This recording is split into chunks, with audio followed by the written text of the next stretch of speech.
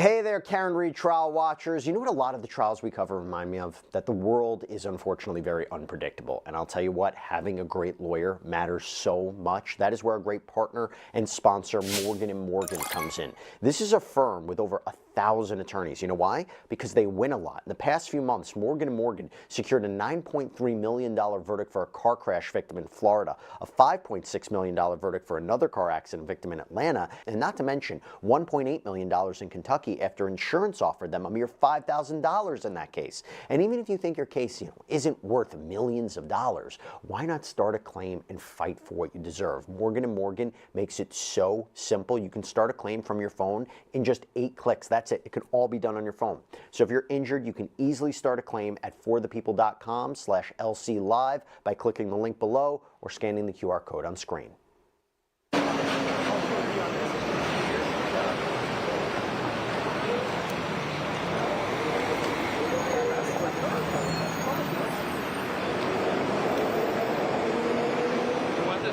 I thought they were. I thought you were there walking. No. It's just the car. Get out of the way now. Can you do wheelie? Oh, yes, I can. Walk through it.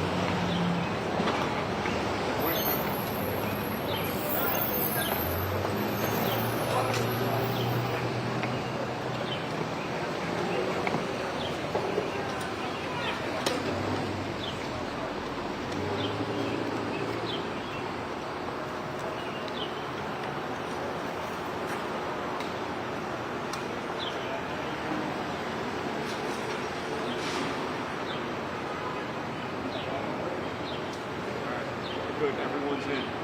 Get bound. Bye.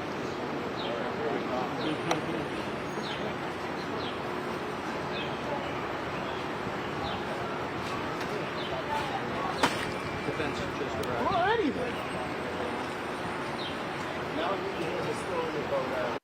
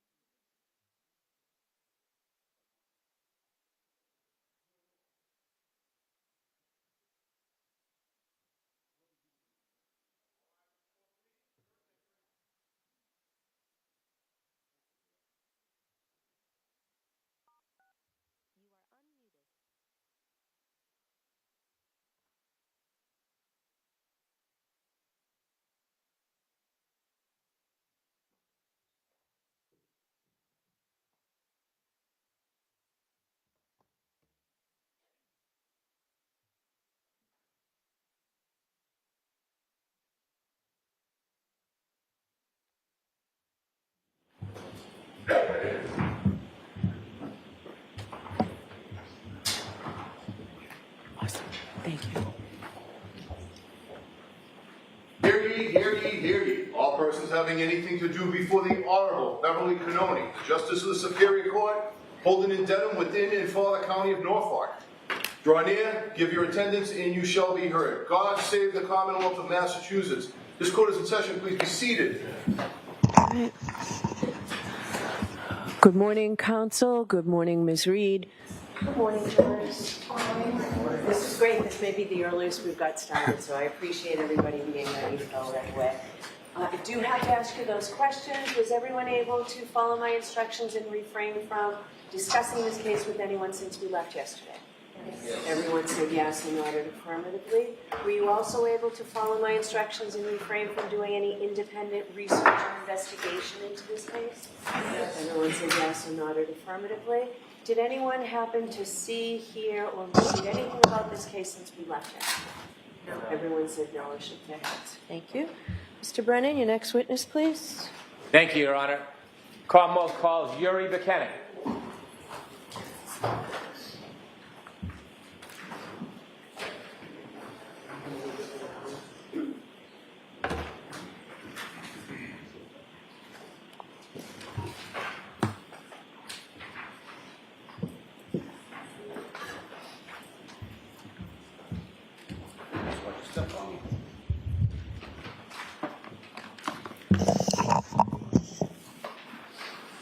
You can put it up. Face the court. You solemnly swear the evidence before the court and jury in the case now and hearing to the truth, the whole truth, and nothing but the truth, so help you God. I do. Good morning. Good morning, Your Honor. Good morning, ladies and gentlemen. All right, Mr. Brennan, whenever you're ready. Thank you, Your Honor. Good morning. Good morning, sir. Could you please introduce yourself to the jury and spell your last name for the record? My name is Yuri Buchanan. My last name is spelled B-U-K-H-E-N-I-K. Mr. Buchanan, where do you work? I work for the Massachusetts State Police. What is your role with the Massachusetts State Police? I'm currently assigned as a sergeant with the Norfolk District Attorney's Office in the Homicide Section. I want you to take us back before you became a state police trooper with the Norfolk County District Attorney's Office. Where were you born? I was born in Lviv, Ukraine. Did you immigrate? Yes. How old were you when you immigrated? I was 9 years old when my family moved to the Boston area. Did you attend public schools? Yes. Through high school? Yes. Tell us what you did after high school. After high school, I enlisted in the United States Marine Corps. Why did you enlist in the Marine Corps? It was right after 9/11, and my friends and I... You can finish this next one. Go ahead. You can. My friends and I decided to serve in the nation's armed forces. Did you serve in the Marine Corps? I did. Did you go through training? I did. Did you learn any skills? My specialty was military police, and I attended the military police school at Fort Leonard Wood, Missouri.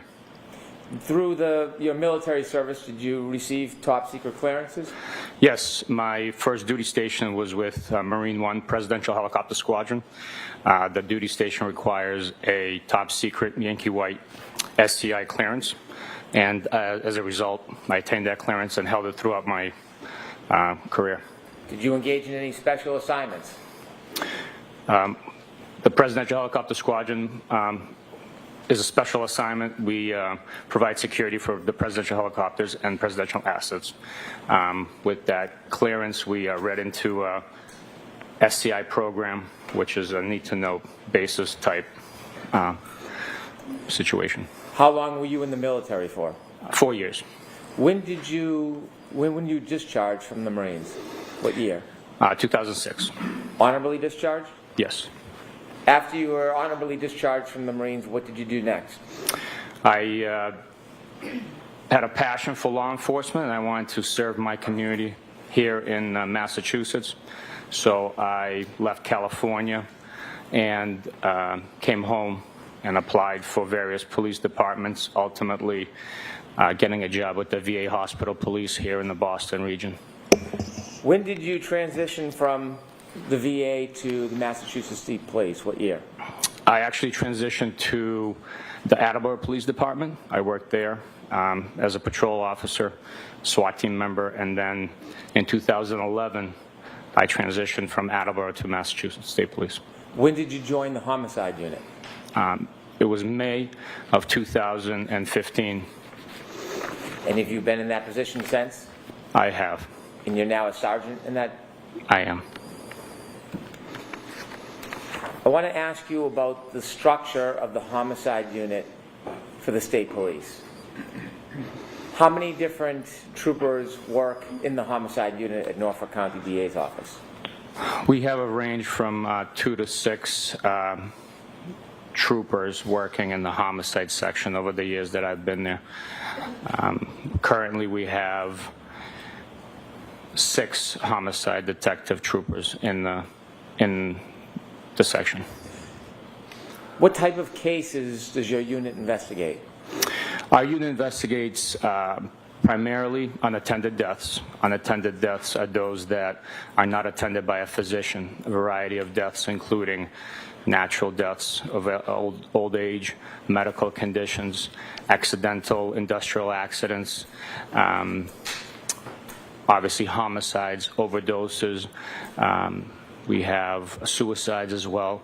And those vary in age on the victims that pass, whether they're stillborn infant deaths, children that pass away of SIDS, or unfortunately teenage suicides.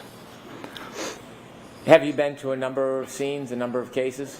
Yes, I have. Do you handle more than one case at a time? Yes, we do. When a case, an unintended death, is notified to your office, is that routine or is it by statute? The notification comes in due to the statute requirement. In Massachusetts, under Mass General Law, Chapter 38, Section 4, the authority is given to the district attorney in each county to investigate those deaths. They appoint designees, and within Norfolk County, those designees are law enforcement agents from the Massachusetts State Police. So in our county, the Massachusetts State Police, with the district attorney's authority, investigate all unattended deaths. You mentioned that it's called the homicide unit. Are many of the deaths that you investigate not homicides? Primarily, the death investigations are not homicides. When you walk into a call, do you have a preconceived notion whether it's a homicide or not a homicide? When we walk into a call, we take in all the evidence, so we do not know exactly what we're going to have as a finding. We follow the evidence, we follow the information that we're provided, that we learned throughout the investigation. At times it's obvious that it was a homicide when the local agency that's reporting the death says that there was a shooting reported and there's a deceased person at the scene. So yes, we will know that it's most likely a homicide, but we don't make a preconceived notion or determination before we get there. You said there are a number of cases that go through your office. Do you work investigations by yourself? Never, no. Are investigations assigned to the group as a whole, or is a particular trooper in the unit? We have case officers, and the assignment of the responsibility when you will most likely be a case officer is scheduled a month or so in advance. So each trooper has a responsibility of a 24-hour period that they are on call. They respond to the scenes, whether it be a train strike versus pedestrian, or a vehicle, or a suicide by hanging. They respond, and then if they need assistance or they think that there's something more, additional resources are called out, like crime scene services, which helps us document scenes, etc. Have you ever been assigned a homicide or a homicide investigation? Yes. In the cases where you're assigned, do you investigate the case alone? Never. It's always a team effort. Every case requires a team effort. Just the amount of work that goes into collecting evidence, interviewing witnesses, interviewing involved parties, interviewing the suspect, all those tasks that are required in collecting surveillance footage require manpower and time and resources.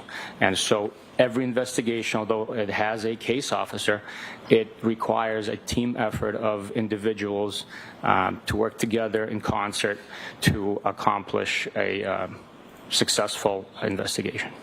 Are you often working on more than one investigation at the same time? Yes, we are. If you were the case officer, would you have other resources you would use to help with the investigation, other units in the Massachusetts State Police or local police? Yes. Typically, we partner up with the local police detectives.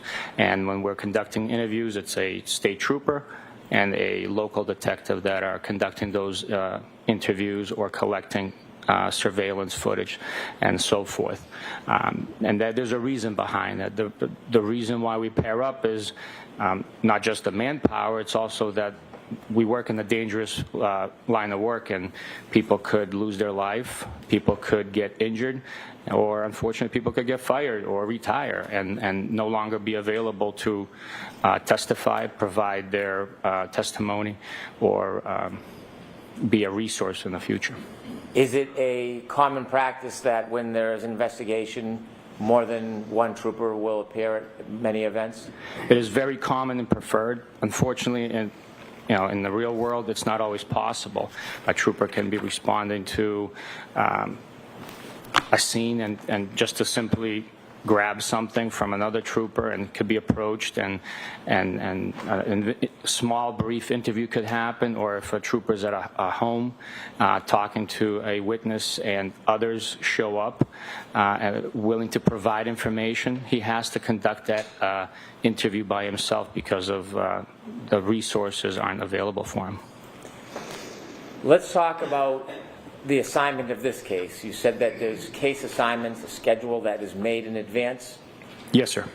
On the day or the morning of January 29, 2022, do you know who was assigned to take calls for new cases? Yes. Before 7 a.m. on the 29th, it was Michael Proctor that was assigned to be on call. Is there a supervisor assigned as well, in addition to a trooper that's not in a superior position? Yes. Every day there's a supervisor assigned in addition to the on-call trooper. There's a supervisor that's also available for any reason at any time to respond, assist that trooper if there's any questions or issues that come up. Was there a supervisor assigned that morning? Yes, there was. And who was that? It was myself. When did you first hear or learn anything about this call or this case? In a unique fashion, this call actually came from the Troop H headquarters, which is the field services portion of the state police, the uniform patrols that service the Metro Boston area. The headquarters duty office contacted me, I think by mistake, misdialing the number because our names and numbers were listed one above the other. So the call actually came into me. I took the call and advised them that I would call the on-call trooper for that day, and they would contact Canton PD and take the appropriate steps. About what time did you receive a call that morning? Approximately 6:44 in the morning. After receiving the call around 6:44 that morning, did you contact anybody to assign a case manager, or did you get involved personally? I called Michael Proctor and told him to reach out to Canton and follow up on the report of a male in the snowbank. And this is around 6:44 a.m.? Yes, sir. What did you do next? I waited for a call back from Michael Proctor, and he reported the details of, yes, there was a male found in the snowbank in Canton, and that they were requesting our assistance as he had sustained injury and was unresponsive and had been transported to Good Samaritan Hospital. What was the plan at this point? At this point, where I learned that he had sustained injury and there was a heavy blizzard in the area, I decided myself to get dressed, shovel out, and respond to Canton. Were you required to get involved and go to Canton that morning? At this point in time, I was not, but I thought that it would be prudent on me to, at the very least, shovel out, because another call could have come in and I would have had to respond to that, and the driver would have been shoveled. Were you in touch with Mr. Proctor? I was. Did you have any plan to meet him? Yes. When and where? We decided to meet at the Canton Police Department. Okay. And about what time were you going to leave your home, or did you leave your home? I left my home probably around 8:50, and I know I arrived to the Canton Police Department approximately 9:15 in the morning. Did you know the address where the person was found in the snow? At that time, I learned the address once we got to the police department, but it had no significance for me. I did not know where it was. Why did you plan to go to the Canton Police Department instead of going to the scene first? The Canton Police Department, fire department personnel, and paramedics had already cleared the location. So we, again, given the conditions, we were in a controlled environment inside a police station to exchange information, collect any evidence if it was available, and the police department safety and security of that would have been the best location for it. You mentioned that you arrived at the Canton Police Department around 9:15 a.m. Yes, sir. Was Mr. Proctor there when you arrived? Mr. Proctor was there walking in with me. When you went in with Mr. Proctor that morning, who did you meet? We went in, we met with multiple Canton police personnel, one of which being Sergeant Good. He was one of the first responders to the initial scene. Did you receive any items from Sergeant Good or any of the police officers while you were there? Yes, we didn't receive it, but we were shown a broken cocktail glass, bottom of a broken cocktail glass. We were provided Mr. John O'Keefe's cell phone, and I was also shown a brown paper bag with 6 plastic Solo cups in it, containing what was reported to be blood in the snow. When you were shown these items and had a discussion with the Canton Police Department, were any decisions made about the future of the investigation? You had shared with us earlier that typically the state police pair up with local detectives. Did you do that morning? That morning we did not. We had learned that there was a loose familial connection through town channels with the address and possibility of a Canton police officer or detective. So Canton police, out of overwhelming precaution of impropriety, not that there was one, decided to step away from any interview investigation assistance with us. Has that happened in your career before? Yes, it has, yes. Since there would be no local detective, did that change your role at this point in the case, your involvement? It did not change my involvement, but it did bring up a concern of manpower. We are obviously limited by staff. The weather conditions also further exacerbated that issue. So transportation was an issue, timing is always an issue, and you can never have enough manpower. Did your role become more prominent given there was no local detective involved? I would have to pick up the slack. I'm a team player. I always want to assist in any which way I can to make others' life easier. And you were Mr. Proctor's supervisor? I was. After you received the broken glass, the cell phone, and you saw the plastic cups with the blood in them, Where did the evidence next lead you? Based on the information we had learned and the evidence, we decided that we needed to speak to the individuals who were last in contact and present at the scene when Mr. O'Keefe was found. Did you have any specific other information that you were following at that point? Yes, we had statements made by the defendant that she was questioning whether she had hit him, and to that extent. Had you focused in on a target at this point or reached any conclusions about your investigation? No, we were still in the information and fact-finding portion of the investigation. We are not ruling out people as much as we're not ruling people in as much as we're ruling people out. So we need to get as much information as possible that is in physical form, statement form, and circumstantial factors as well. So where did the evidence take you next? Following 3 interviews conducted in Canton with witnesses, we proceeded to the Good Samaritan Hospital because, based on the information I learned, I needed to put eyes on Mr. O'Keefe and his injuries.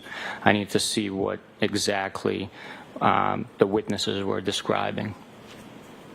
Do you remember who you spoke with that morning before you decided that you wanted to go to the hospital to see Mr. O'Keefe?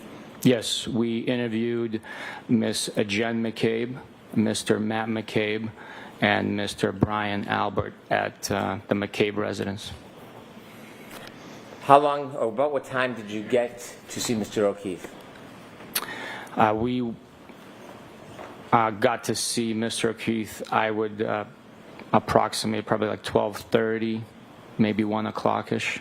Why did you want to see him specifically? I wanted to see the injuries for myself, the location of the injuries, the types of injuries, the extent of the injuries, and overall condition that his body was in would be very telling. The mechanism of injury, how it might have taken place, and also the correlation of any evidence at the scene with those injuries. Now, you don't have any medical degrees, do you? I do not, no. How about biomechanical engineering? No. Do you have life and job experience in these situations? Yes, 20 plus years of law enforcement investigating car crashes, pedestrian crashes, and 10 years in homicide. Your role is not to make a diagnosis, is it? No, it's not. Is this information and your interpretation based on your experience important in guiding what you're going to do in the investigation? Yes, it is very. Do you ultimately get to Good Samaritan Hospital? Yes, we do. Okay, take us through what happens when you get there. When we got to Good Samaritan Hospital, the driving conditions were treacherous.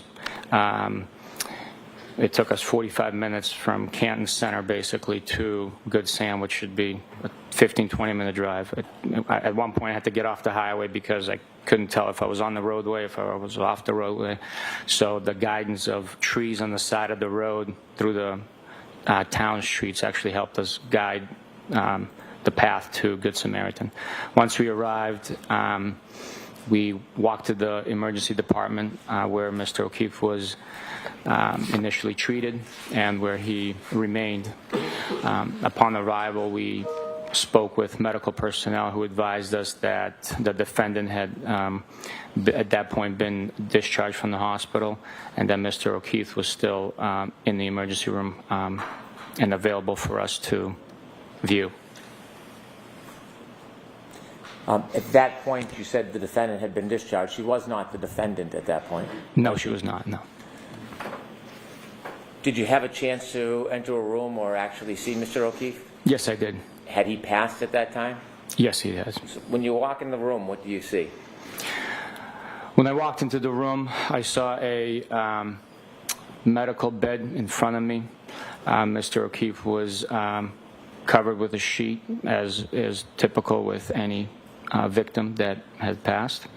There was a pile of clothing to the left, at his feet to the left of the bed. I observed several injuries on him once I lifted the sheet, and those were documented with photographs by crime scene services member of the state police, who also met us at the hospital for that purpose. So there were other members of the team that were there to photograph Yes. Mr. O'Keefe and some of the injuries? Yes. How many people were in the room with you and Mr. Proctor when you were observing and viewing Mr. O'Keefe? There was a total of 3 of us, myself, Mr. Proctor, the crime scene services individual. There was medical staff coming in, nurses asking us if there was anything that we needed to assist us with. But from law enforcement, it was 3 of us there. Now, I don't want you to try to give us a diagnosis or provide us an opinion of the cause of any injuries, but rather I want you to share with us, as you're observing Mr. O'Keefe in that hospital room, what are you seeing and what is standing out to you? I saw pooling of blood underneath his head. There was seepage of blood into the sheets. There was also swelling, discoloration, a large amount of blood pooling underneath his eyelids. There was no abrasions or injuries that I observed to that region. So to me, through my training experience, I took that as subject. Not to medical, not to any medical observations, but just you as law enforcement. Yes, Your Honor. I'd ask you not to give your personal interpretations of what you saw. Rather, I want you to share with the jury what you saw through your view. There was also a tiny cut, laceration to the eyelid area. You're pointing to your right eye. Could you be Yes. specific, please? Also on the left nostril, there was a very small laceration there. Both were not actively bleeding.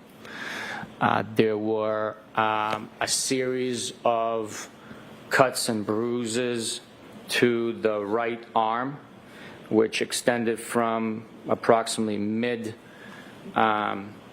forearm up to the mid tricep area of Mr. O'Keefe, and they were concentrated on the exterior of the arm.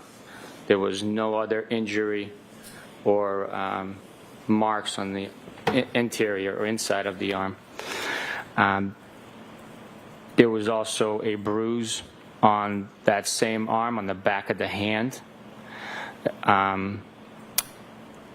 It was light in color. It wasn't a profound discoloration as the eyes appeared to me.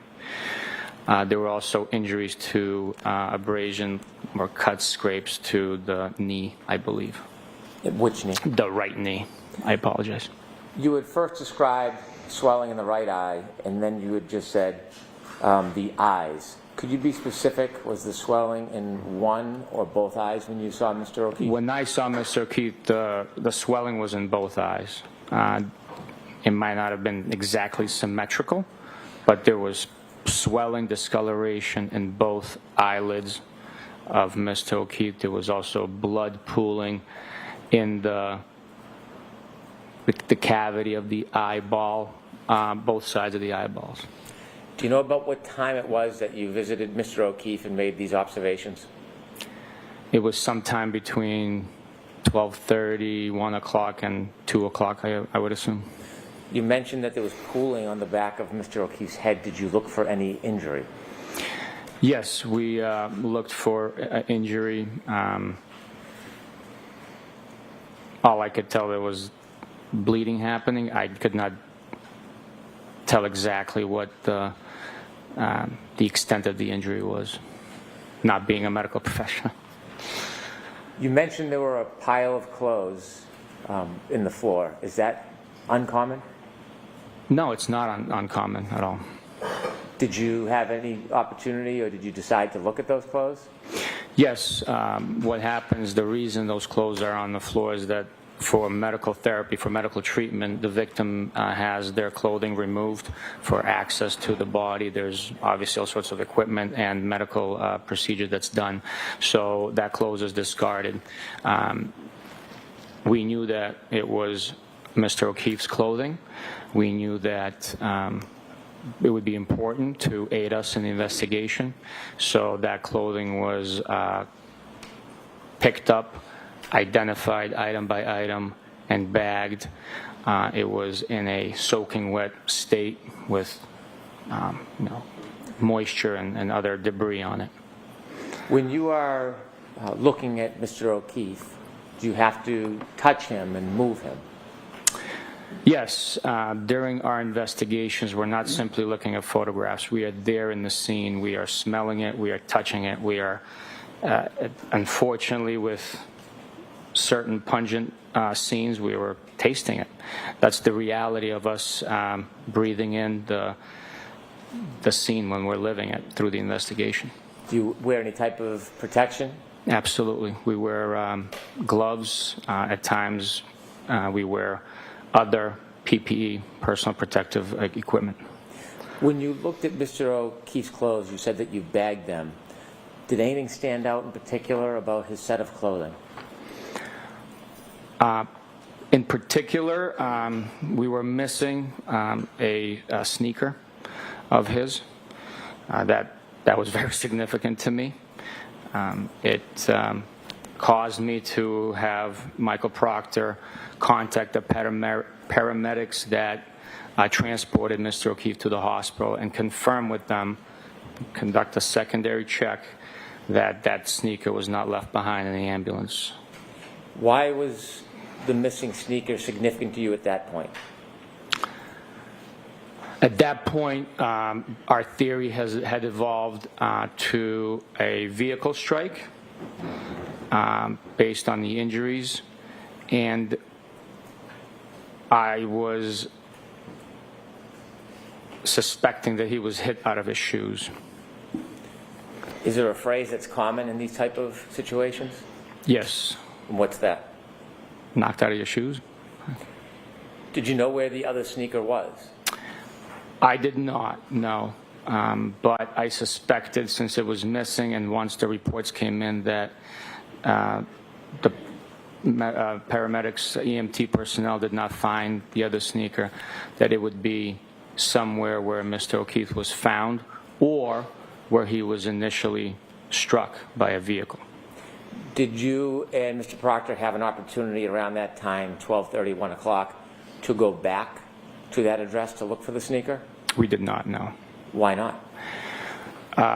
Again, during the critical early hours of an investigation, timing is essential. We have to make sure we get to any and every location that could possibly have evidence and prevent that evidence from being destroyed, altered, or concealed. So we are prioritizing missions. And with the resources available at that time, I conferenced with my boss and advised him of the current status of the information that we had, and he stated that he would go out and marshal up resources to conduct a search. Is this an example of the team approach of the state police at the homicide unit? Objection. Sustained. After having this information, making these observations of Mr. O'Keefe yourself and bagging the clothes, where did the evidence lead you next? At this point, once we viewed the clothing and Mr. O'Keefe, we had to go talk to the last person that saw him, and that would have been, at the time, his girlfriend. Who'd you go see? The defendant, Your Honor. The prior question wasn't answered, so prior questions. Did you know where Miss Reed was at that point? Yes, we had learned that she traveled to her parents' home in Dighton.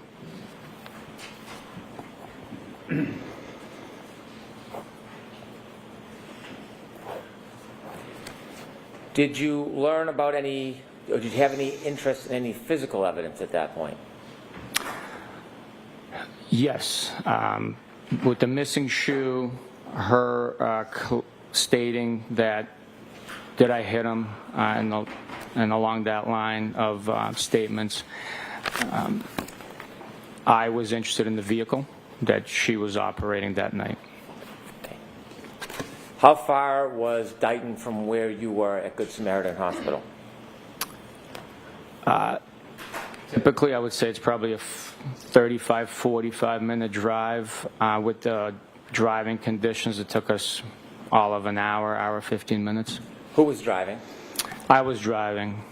Were you in a issued vehicle or were you in a personal vehicle? No, I had to drive my personal pickup truck due to the weather. My cruiser would have never made the unplowed streets of the area. Was Mr. Proctor with you? He was. Were you by his side the entire time? Mr. Proctor and I were together the entire day. You decided to go or drive towards Dighton. Did you ultimately make it to Dighton? Yes, we did. Do you know what time you arrived in Dighton approximately? Approximately 3 p.m. On your way down to Dighton, did you learn any further information beyond what you had known when you had left Mr. O'Keefe at Good Samaritan? Yes, at one point, Michael Proctor took a call from Jen McCabe, and she further elaborated and provided information stating that she remembered. Sustained. After receiving that information, is there something specifically you wanted to look at when you got to Dighton? Yes, we wanted to look at the rear right tail light. Based on the information provided, it was allegedly to Let me be... stop you there. I just wanted to know what you wanted to look at. Yes, sir. I don't want to relate conversations of somebody who's not here. And so you had an interest in looking at the right rear tail light? Yes. Do you know what type of vehicle you were looking for? We were looking for a large black Lexus SUV. When you made your way down to Dighton, you said you finally arrived. How did you know you were at the right address? The defendant provided her parents' address to us. Before you got to Dighton, after learning of new information and the information you already had, did you make any arrangements? Yes. Tell the jury what you did on the way down to Dighton. On the way down, we contacted Dighton Police Department and gave them a heads up that we would be coming down for an investigation, and we were looking to most likely seize a vehicle, and we were requesting their assistance in contacting a local tow truck company that they were contracted with, and or also to assist us at the scene being a uniformed presence. When you pulled up to the address, did you make any immediate observations while you were still inside your truck? Yes, the road was not well plowed. There was only enough clearance for one vehicle. So it was difficult to find a place to park, and maneuverability was also challenging. Did you make any observations of the home or the driveway before you got out of your truck? Yes, the home is to the left of the driveway. The driveway was not plowed either. There was a large black Lexus SUV parked in the driveway. Was the front of the SUV facing you or the back of the SUV? The back of the SUV was closest towards us. How far from the SUV were you when you first parked at that address? Probably, it's the length of the driveway. Based on my memory now, I would probably estimate it to be 60 feet or so. Did you make any observations of the SUV from that distance? It was covered with snow, like it's been either sitting outside or driven outside in the snow, so it was exposed to the elements. What was your next steps? We waited for Dighton PD to arrive to assist us. Once they arrived, Michael Proctor and I exited and proceeded up the driveway. I told Michael... Let me stop you with what you said. I want to just know what you observed. Okay. As you're walking up the driveway, how close to that SUV did you get at its closest? At its closest, I got as close as me and a defense table, which is probably 10 to 12 feet. From the 10 to 12 feet, did you notice anything remarkable about the SUV? Yes, there was a large piece of red taillight cover missing from the vehicle. After you made an observation of a large piece of the red taillight cover missing, did you do anything else relative to the SUV at that time? Yes, I told Michael to get close. I'm not interested in what he did. What did you do? What did you see? I just saw the damaged, missing taillight cover. I did not touch it. We did not approach it with physical contact. So, Did you see where Michael Proctor went? yes, How close to the car or the vehicle did he get? within 3 feet. Did he ever touch it? No. Where did you and Michael Proctor go next? We proceeded to the front door of the home to make contact with the residents. And how clearly did you see that missing piece? What's your level of certainty? 100%. Did you knock on the door? Yes, I did. And were you invited in? We were, but not through the front door due to the weather and the piled up snow. We couldn't open the storm door. Mr. Reed invited us into the home through the garage. He opened the garage door for us and welcomed us inside. When you went inside, what did you see? When I went inside, I saw Mr. Reed, Mrs. Reed, and the defendant sitting on the couch. You've referred to the defendant a number of times as Miss Reed. Do you see the defendant here in the courtroom today? I do. And the person you spoke to that morning, can you point that person out and describe an article of clothing they're wearing? She's sitting in the middle right there in front of me wearing a black suit with yellow-colored metal buttons on it. When you walked in, did you say that the defendant was sitting on a couch? She was. How close were you when you were speaking to her? Within 12, 15 feet. We were in the same room, in the living room area. Was Mr. Proctor there? He was. Was Mr. Proctor speaking to her? He was. Were you speaking to her at the same time or interchanging? We were both communicating with her, a team approach. I want to ask you about that conversation you had with Miss Reed. Before I do, Your Honor, may I approach briefly? Okay?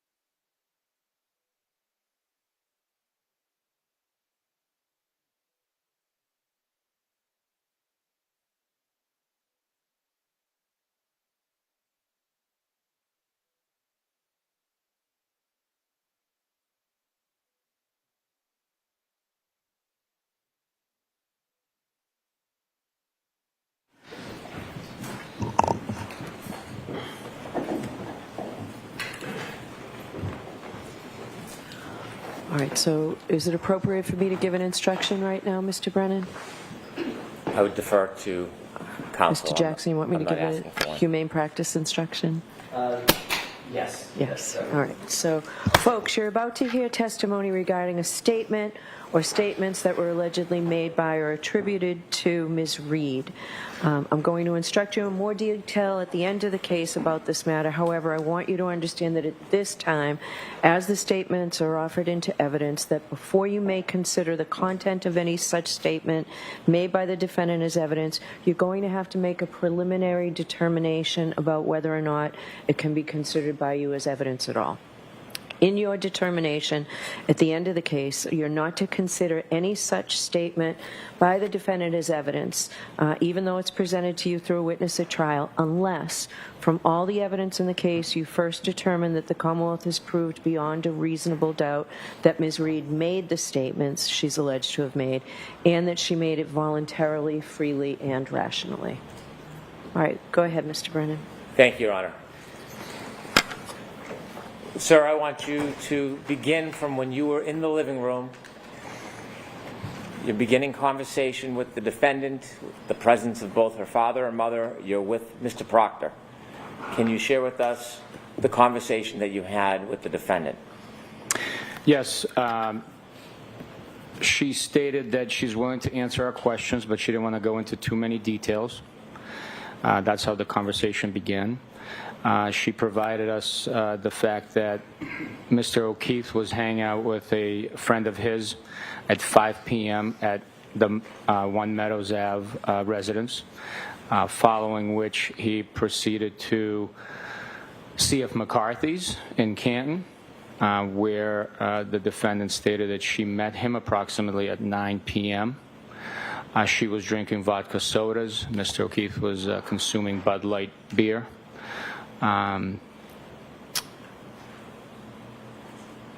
After C.F. McCarthy's, they proceeded to the Waterfall Grill and Bar. At this point, the defendant was asked if she brought a beverage with her from C.F. McCarthy's to the Waterfall establishment, to which she stated she didn't think so. After the Waterfall, the defendant stated that she dropped Mr. O'Keefe off at 34 Fairview. She was asked if she saw him go in the house. She stated no, she did not see him go in the house. She was asked about the damage to her rear taillight, to which she stated, quote, "I don't know how I did it last night," end quote. Once she provided us with the fact that she dropped him off and never saw him go in the house, she was asked to provide details about her leaving. She stated that she made a 3-point turn and left. She was asked to provide some explanation of how Mr. O'Keefe sustained those injuries that he had. She did not... Let me stop you there. Did you get an answer to your question about how he sustained the injuries or the details about the 3-point turn? No, I did not. You mentioned that when you were at Good Samaritan Hospital, you saw blood on the back of Mr. O'Keefe's head. Yes. Did you ask the defendant anything about that injury?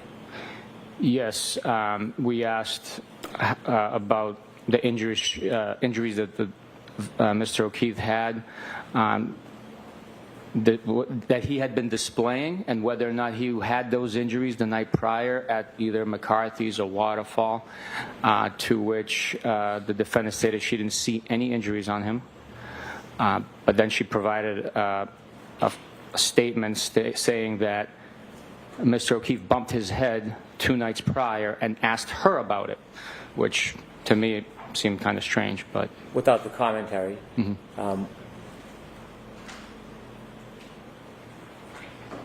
after she told you that Mr. O'Keefe had bumped his head 2 nights prior and that he had asked about it or she had asked about it? She stated that he had bumped his head 2 nights prior and Mr. O'Keefe asked her about it. Did she say when Mr. O'Keefe asked her about the bump on his head from the few nights before? No, she did not. Did the conversation conclude? Yes, it did. After the conversation concluded, what was your next step? Once the conversation concluded, the defendant was advised that her vehicle is being seized, and her cell phone was also seized. Were there any other items at that point that you were seizing, other than the cell phone and the vehicle? Not from that location, no. Did you have a warrant at that point? We did not, no. Did you have authority to seize items prior to having a warrant? I'll allow that. Well, what is the process when you want to obtain items but you don't have a warrant? What process do you go through? We seized them to prevent any alteration, destruction of the evidence that could be contained on those items pending a warrant. They are secured. They're not touched or processed by us. The process of obtaining a warrant includes writing an affidavit justifying. Objection. Yeah, we don't need to hear any of this part. Understood. Understood. Did you ultimately obtain both the phone and the vehicle? Yes, we did. Describe how the vehicle was seized. What happened? The defendant provided her key card. It's like a credit card size key fob for the vehicle to allow the ignition to start. It was driven onto a flatbed tow truck, secured, and then we followed it from Dighton to the Canton Police Department. Was video ever provided that showed part of that vehicle being loaded onto the tow truck? Yes, it was. Have you ever reviewed that video? Yes, I did. When you were at Dighton and the defendant's Lexus was being put on the tow truck, about what time was that? It was approximately 4:16, 4:15 in the afternoon on the 29th of January, 2022. Now, you mentioned that you took a cell phone. Are there parts or participants on the team that handle that specific type of evidence? Yes, we have troopers that are specialized, trained, and have expertise in digital forensic analysis, extraction, and processing of digital devices. Is that something you do? I am trained in certain portions of it, but I am not an expert like them. Did you manipulate the phone in any way?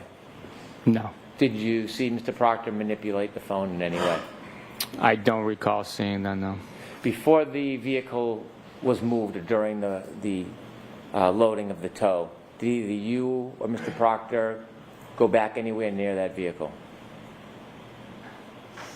We were near the vehicle once it was unloaded, but we never touched it.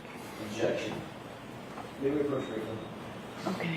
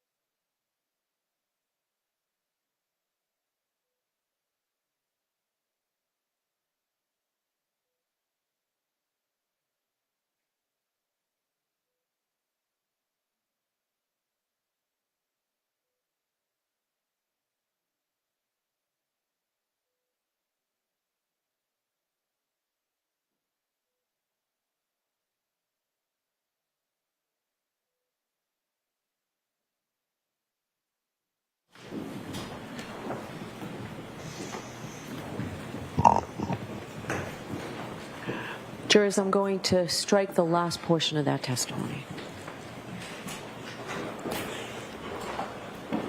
From the point you went in and spoke to the defendant until the vehicle was placed in the back of the flatbed, did you ever go back near the vehicle and touch it in any way? No. Did you ever see Mr. Proctor go back near that vehicle and touch it in any way? No. You mentioned that the tow was loading the vehicle, the defendant's Lexus, around 4:15. I believe so, yes. Did you join the tow truck driver, or did you keep your separate vehicle at that point? We traveled in my... I'll allow it. I drove my vehicle and followed the tow truck back to the Canton Police Department. Where was Mr. Proctor? In my front passenger seat. During that time, had you made arrangements or did you receive any information about other members of the team engaging in any searches relative to this case? Yes, I have. And what did you learn? I learned that Detective Lieutenant Tully had I'm going to allow it. had dispatched other members of our unit to 34 Fairview and other resources from the Massachusetts State Police to assist him in a search for the missing shoe. Do you know what time those other members arrived or began to arrive at 34 Fairview? Objection. Sustained. You begin your travels at 4:15 p.m. back to the Canton Police Department. Why did you choose to bring the vehicle to the Canton Police Department if the Canton police detectives were not working on this case anymore? They had a heated storage facility, being the Sally Port. We needed to preserve the vehicle as best we could away from the elements. And it was also in close proximity to our office, also to process the vehicle and get the search warrant from the local courthouse would have been more convenient for us. Why was a heated Sally Port or a heated garage important to you? The vehicle was impacted with snow that accumulated, and also from traveling on the highways, it was packed with a shell of snow covering the exterior of it. So it would melt away in the heated Sally Port. Were you intending on having other resources or other team members or other units available to look at the vehicle at some point? Yes, we were. Who were you intending? Who did you expect would have to look at the vehicle in the future? For one, we'd have to document the exterior of it with photographs. That would be Crime Scene Services section. We would process it for fingerprints, which would be also serve as the Crime Scene Services section provides. We would, if needed, take swabs for DNA or other latent evidence. So that would be the chemist, as well as if the authority was there to process the internal workings, the computer chips, and the infotainment system of the vehicle. And that would be a digital forensics expert that's trained in that field. Would an unheated garage or Sally Port impede that? Yes.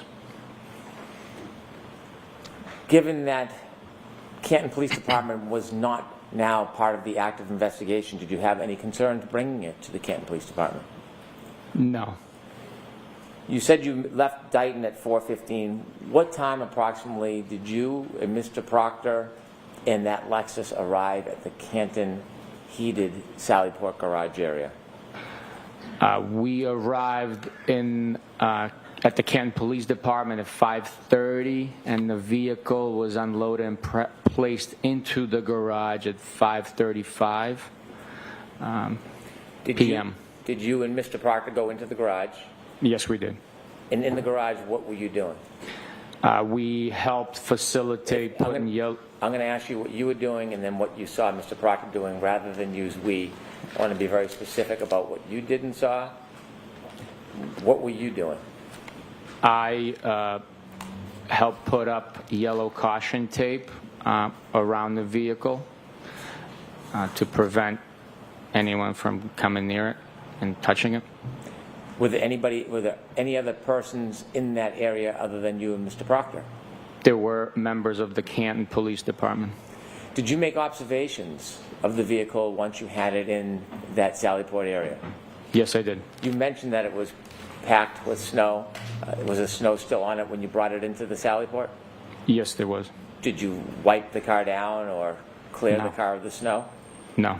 Did you touch the vehicle in any way with your hands? No. Did you ever see Mr. Proctor touch that vehicle? No, he did not. Objection.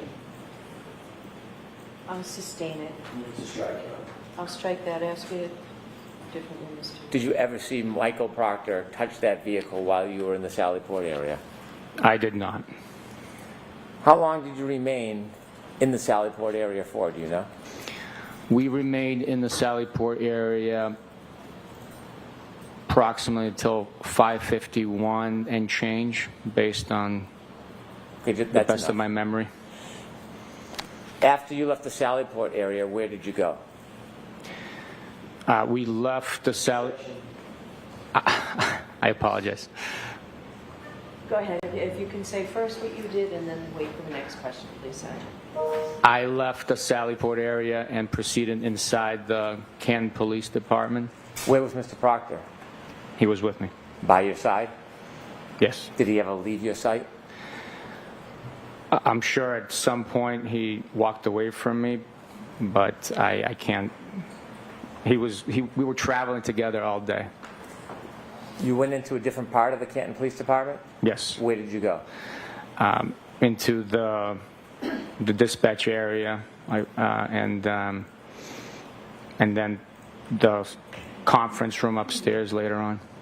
Why did you go up to the conference room? The conference room was provided for us to use as a meeting location.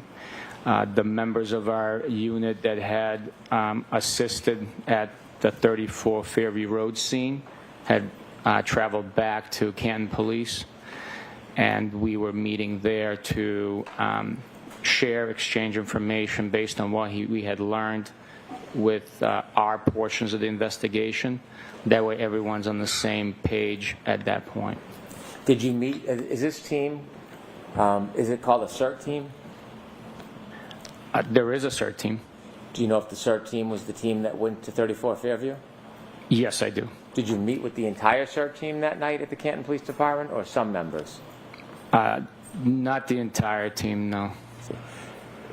When you had the meeting in that room, who did you meet with? In that room, I specifically remember being Detective Lieutenant Tully, myself, Michael Proctor, and other members of our homicide and narcotics section assigned to the Norfolk District Attorney's Office. Did you discuss the evidence you had to that point? Yes. Regarding 34 Fairview Road, did you develop or decide any plans to physically go back to that area? Yes, I did. And what was the plan? The plan was to take shovels and rakes and other gardening equipment and go back to that location to excavate for additional evidence. When did you make the decision that you were going to go back to 34 Fairview? It was that evening. Why did you decide you were going to go back at some point? During the recall of all the information learned and sharing of that information with other members of our investigative team, it was realized that Mr. O'Keefe was wearing a black baseball hat, and at this point in time, that article of clothing was still missing. Was there something impeding a full and complete investigation of the scene? At 34 Fairview? Yes. Yes. The heavy, large amount of snow that had accumulated over the last 12 hours or so heavily hindered our investigation of that immediate scene. When you were debriefed, did you learn the area where the CERT team had spent most of their time searching?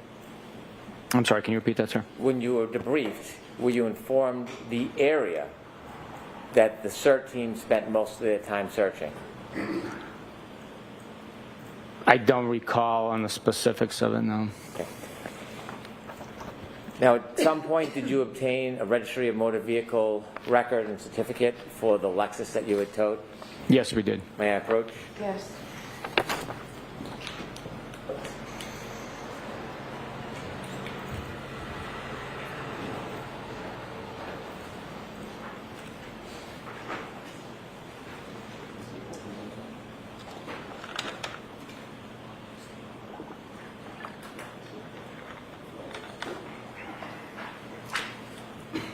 So do you recognize this? Yes, I do. And if you can take a look at the following pages.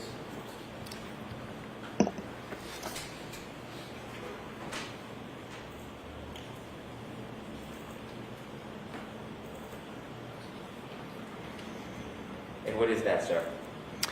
It is the Massachusetts Registry of Motor Vehicle title, history, and registration inquiry for a black and color Lexus LX year model 2022, bearing Massachusetts registration 3GC684, registered to Karen Reed.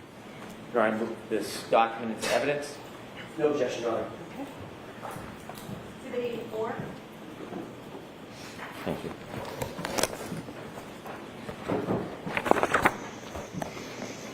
As part of your continued investigation, did you have an opportunity to obtain documents and items?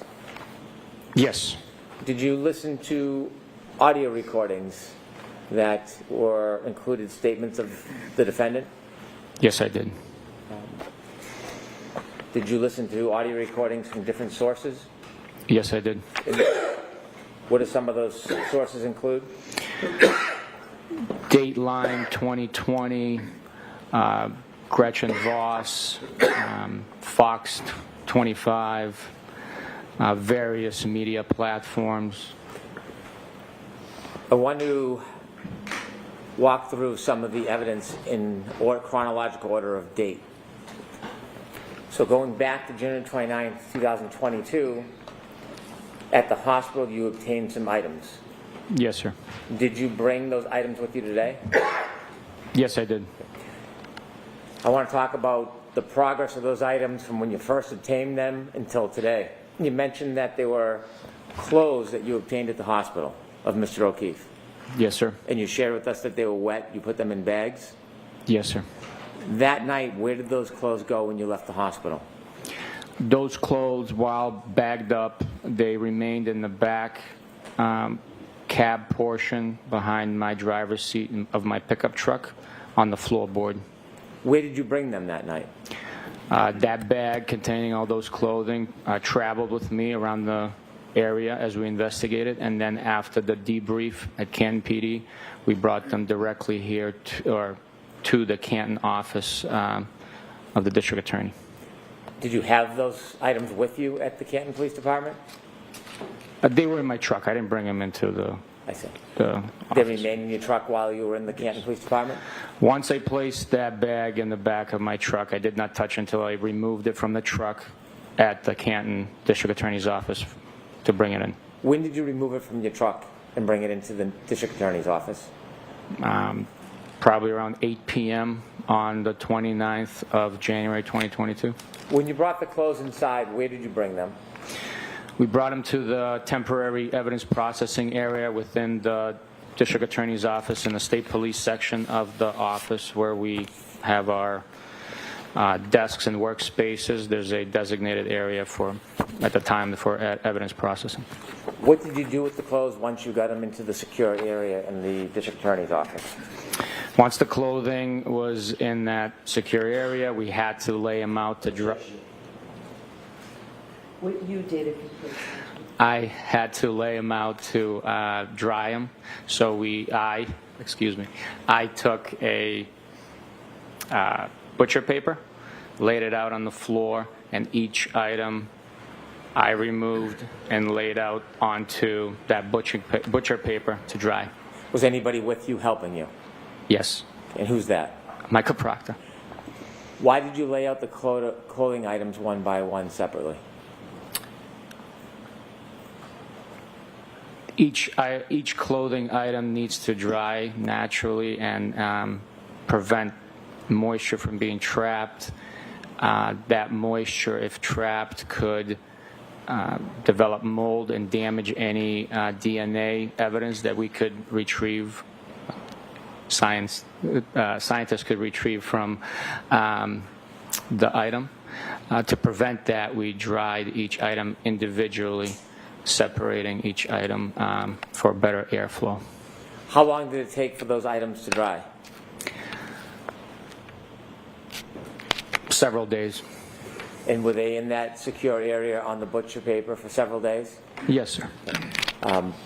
Are there times when that separate area was left alone, nobody watching? Yes, sir. Were those clothes ultimately moved from that area? Ultimately, they were moved, yes. Did you personally remove them from that area? No, I did not. Did you know if they were bagged and put into evidence? I do know they were bagged and put into evidence. Is there an evidence locker at that office? Yes, there is. Is it a secure area? Yes, it is. Does every officer or trooper have access to that evidence room? No, they do not. Did you again see those items at a later date? Yes, I did. And have you seen those items since? Yes, I have. The items, the clothing items you took from the hospital, do you remember what items they were? Yes, I do. Can you share with us your memory of what items they are? It was a two-tone gray sweatshirt, light material sweatshirt. It was an orange t-shirt. It was a pair of blue jeans, a belt, and a pair of underwear boxers. And did you bring those clothing items with you today? Yes, I did. Beginning with the pants, do you have them with you up at the stand, Mr. O'Keefe's pants? Yes. Could you produce it, please? Yes, sir. Do you have gloves, Trooper Mechanic? Yes, I do.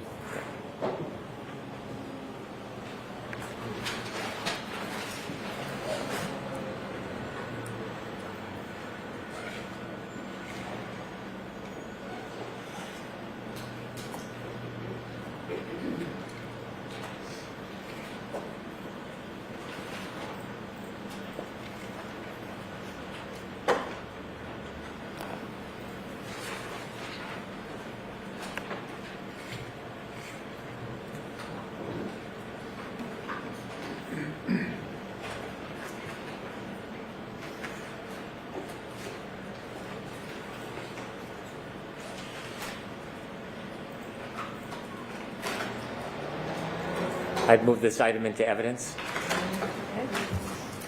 No objection. With the court's permission, I'd ask the trooper to show the item to the jury. Yes, go right ahead.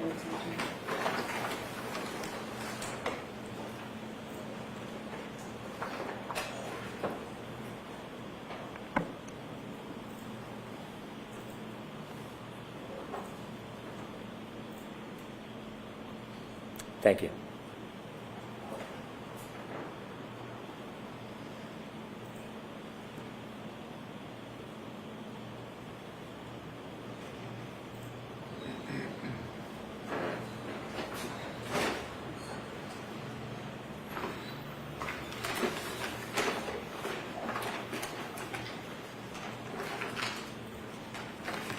May I approach, Your Honor? Yes.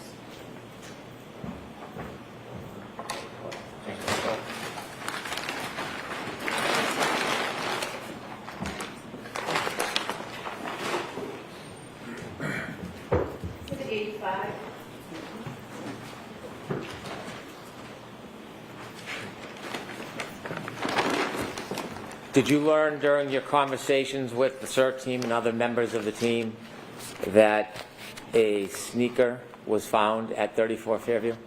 Yes, I did. Have you seen the photograph relative to that sneaker? Yes, I have. And you mentioned when you were at the hospital there was a sneaker? One? Yes, Do you have that sneaker with you? I do. Could you produce it, please? Yes, sir.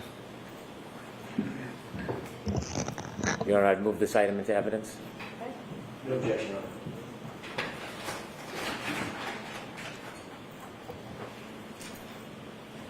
Could I have the court's permission for the trooper to show it to the jury?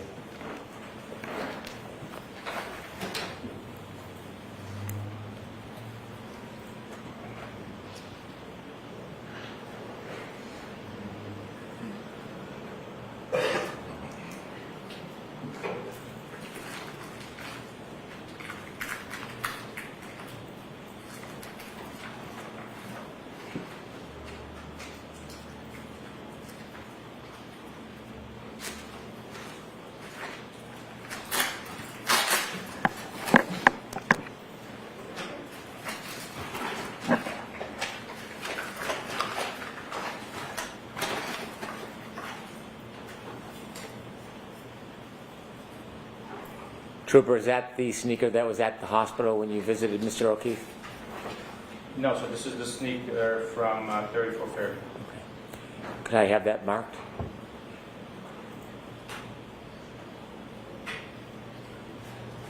What is that, a left or a right sneaker, sir? This is the left sneaker. Excuse me, this is the right sneaker from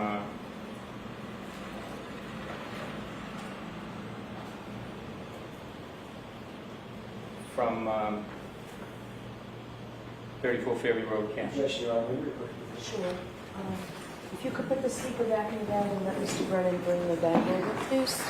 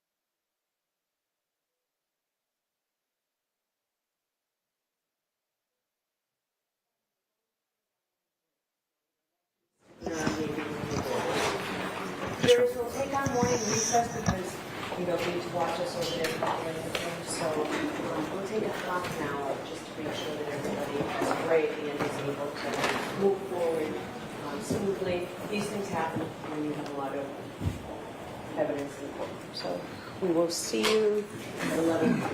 All rise, please. Jurors, close your notebooks, follow me.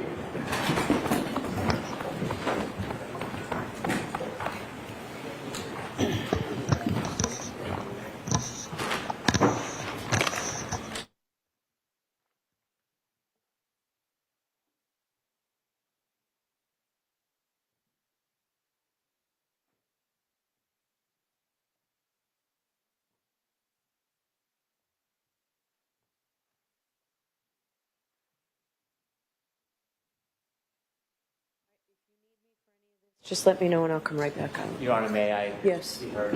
Yes.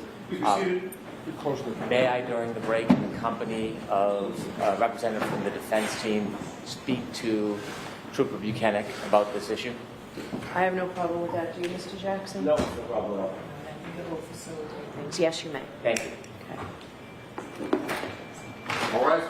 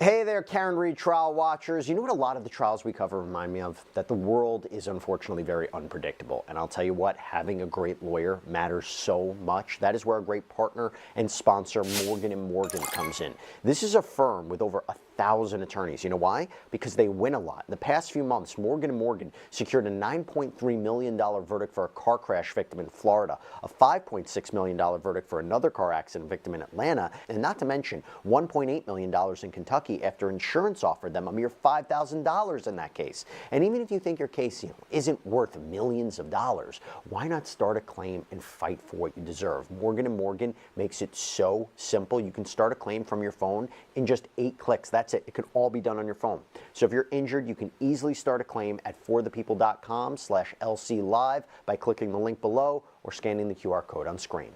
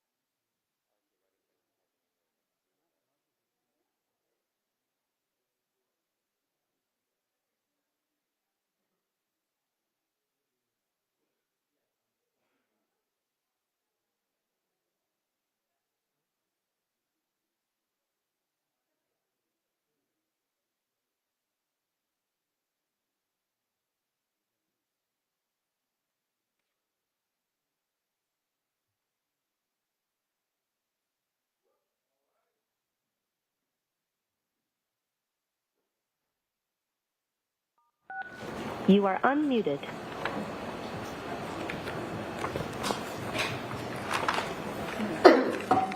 Okay, the jury's coming over, but did you want to give me those text messages or no? You see the court is in session. Thank you. I don't need to have them. No, I had brought them downstairs. I thought you had them. I will. Here. Did that fall out?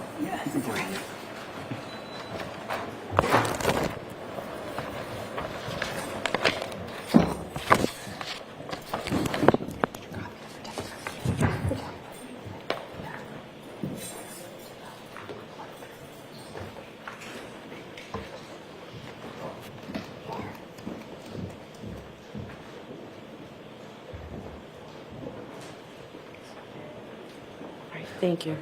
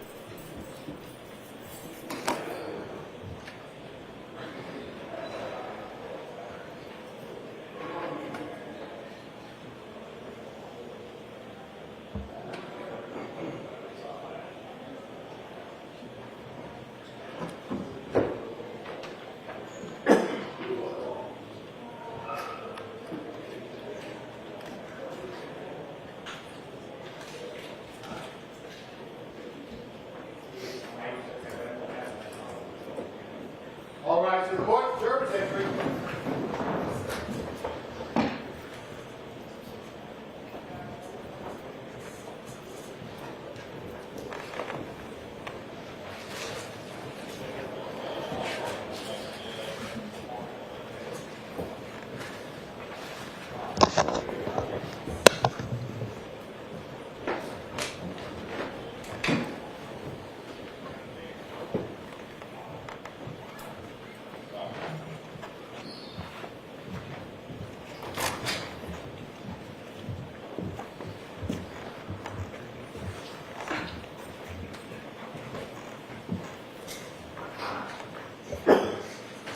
Court is back in session. You may be seated. All right, are you all set, Mr. Brennan? I am, thank you, Your Honor. Matt? Yes.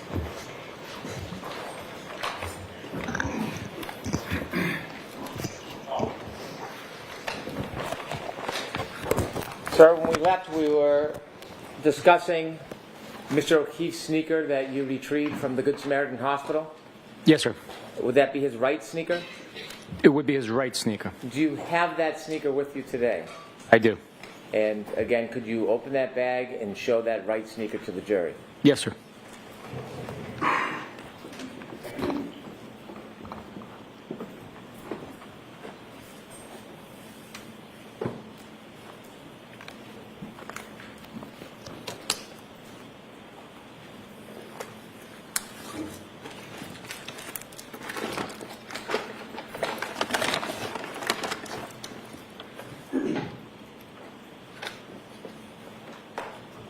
Is that the sneaker you retrieved from the Good Samaritan Hospital? It is. I'd move that into evidence, please. Okay, any objection, Mr. Jackson? No, Your Honor. All right, thank you.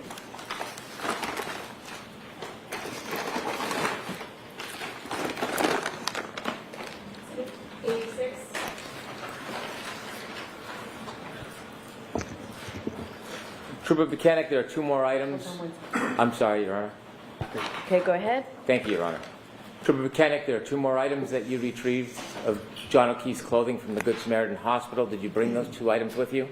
Yes, sir. Are those two of the items that you laid out on butcher paper to dry? Yes, they are. Were they ultimately bagged and put into evidence? Yes, they were.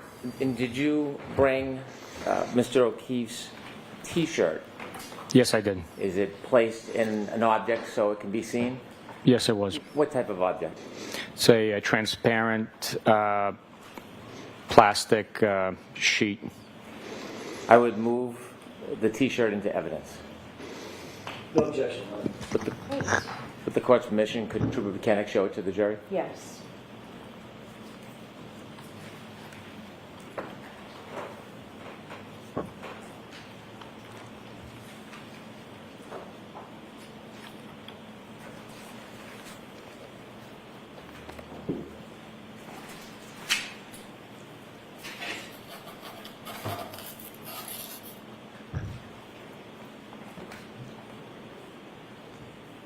Could you show the back as well, Trooper?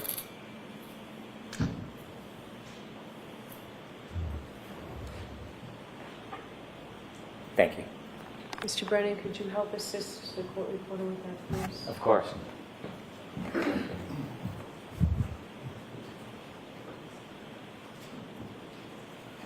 Exhibit 87. You can place it on that side. Yeah, that'd be great, thank you.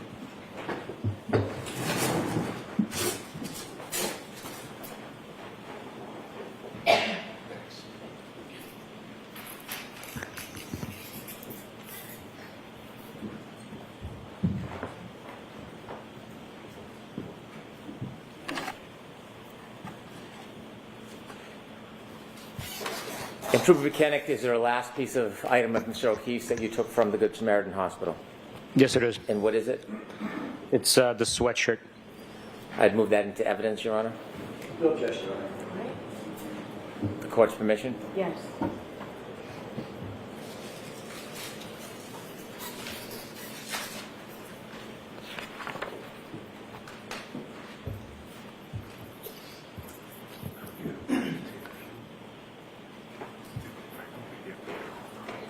Could you show the back side, please? May I approach? Yes, thank you. Next exhibit, please, Madam Court Reporter.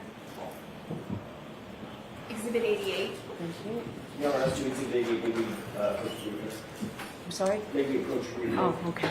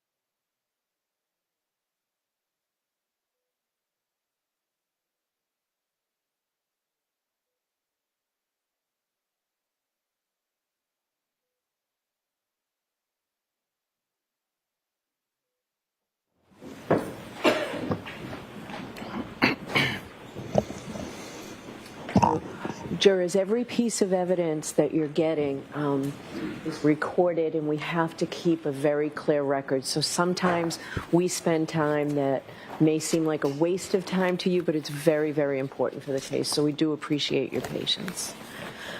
All right, go ahead, Mr. Brennan. Thank you. Trooper Kennick, you shared with us that you met with some of the members of the state police that night and then returned to the Norfolk County District Attorney's Office to put the clothing on butcher paper, you called it. What was your next step in your investigation? We met and discussed the next steps. My decision was to go back to 34 Fairview and excavate for the missing clothing item, being Mr. O'Keefe's hat. There was also plans to start writing search warrants. Did the weather get better over the next couple days? The weather did take a turn for the warmer temperatures, yes. Did you return to Fairview a few days later on February 3rd? Yes, I did. Was that the first time you personally had visited 34 Fairview? Yes, it was. When you went to 34 Fairview on February 3rd, 2022, do you remember about what time in the morning you went? Sometime between 8:30, 9 o'clock, maybe 9:30. When you went there, did you travel with anybody? Yes. Who did you travel with? It was other members of my unit and a member from crime scene services. Did you all travel in the same vehicle, or did you meet there? We all traveled in our own issued cruisers. Was this a planned search or a planned excavation on February 3rd? Yes, it was. 2022? Yes, it was. Who was there at the scene, 34 Fairview, with you? It was Trooper DeChico, Mike Proctor, and Trooper Evan Brent. And Trooper Evan, last name? Brent. Brent. Was Trooper Brent the photographer? Yes. What type of tools did you bring when you went to 34 Fairview? We brought snow shovels, garden shovels. I brought a like an E-tool, military-style E-tool. Was there still some snow on the ground?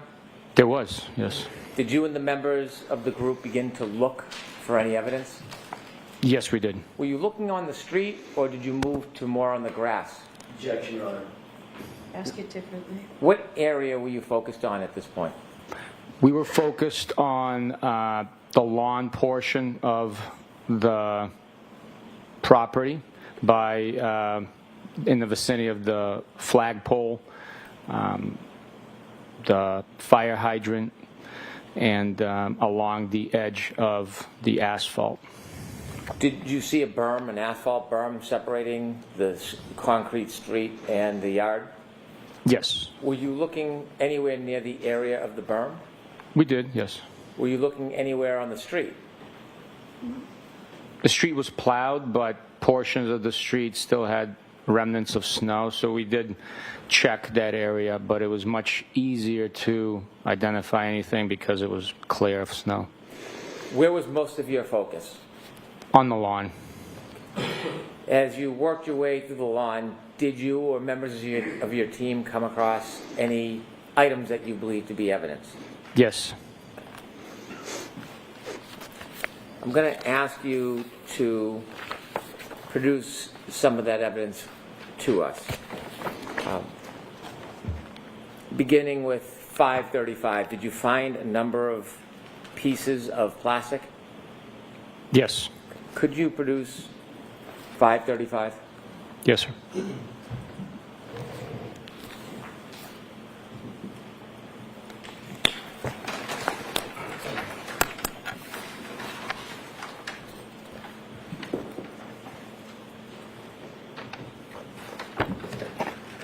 Let me just ask you a couple questions before you open that. If somebody identified an object that they believed to be evidence, what was the process to handling it? On this day, we identified an evidence. The process would have been documenting each item that was located with photographs. Then one of the members of the individuals present would bag each item into a paper bag. When they were bagged, would a person bagging them use any type of protection like you're using? Absolutely, every time. After the items were bagged, was the bag sealed? Eventually it was sealed, yes. When you say eventually, what does that mean? Once it was, all the items were inside and it was brought back to the office, it would be sealed, signed, completely filled out with all the pertinent information on the back. Could you open that bag? Yes, sir.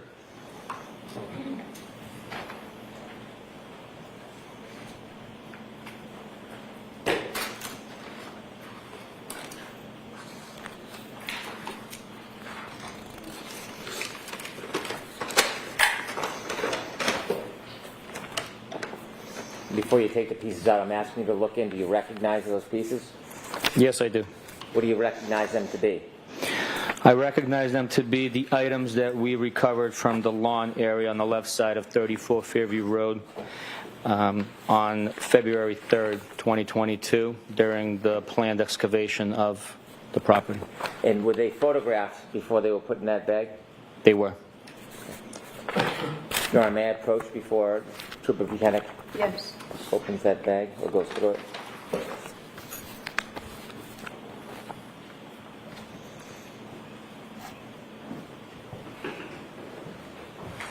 Did you show Mr. Jackson? I'm sorry.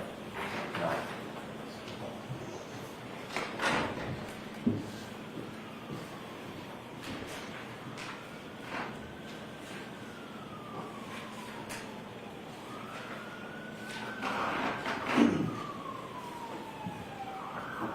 Hand you a series of photographs. I've asked you to take a look at them, see if you recognize them.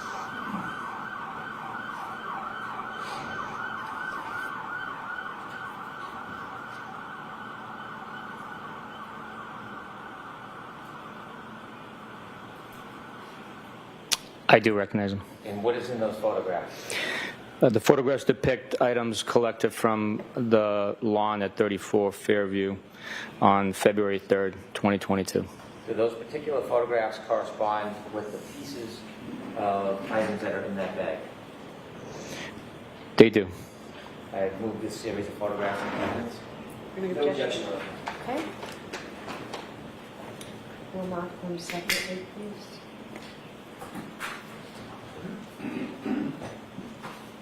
Six.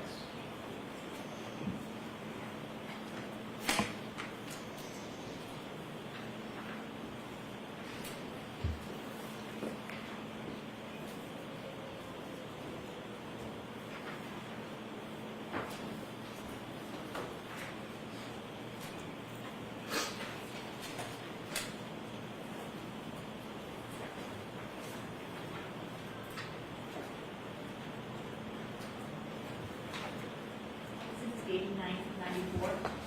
Thank you very much.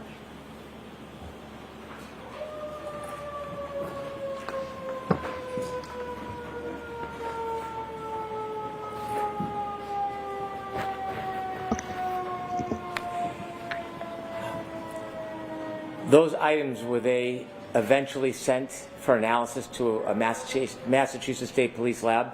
Yes, they were. When the laboratory received those items, are you familiar whether they marked them with a label or a number for identification? Objection, Your Honor. I want to allow that. Yes, they mark each item individually. Do those items have markings on them reflected by an item number? Yes, they are. When you refer to a piece, will you refer to that item number that is on any individual piece? Once it's labeled, it is identified by that individual piece, by that designated label. So if there's any numbers written on any of those pieces, was that written by you? No. Would that have been written by somebody else after it was sent? Yes, at the lab. Okay. If we can begin, if you can begin to take the pieces out so we can show them to the jury.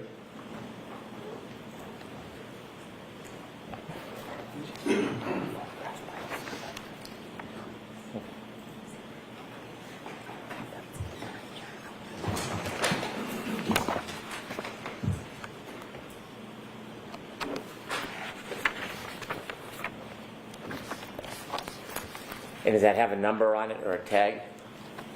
Yes, it does. This is item 22-02-184-7-8, also alphanumeric A. May I approach, Your Honor? Yes.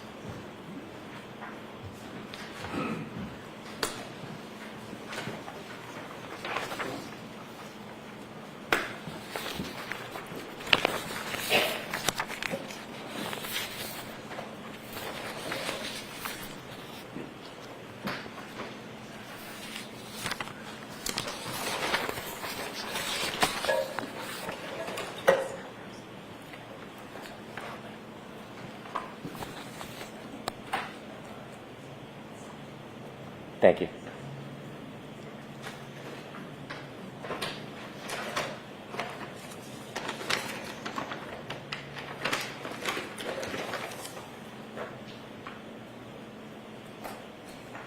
These two are taped together.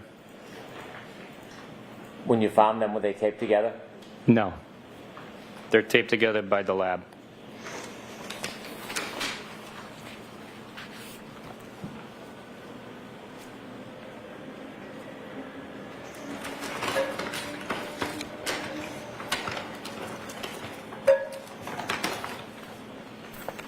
There's also a canister labeled debris collection. That number is 22-02-184-7-8.1.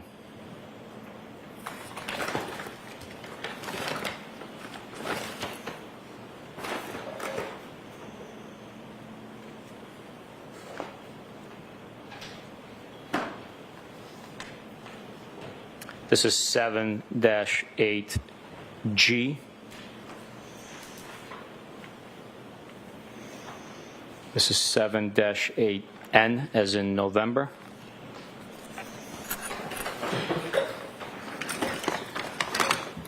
There are also items too small to label with a letter and number. Those were put into a bag like this. Almost looks like a stamp bag, wax stamp bag. Are those all the items in that bag?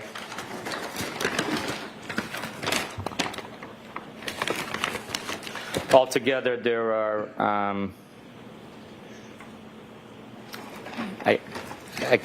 it does look like those are all the items. Some of them are inside the canister that I pulled up. Understood. You know how to move those items into evidence, please?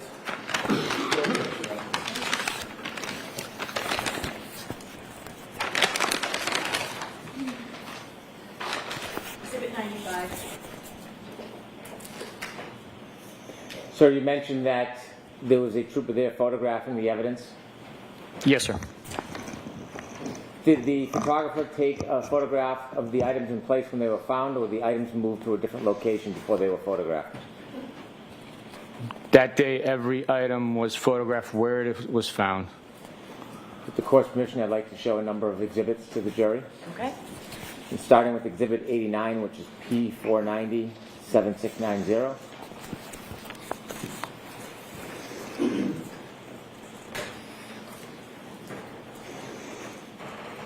Trooper, is that one of the items you found that morning?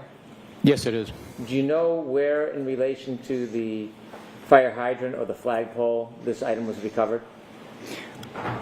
It was in the general vicinity between the flagpole and the fire hydrant. The area we were excavating was approximately 40 to 50 square feet in area. Mr. Brennan, can that be expanded, please, so that the jurors can see what we're looking at? Thank you, Your Honor. Is the item that you recovered on top of that leaf? Yes, it is. Thank you. If I could next show Exhibit 90, which is P492-7692. Before we close up, sir, is that the fire hydrant that is at the corner of 34 Fairview Road? Yes, it is. Could we close up, please, on that? Why is there a ruler on the ground?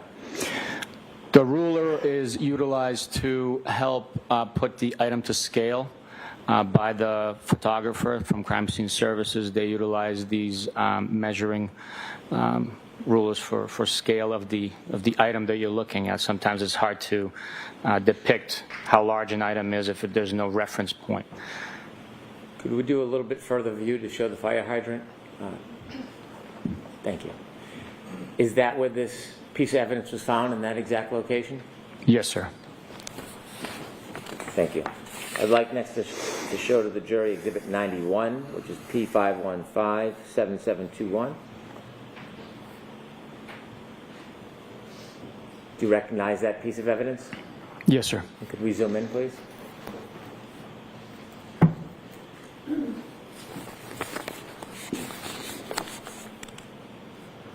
Is that the same piece of evidence that is depicted in Exhibit 89, P490-7690, a different angle with the ruler? Yes, sir. Thank you. If we could have Exhibit 92, please, which is P493-7694. Could you zoom in, please? Is that piece of evidence in the bag that you've provided as evidence, physical evidence? Yes, sir. Was this found near the area of the other pieces? Yes, it was. If we could show Exhibit 93, P507-7711, please. Could you zoom in, please?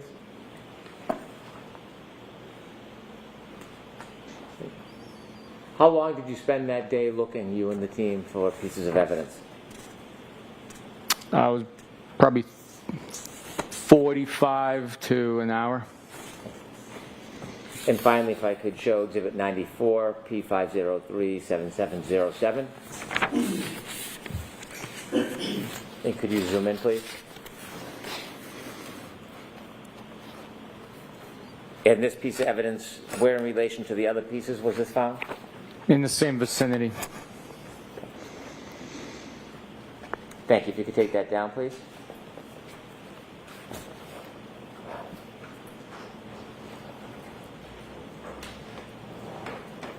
When you were searching, did you find any item near the street area? Yes, we did. What did you find? A black plastic drinking straw. Could you retrieve 536 for us, please?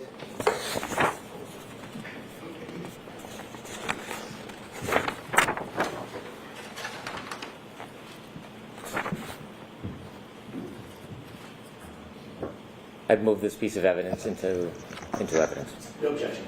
All right. May I approach, Your Honor? Yes, let's get it marked. I'm sorry, Your Honor? Let's wait till it's marked. Exhibit 97. Thank you.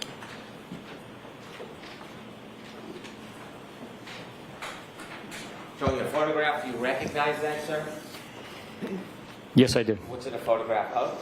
It's a photograph of the black drinking straw that we found at 34 Fairview on February 3rd, 2022. What location did you find it in? It was close to the paved berm on the street. This is after the street was plowed? Yes, it was. I'd move this into evidence as an exhibit, please. Okay. No objection. Exhibit 98.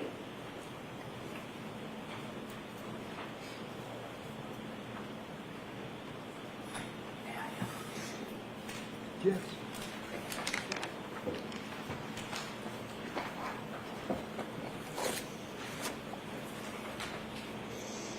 I'd ask you to open this and show it to the jury. Yes, sir.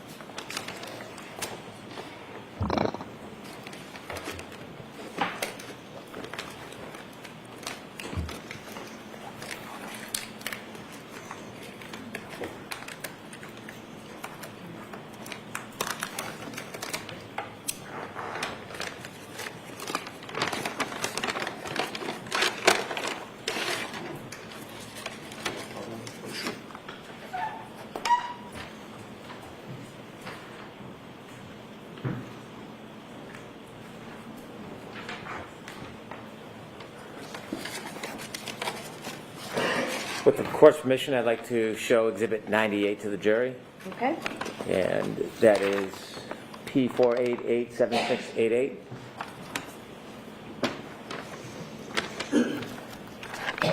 Sir, could you look at that photograph?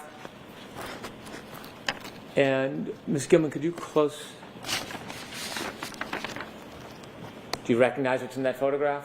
I do. And what is that? That is the photograph of the straw we picked up from the street in front of 34 Fairview Road. Could we zoom out a little bit, please, Ms. Gilman? Is that the area where you or your team recovered that straw? That is exactly where it was found and recovered from. That photograph doesn't show much of the grass area.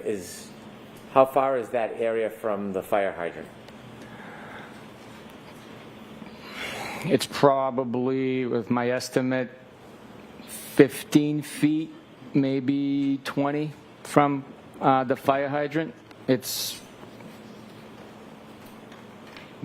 probably 15 to 20 feet, if I had to estimate. Thank you.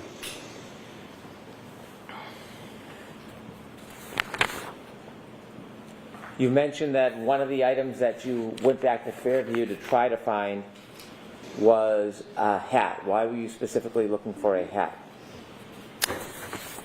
I had learned that Mr. O'Keefe was wearing a black baseball hat the night prior to the incident. So with us recovering the clothing from the hospital and the hat was not part of that pile of clothing, we needed to see where the hat was. That could have been a lead. That could be a clue of where Mr. O'Keefe was last prior to being discovered. Did you or the team ultimately find a hat that morning? Yes. Could I have you produce 537? Yes, sir.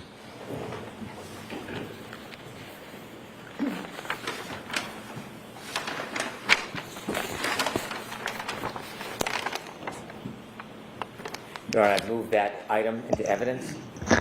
No objection. So this is going to be 96. Thank you.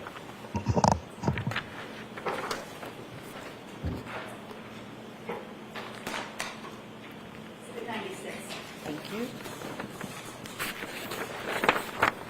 With the court's permission, Trooper Buchanan, could you open that and show it to the jury?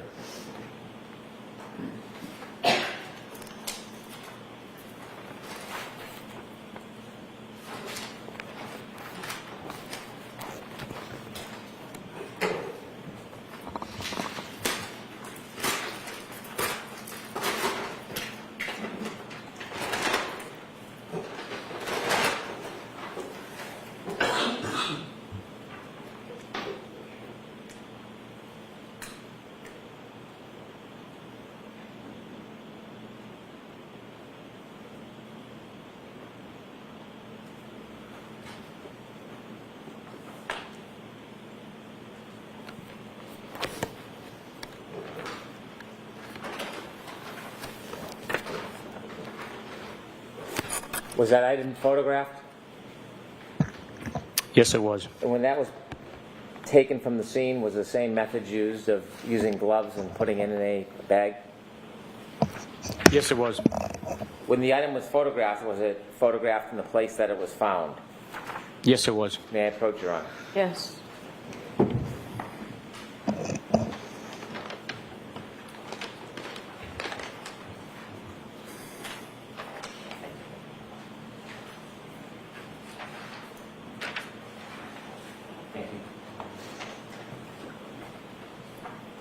So I'm showing you a series of photographs. If you take a look at it, the first one, do you recognize that photograph? I do. What is it?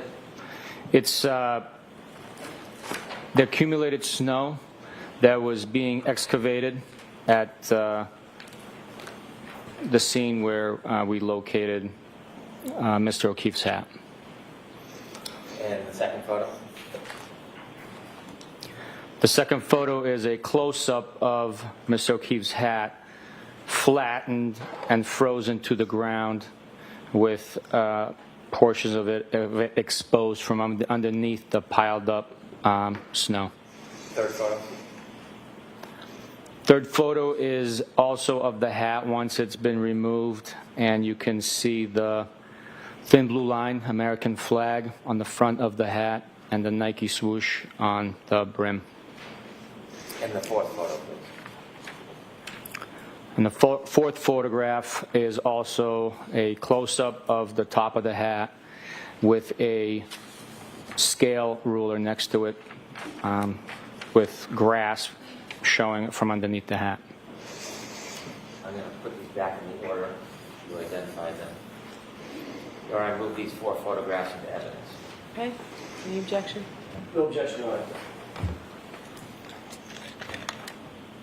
Do you want them as 4 separate or A, B, C?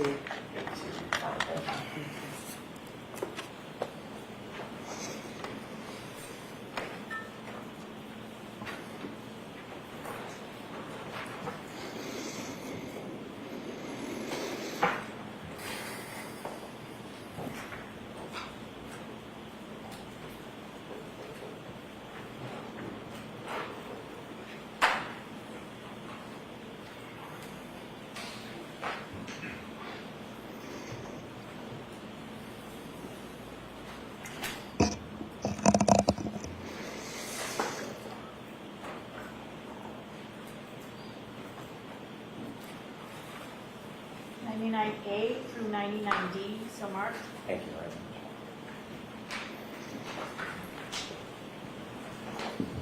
Thank you. With the court's permission, I'd like to show these photographs to the jury. Yes. Beginning with 99A, P526-7733, please.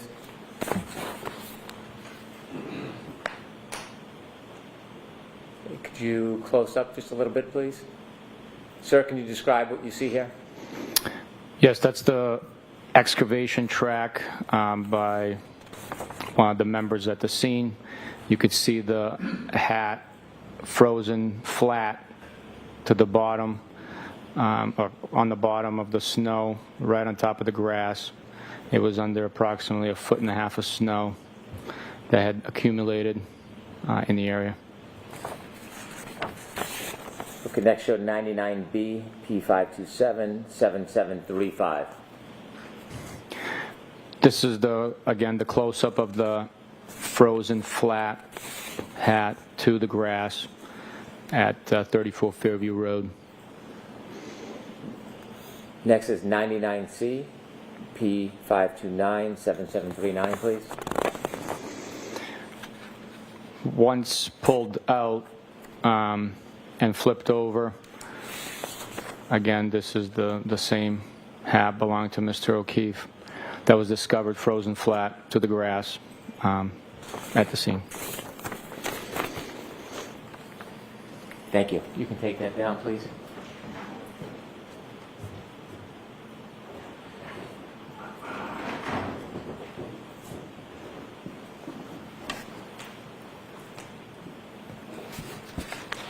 Did you search the entire front lawn at that time? No, we did not. And we can see from those photographs, is there still snow in that yard? Yes. As you continued your investigation, did you continue to go back to Fairview over time? Yes, based on the amount of snow still present and the fact that we were finding pieces of broken taillight and glass at the scene, and items that we did not expect to find, like a cocktail glass straw. I directed my members to go by the scene every day as the temperatures rose. Snow would expose more evidence on the lawn, and with the hopes of finding each and every item that was present. On February 4th, the next day, 2022, did you receive a call? Yes, I did. Not what was said, but who was that call from? I believe it was... I don't want you to guess if you don't know. Was the person a member of any group? Yes. From what group? It was Canton Police. As a result of receiving a call from the Canton Police, or someone from the Canton Police on February 4th, 2022, did you go anywhere? I was already en route to 34 Fairview to conduct a directed check of the area. When you say directed check, you drive by every day on your way to work? I told my members on every day to work and home to make sure someone's checking the lawn to make sure that any evidence that exposes itself through the melting snow would be identified and collected. So as you were on your way there, you received a call from someone from the Canton Police? Yes, Did you arrive at 34 Fairview on February 4th, 2022? I did. When you got there, did you see any more items? Yes, I did. How many? One item, a larger in size red taillight piece had revealed itself, and it was collected. Could you produce 710, please? Yes, sir.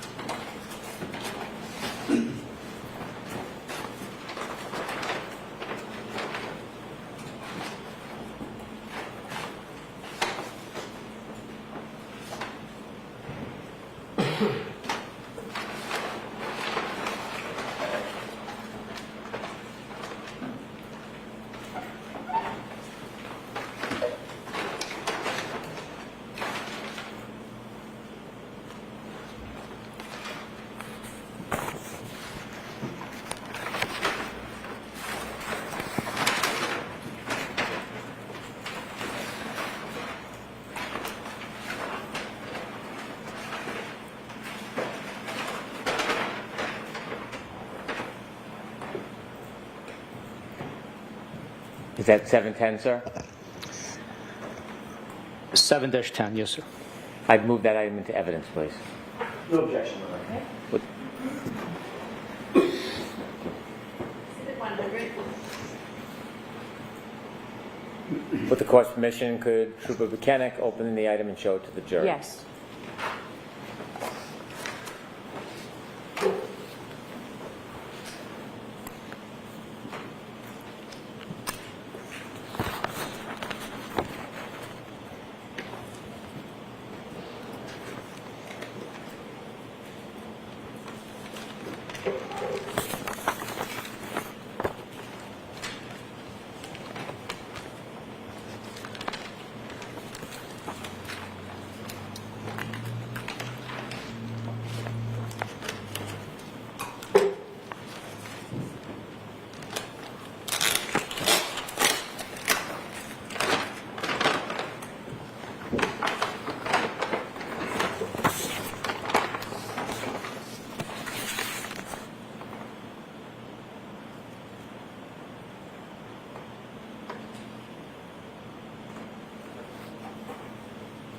Thank you.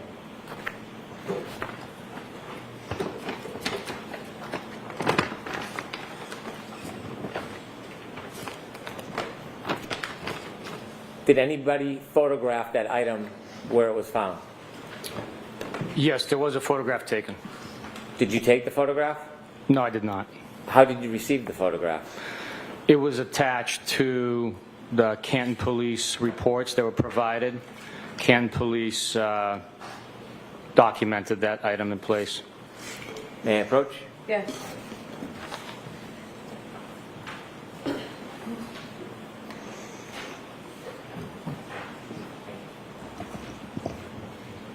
Showing you two photographs. The first page, you recognize that item? Yes, I do. What do you recognize that to be?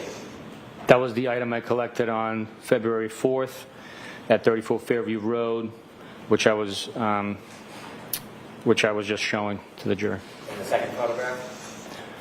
The second photograph is a zoomed out general vicinity photograph of the same item from 34 Fairview Road, the lawn area, approximately 7 feet from the roadway. I'd like to move these into evidence, A and B.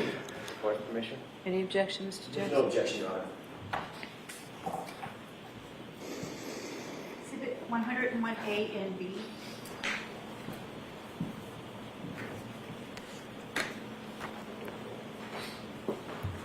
With the court's permission, I'd like to show those photographs to the jury. Yes. P46, please.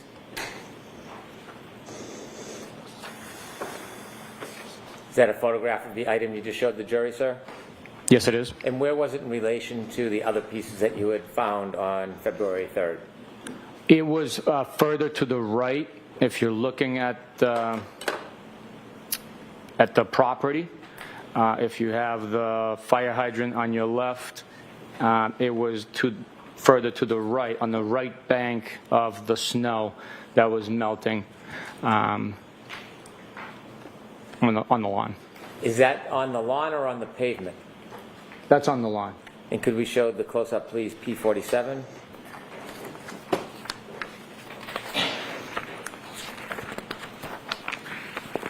Thank you. You could take it down, please.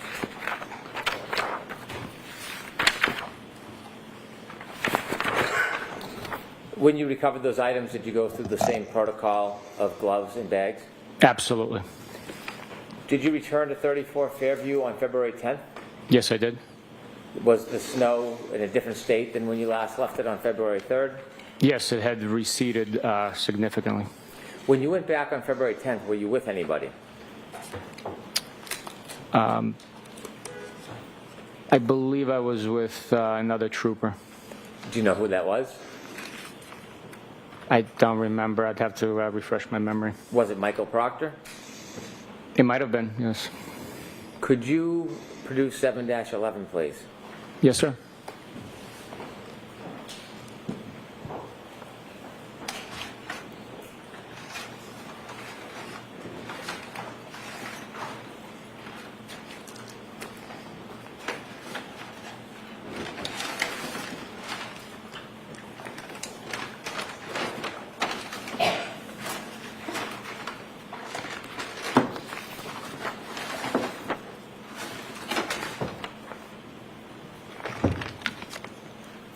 Does that bag contain some of the items you found on February 10th at Fairview Road?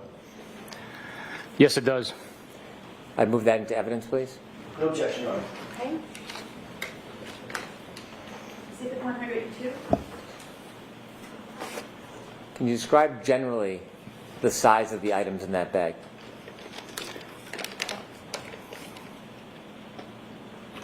Can I open it? Please.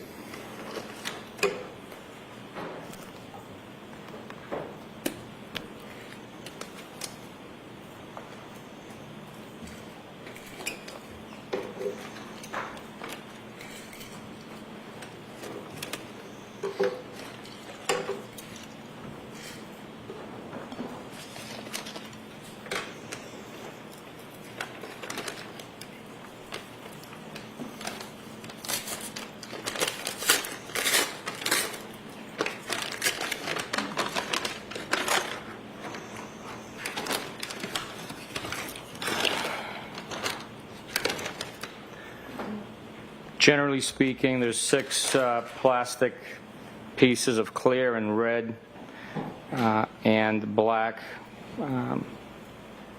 items that are in size approximately to like $50. Without going through every one of them, can you just pull out one red and one clear to show the jury a representative sample of what's in the bag?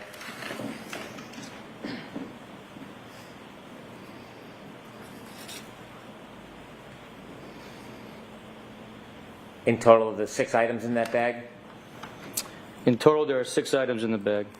When you retrieved those items, did you use the same protocol of gloves in a bag? Yes. Did you photograph these items when you took them? Not on this day, no. Why not? We had been to the scene so many times. It was the same general vicinity, and we just made the decision not to have crime scene come out to photograph these six pieces. Were they in any remarkably different position than the other pieces? Anything that stood out, or were they in the... Let me rephrase that. Where were they generally in relation to the other pieces that you had found? They were all in the general area where the other pieces had been located. It was on the left side of the lawn, but near the flagpole, between the road and the home. Was there another group of items that you found that day that you put in a separate bag? Yes. Could you provide us? May I approach? I'm not sure if I've marked this one for evidence or not. Yes. Thank you. Thank you. Could you produce 7-12, please? Yes, sir.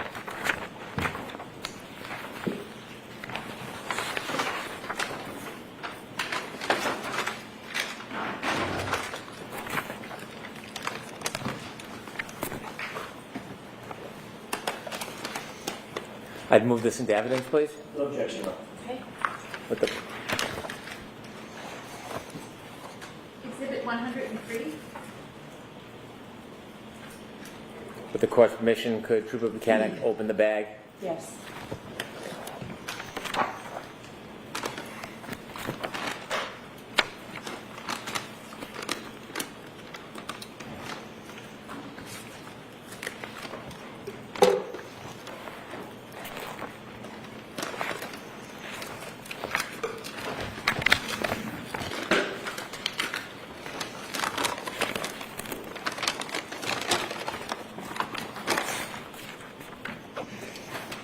In that bag, are there different types of items? The items you showed us before were appear to be plastic. Yes, these items are packaged in wax paper. There's 14 pieces in total, and these items contain glass and plastic fragments, some of which are also within like a cylindrical tin container that you saw earlier. Could you show us some of the glass pieces, please? Yes, sir.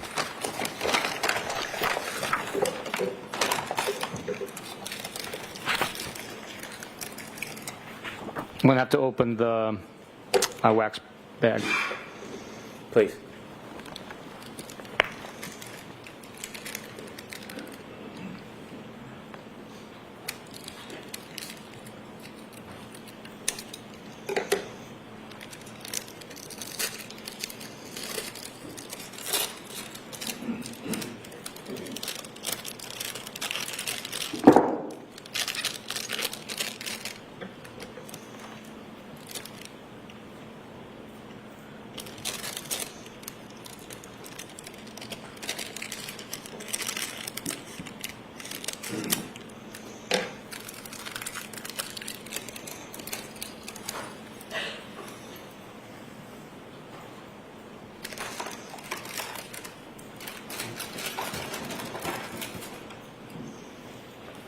Could you stand so the people in the back can see?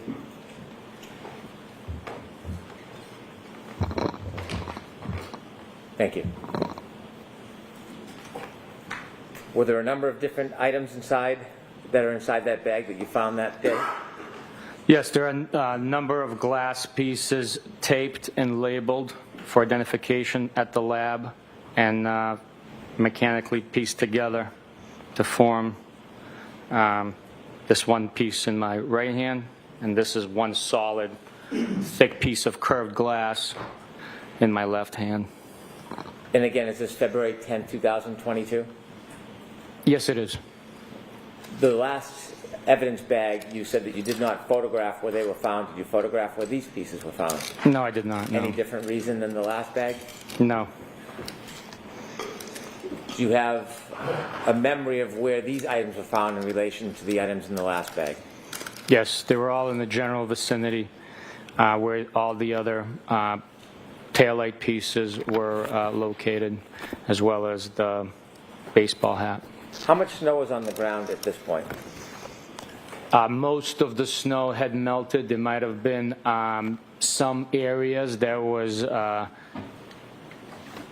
still present because of the excavation that took place. So very little to no snow was present at this point in time. May I approach, Your Honor? Yes.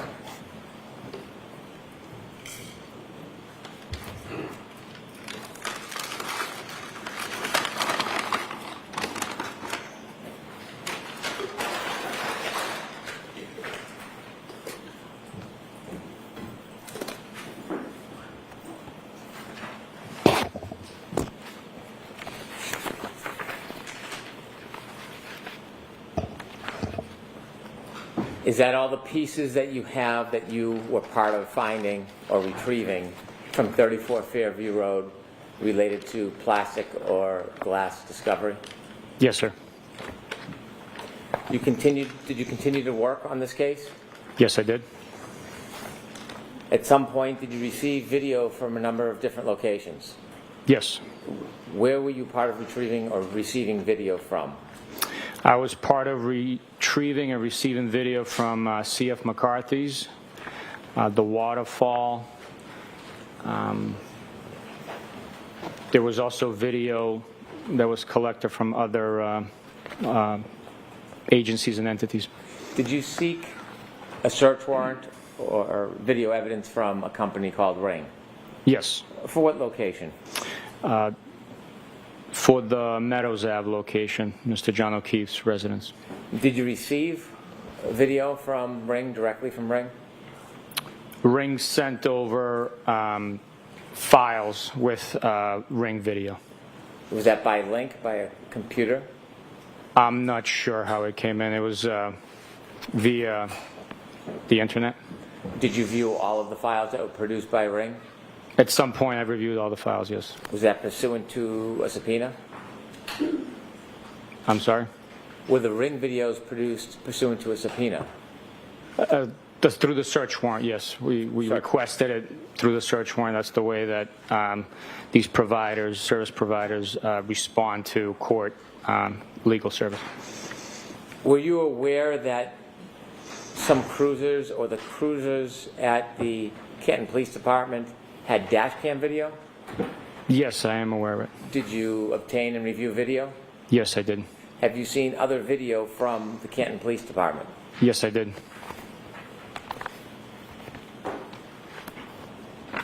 At some point, were you asked if you would consent to provide your DNA? Yes, I was, yes. Is that uncommon in investigations? It's not common, but situations do arise where you're asked to do that. So it's not the first time that's happened, but it has happened before where a law enforcement individual officer has to provide DNA, and they consent. Did you? Yes, I did. Did you review any other materials in this case? Did you review any reports? I did review reports, yes. Did you write reports in this case? Yes, I did. Now, I want to ask you about Michael Proctor. You had told us that you were working on this investigation with him. Yes, I was. Are you still working on this investigation with him? No, I am not. You were Michael Proctor's supervisor?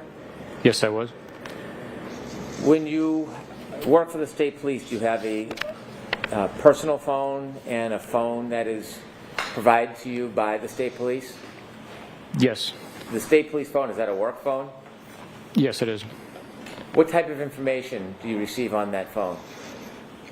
You can receive communications via email, text message, cell phone tower, voice communications. Okay. Do officers communicate with each other at times on those work phones? Yes, they do. And during that time, did you have a work phone that you were using for communications? Yes, I did. At some point, did you receive or were you placed on an email chain that included Michael Proctor and others? I believe it was a text chain. I'm sorry, a text chain.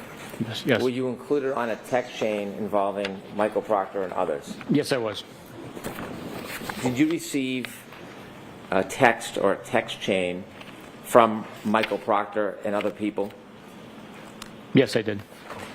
And when you received a text, do you remember where you were when you received the text chain? The specific one you're referring to, I was at the Logan Airport working a traffic detail. When you received that text-to-text chain, did you respond? I acknowledged the text. I did not respond with verbiage. And then during that text chain, did you look at the entire text chain? No, the text message came through on my Apple Watch as I was controlling traffic. I glanced at it, took part of the information that came through, and acknowledged it with a thumbs up emoji, indicating that I read it. At some point, did you learn everything that was on that text chain? Yes. And as a result of that text chain, was there an investigation? There was. And during that investigation, you were Michael Proctor's supervisor? I was. After the investigation was done, did the state police make any finding against you for that text chain?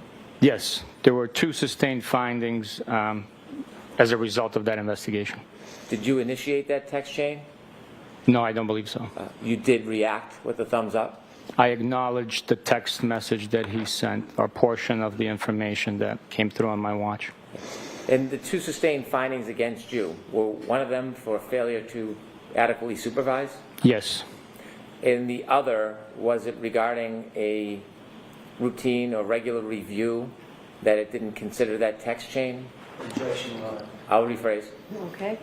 That second sustained finding, was it regarding a review of the performance level of Mr. Proctor? That's correct. Sustained is to full. Was there a second sustained finding? Yes, there was. Did it relate to the review process of a subordinate? Objection. Sustained is to full. Okay. What was that second sustained finding about? The accuracy of the review of the quarterly performance evaluation. You said quarterly. How often would you write reviews for subordinates? Every 90 days. Was there any other sustained finding against you? No. Was there punishment in light of those 2 sustained findings against you? There was. And what was that punishment? I lost 5 vacation days. Do you presently work in the Homicide Division of the Norfolk County District Attorney's Office? I do. Are you currently a sergeant? I am.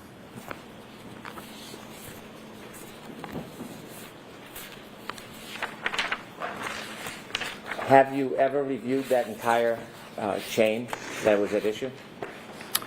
Only through the documents provided for me during the internal investigation.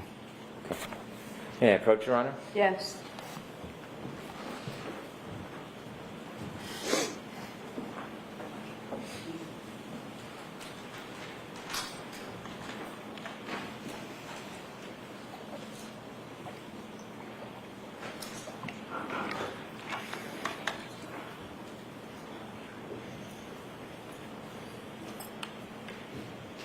May I stand here? Sure. So I'm going to ask you to take a look at that document. And if you turn the page, does it begin to, one more page, please. Does it begin to reflect the email chain? Yes, it does. Do you remember this email chain? I remember seeing it when I reviewed it. I don't remember the intricate details of these messages. Do you remember that photograph? I don't.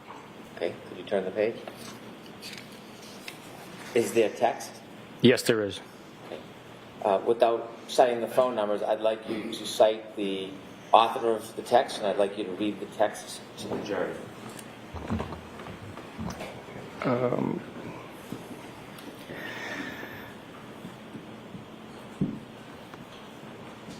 you want me to date it in time or no? Sure. August 17th, 2022, 9:44 p.m., 25 seconds. Funny, I am going through his retarded client's phone. I'd like you to read all of them, please. Next one, no nudes so far. I hate that man. I truly hate him. Hey, can you give the author for each comment? And can you start again, because I want us to understand. I'm sorry, can you repeat that? The author, whoever makes the comment, I'd like to have the name of the author. I'm sorry, this document does not identify who the author is, sir. Okay. Dan? Yes.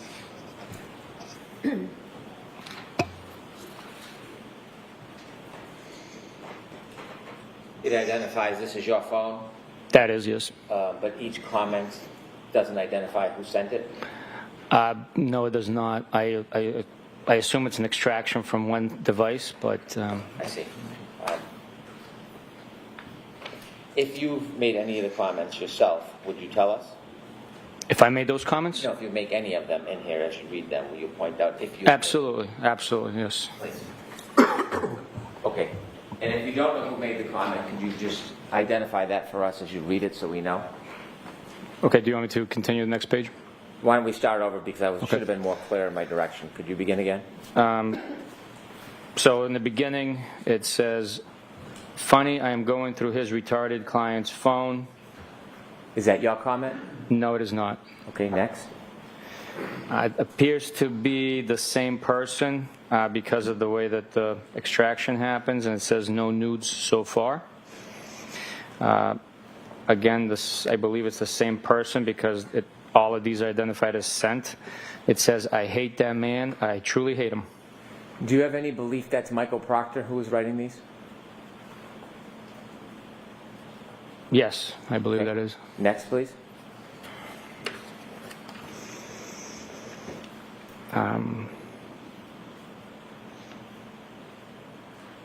There is a blank page, and that's the end.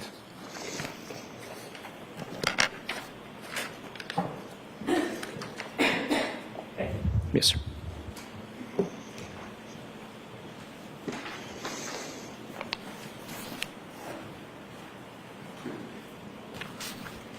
Did you say you were suspended 5 days or lost 5 days vacation? Lost 5 days of vacation. Okay. And have you continued on your cases? Yes, I have. I want to go back to the evidence that you reviewed in this case. Okay.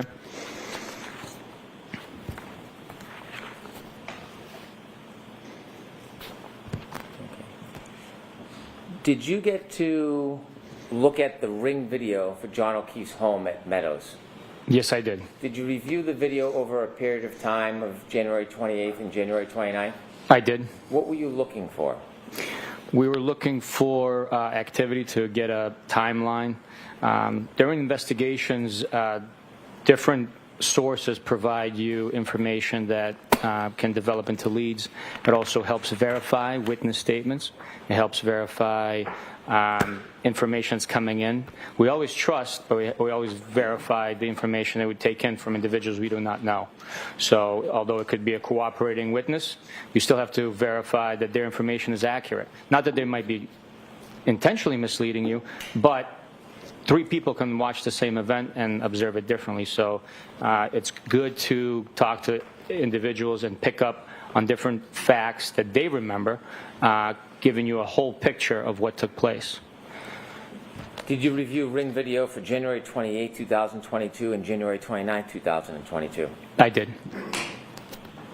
With the court's permission, I'd like to show a number of segments of the video from January 28, 2022. Okay, the one that's already in evidence? It is, it's Exhibit 6. Okay.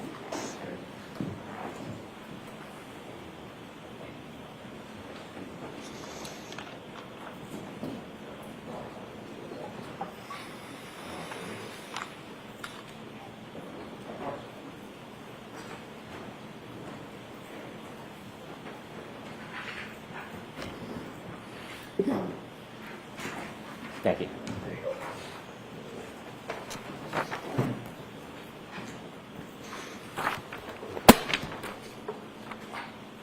When you reviewed the video from the Ring, that Ring provided for Mr. O'Keefe's home on Meadows for January 28, 2022, did you review it from the morning time at about 7:18:55 throughout the evening?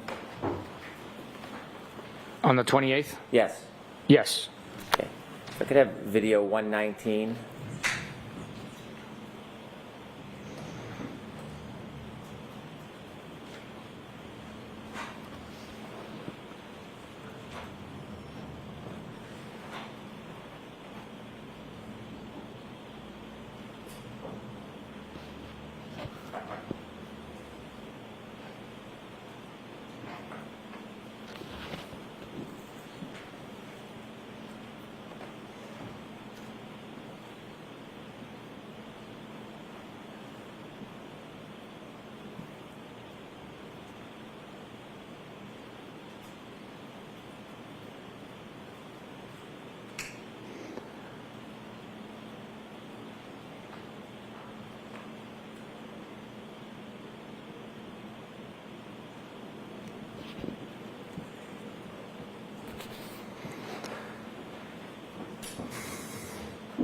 Thank you. After that video, did you have an opportunity to look at video at about 5:05 p.m.? I'm sorry, there was a noise coming from a bag over here. I apologize. Not a problem. Can you repeat that question? Sure. On January 28, 2022, did you have a chance to look at video from the Ring at about 5:05 p.m.? Yes. Could I have video 145, please?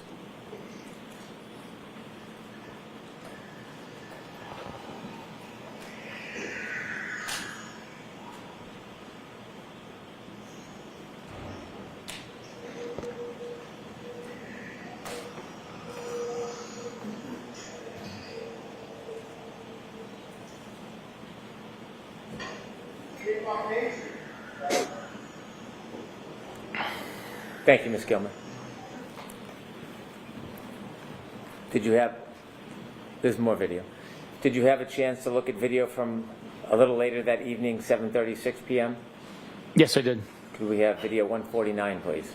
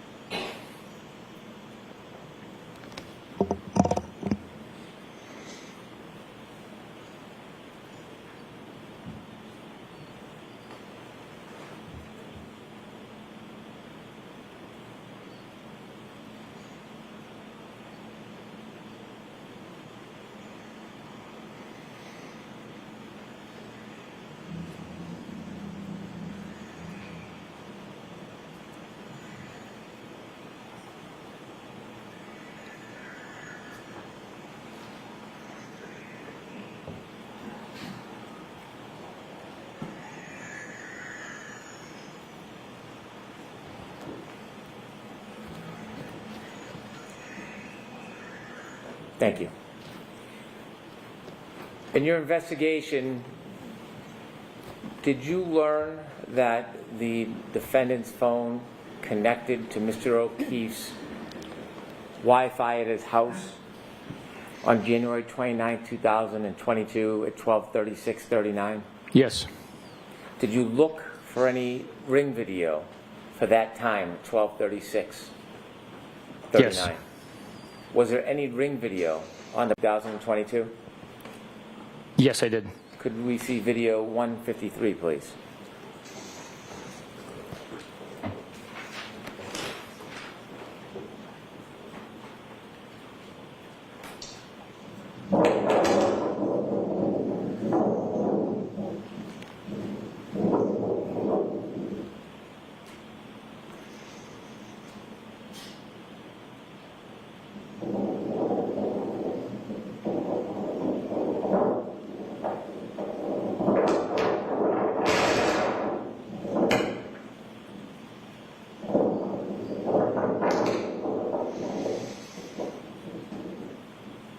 Thank you. Did you review that video from 5:07:58? Yes. Did you later review video of 5:46:29?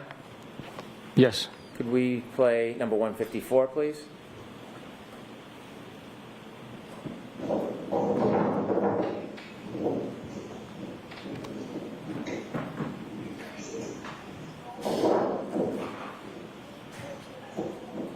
Could you stop that, please?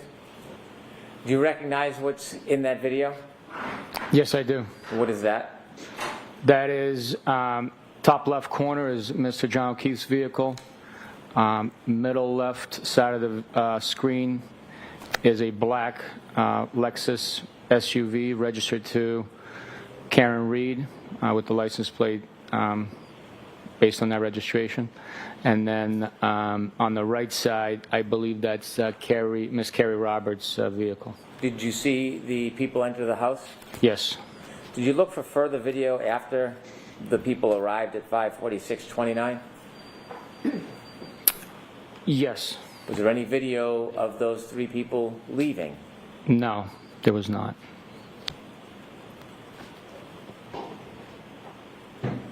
Was there later video at 7:05:16 a.m.? There was, yes. Ms. Gilman, can we see video 155, please?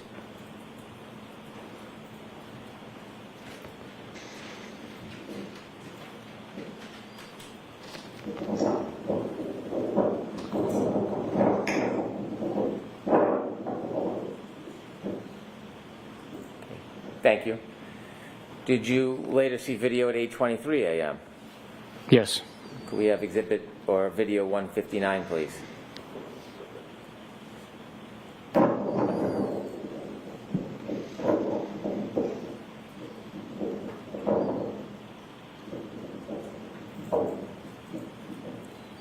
Thank you.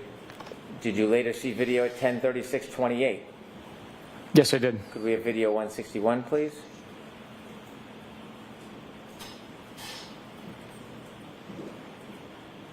Could you stop that, please? Do you know who's in that video? I believe it's Mr. Paul O'Keefe and Mrs. O'Keefe. Could you please play?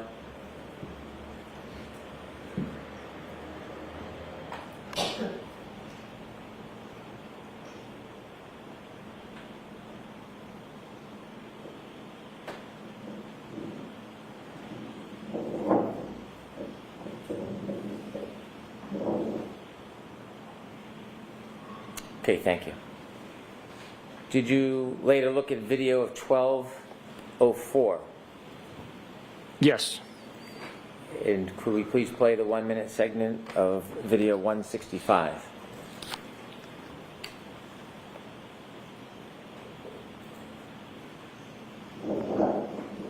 Could you stop that video? Do you know who that is? I believe that's the defendant.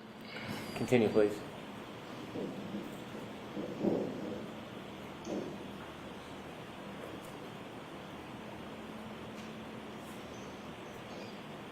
Could you stop that? Do you know who exited the car?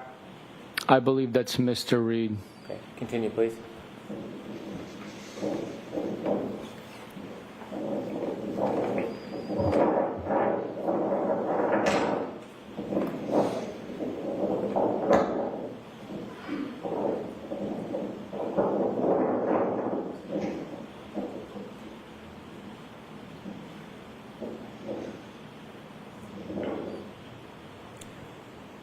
Thank you. Did you continue to watch the video from the driveway Yes. during that time period? Yes. Did you see anybody else get out of that car that was in the back? Yes. And who? You stop, please. Do you notice anything about the right rear taillight in that video? Yes. What do you notice? It's showing white and is missing the red taillight cover lens. Could you zoom back out for a second, please? Could you continue? And I'm going to ask you to stop in a second. Stop, please. And do you notice anything about that still of that video? Yes, it's consistent with its appearance of missing that red taillight lens. If you could play the vehicle leaving the driveway, please.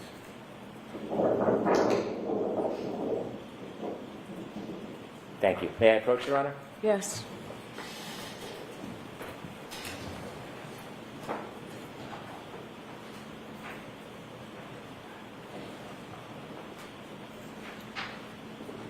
Hand you a document, sir. Do you recognize what's in that? Yes, I do. What is it? It's a still frame from the ring footage taken of the video we just watched of the Lexus SUV leaving, and the large red portion of the rear taillight is missing. I'd like to move this into evidence. Okay. Any objections to Jackson? No, Your Honor.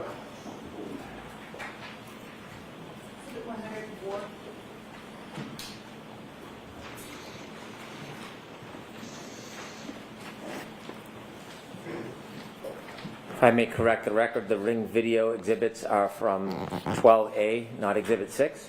Okay. Other evidence of the damage to that taillight before you and Mr. Proctor even got to the Dighton address? Yes. Could I have Exhibit 10, please?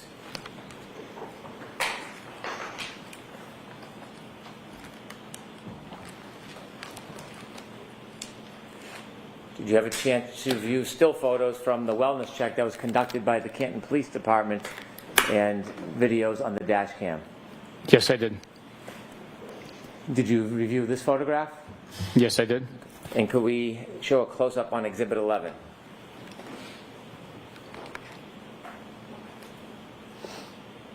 Did you have a chance to view the dash cam from this footage at 8:26:31 a.m. relative to the damage to that right rear taillight? Yes, I did.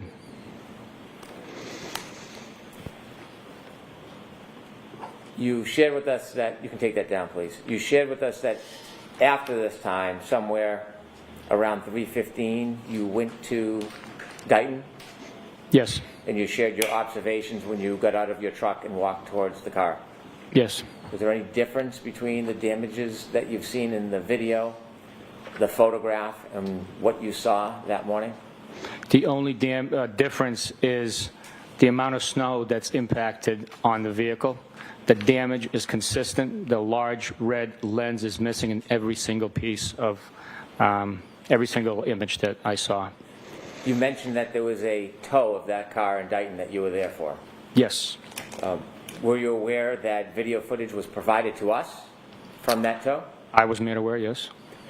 I'd like to enter into evidence a video from alarm.com. Okay. No objection, Your Honor. Thank you. 105.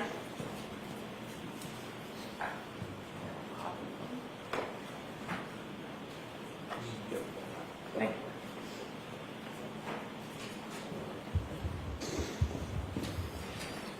Did you view the video that was provided to us relative to the right rear taillight?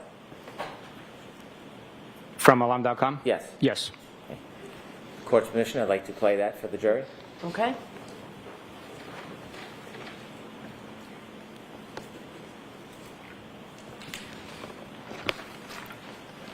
May I have a moment, Your Honor? Yes.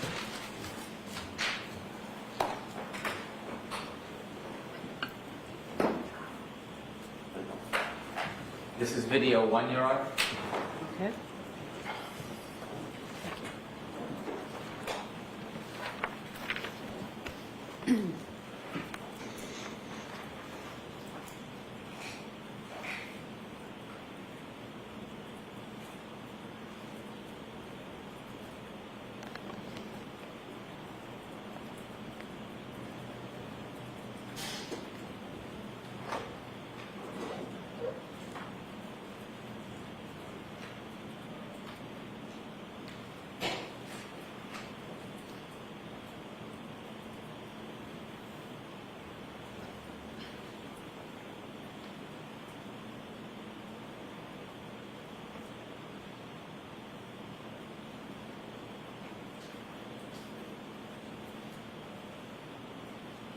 Could you play video 2, please?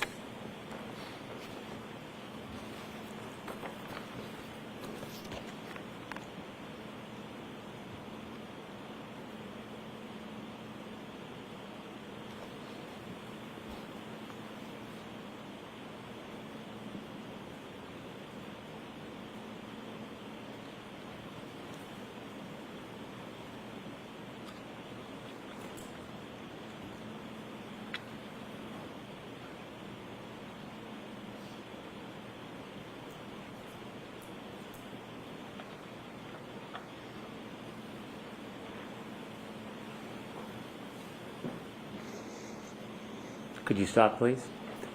Do you notice anything about the color of the right rear tail light? Yes, it was white. Could you continue, please?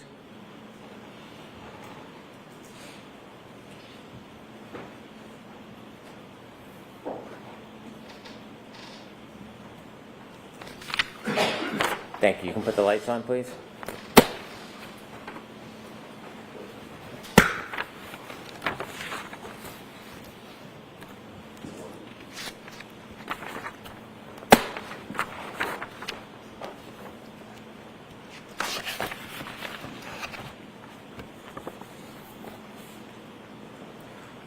Sir, did you have an opportunity to review video from C.F. McCarthy's on the evening of January 28th, 2022? Yes, I did. Did you have an opportunity to review videos from the Waterfall Bar on January 28th, 2002? Yes, I did. Did I say January 29th, 2022? Yes. Did you review all the entire relevant time periods? Yes, I did. When you reviewed those videos, were there a number of different things you were looking for? Yes, there was. Can you share with the jury what you were looking for? We were looking for consistency in statements that were already received through interviews. We were looking for description of clothing individuals were wearing at the bars, at those locations. We were looking for any evidence of aggressive behavior, any sort of information we could learn to help us with the investigation. We're also looking to see and document how much alcohol consumption was on the recordings. When you went through the videos, did you happen to have an opportunity to copy and clip portions of relevant time frames regarding alcohol ingestion? Yes. Did you put all of those videos together in a sequence to show the course of the night, times when you could identify alcohol ingestion? Yes, I did. Did you put that into a video format for a presentation? Yes, we did. I think this presentation may take a few minutes. All right, we'll raise the counsel sidebar for just a second, please. Jurors, feel free to stand up.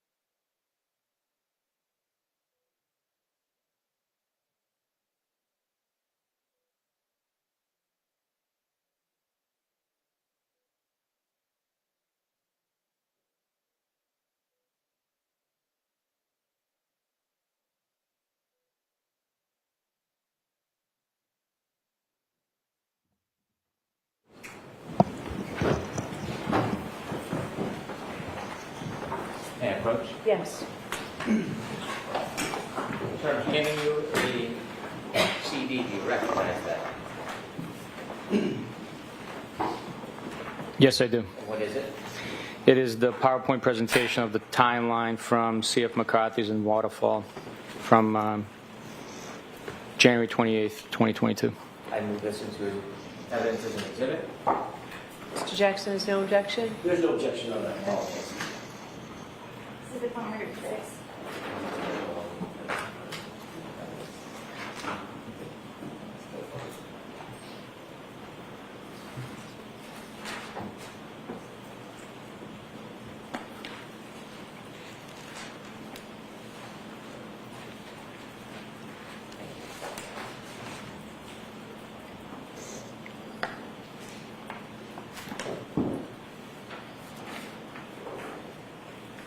Sir, I'm handing you 4 photographs. Do you recognize what they are?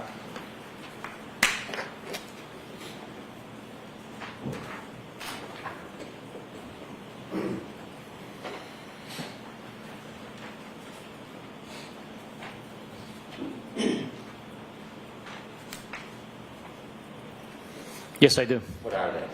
There's still frames from C.F. McCarthy's on January 28, 2022 at 9:26:01 as timestamped on the footage cam.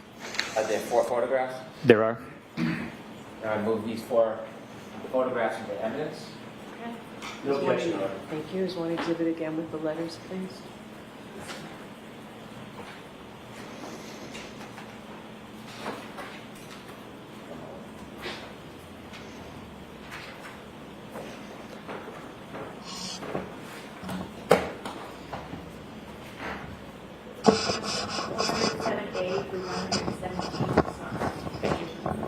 Sir, I'm showing you 4 more photographs. Can you take a look and recognize?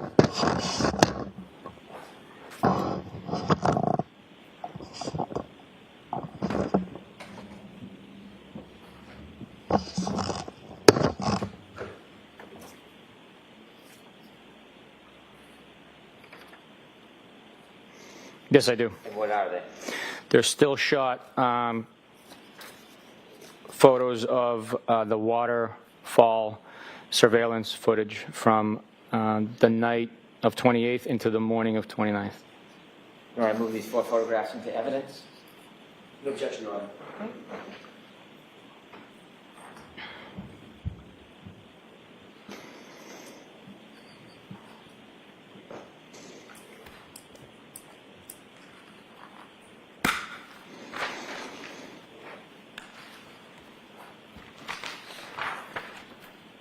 It's 108A through 108B. Thank you. Your Honor, could I proceed with the PowerPoint presentation? Yes. Trooper, I may stop you with a couple points. Yes, sir. Could you explain to us what this is? Yes, from left to right, it is chronological events that took place at C.F. McCarthy's. This is surveillance video from one of their cameras within the bar. It should be noted that the video is time-stamped 12 minutes behind actual time. So when it says 9:03, when it is 9:03, the frame will be timestamped 2051, which is 8:51. So that's the time discrepancy, which is consistent throughout the surveillance footage. So the times that are displayed in those arrows, is that the accurate time? The arrows are the accurate time, and the time stamped 12 minutes behind actual time. In these videos, are you identifying drinks that were received in drink and had been consumed by the defendant? Yes, so the first video, as it is labeled, it's the defendant arriving. The next one will be the ordering of the drink and receiving the actual cocktail. Okay, let's start with the first video at 9:03, please.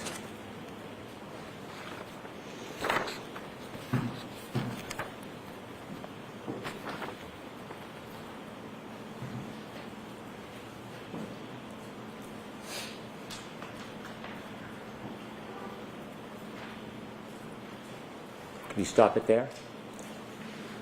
Do you recognize who's in that video? Yes. From left to right of people that you recognize and identify clothing they might be wearing? From left to right, it'll be Mr. John O'Keefe wearing the gray sweatshirt that was displayed earlier. And then the defendant, who he is trying to embrace with one arm there. I do not know who the other individuals are in the shot. Okay, thank you. If you could continue, please.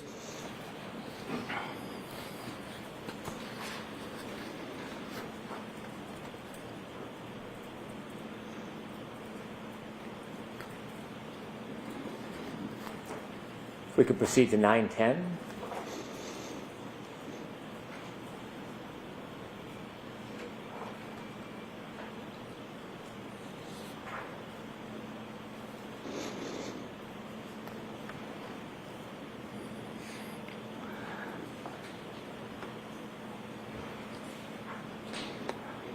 What did that show, sir?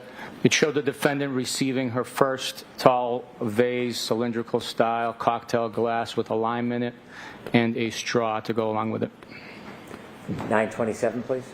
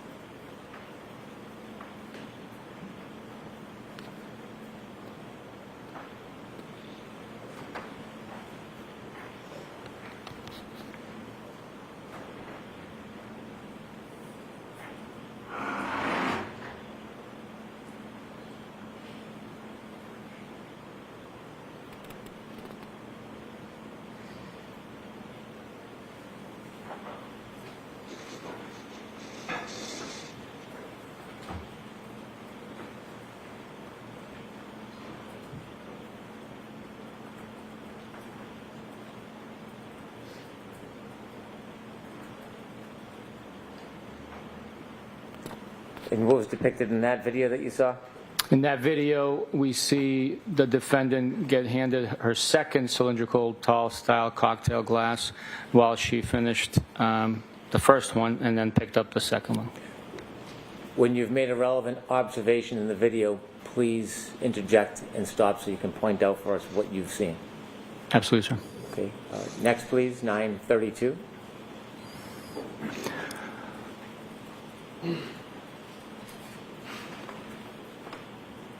Here the defendant is handed a shot. Stop, please. Okay.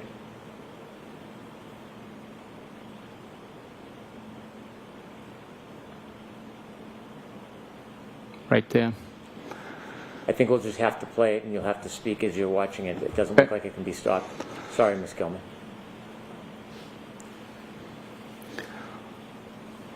She's handed a shot by the bartender on the left side of the screen. She picks it up and puts it into her second cocktail glass, making it a third beverage of alcohol content that she's consuming.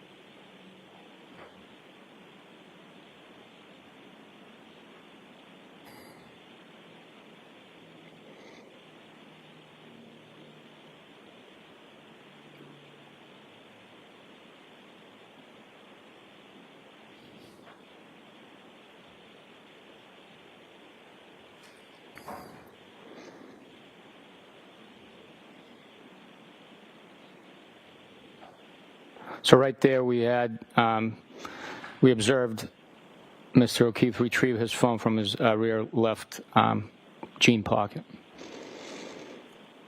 And he put it back.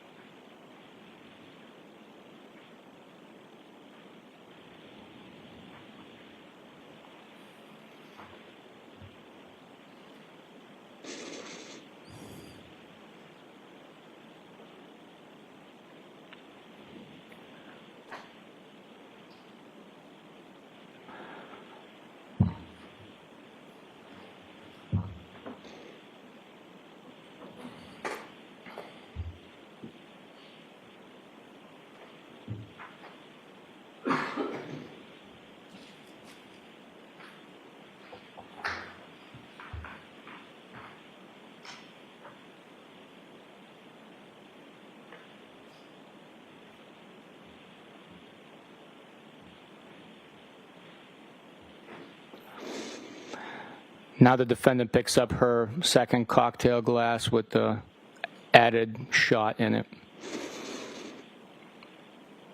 and consumes it.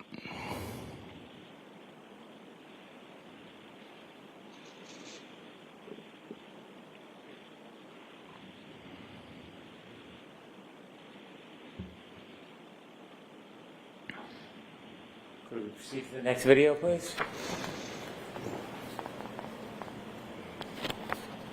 This is now 9:45 p.m. Yes, sir.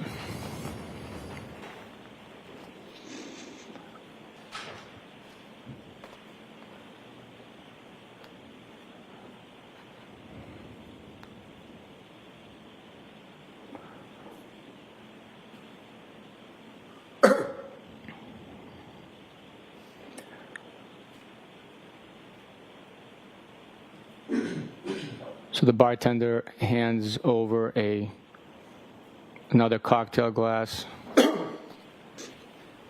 and some beers. The shot goes into the empty one after it's poured into the new cocktail glass. So that's drink number 4.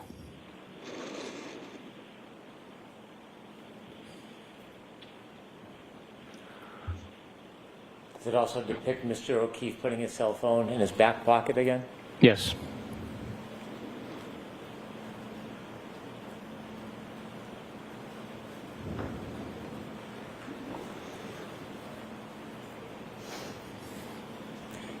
By 9:45, how many drinks have been served to the defendant? 4 drinks. 4 drinks between 9:10 and 9:45? That's correct. In 35 minutes, 4 drinks. Could we proceed to the next screen, please? 10:09 p.m.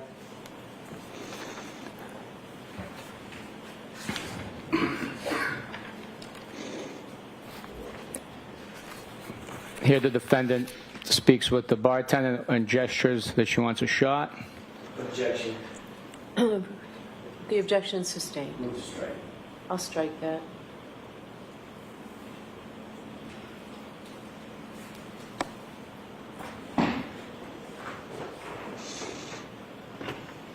Mr. O'Keefe on his cell phone again? Yes, he is.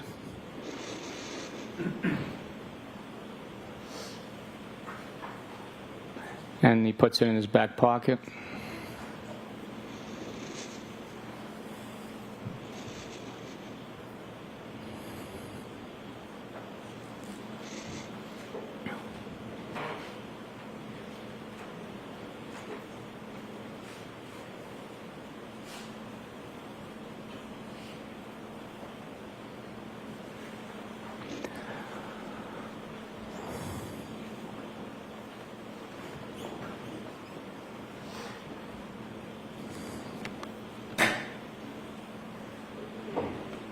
The defendant is showing Mr. O'Keefe the middle finger, and then puts beverages on the bar.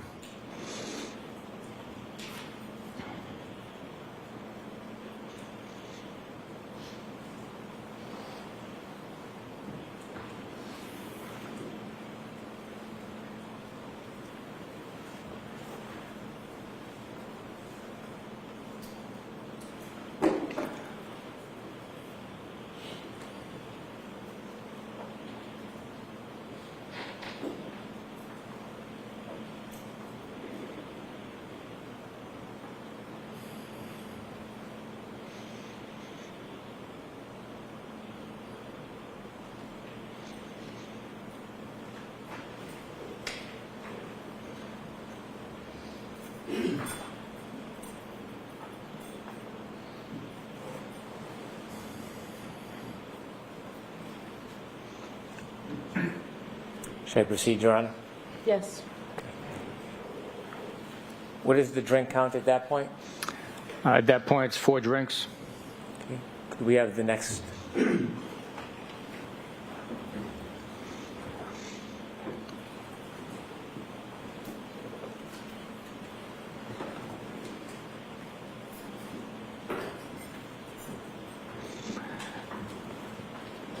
Mr. O'Keefe brings over a couple of beverages.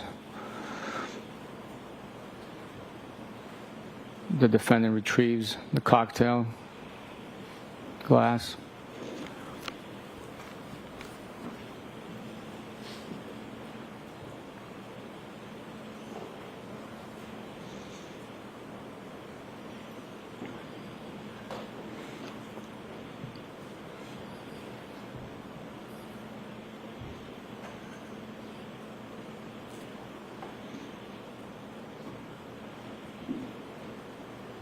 A shot glass is picked up by one of the patrons, and the defendant retrieves it from him and places it back on the bar.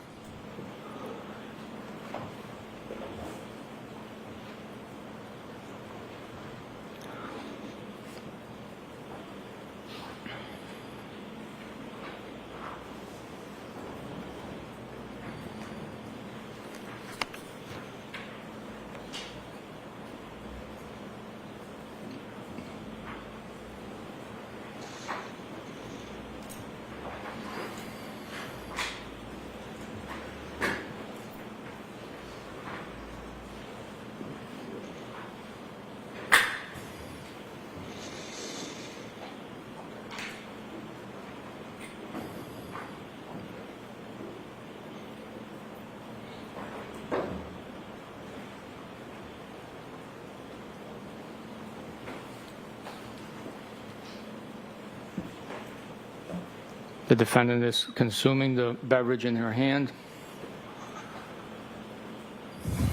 places it on the bar.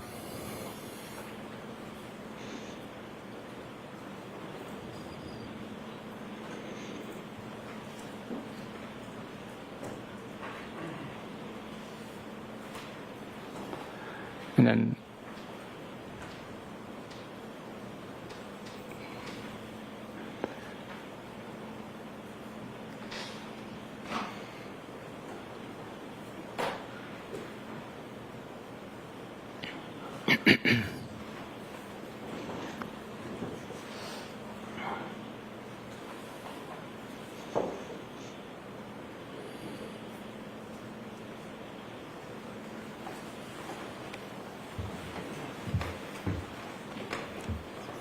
What time are we at now? that was 10:34, so we're moving to 10:37. What is the drink count at 10:34? That is 5 drinks at that point. Could we play 10:37, please?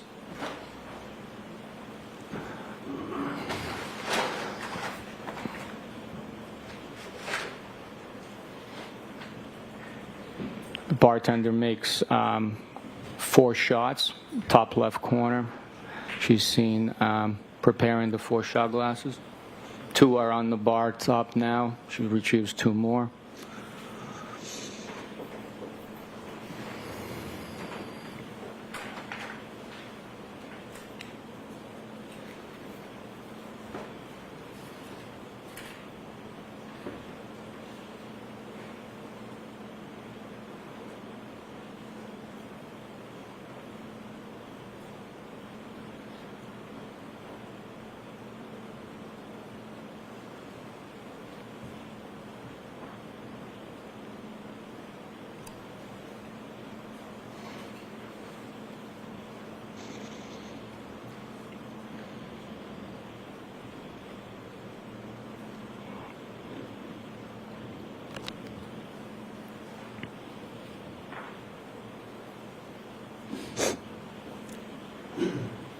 $10.41, please.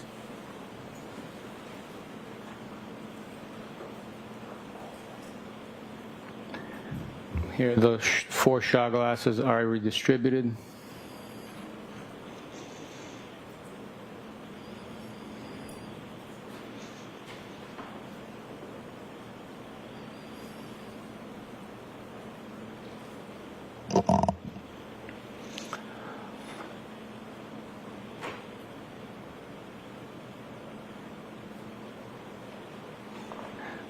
Pours it into her drink. She does not consume it from the shot glass. Your Honor, no objection to the last comment. Okay, I'll strike that.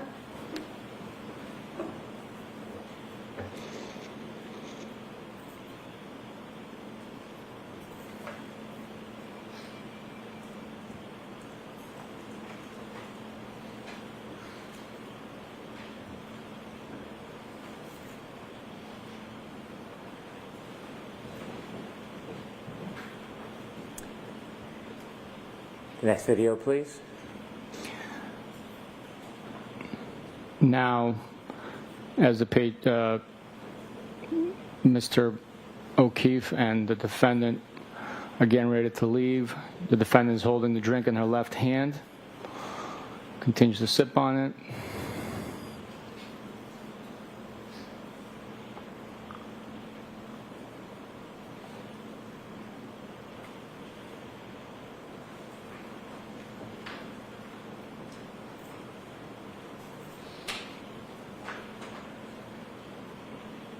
And the 2 walk out of the bar without the beverage in their hand being deposited anywhere.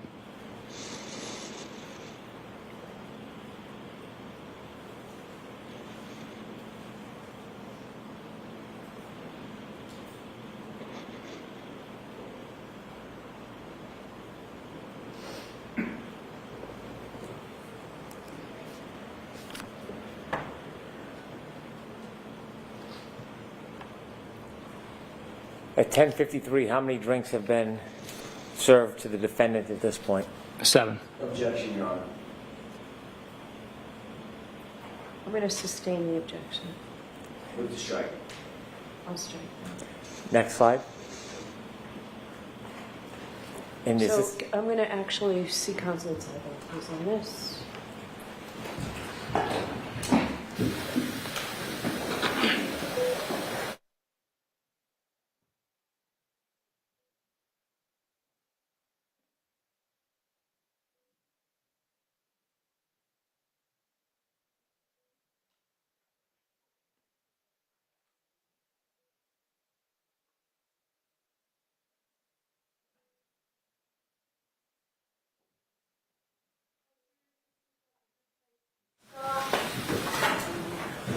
For the lunch and break, it's 1:10. We'll see you at 2 o'clock, and Sergeant, you can just fire out that. Yes, Your All Honor. rise for the court, please.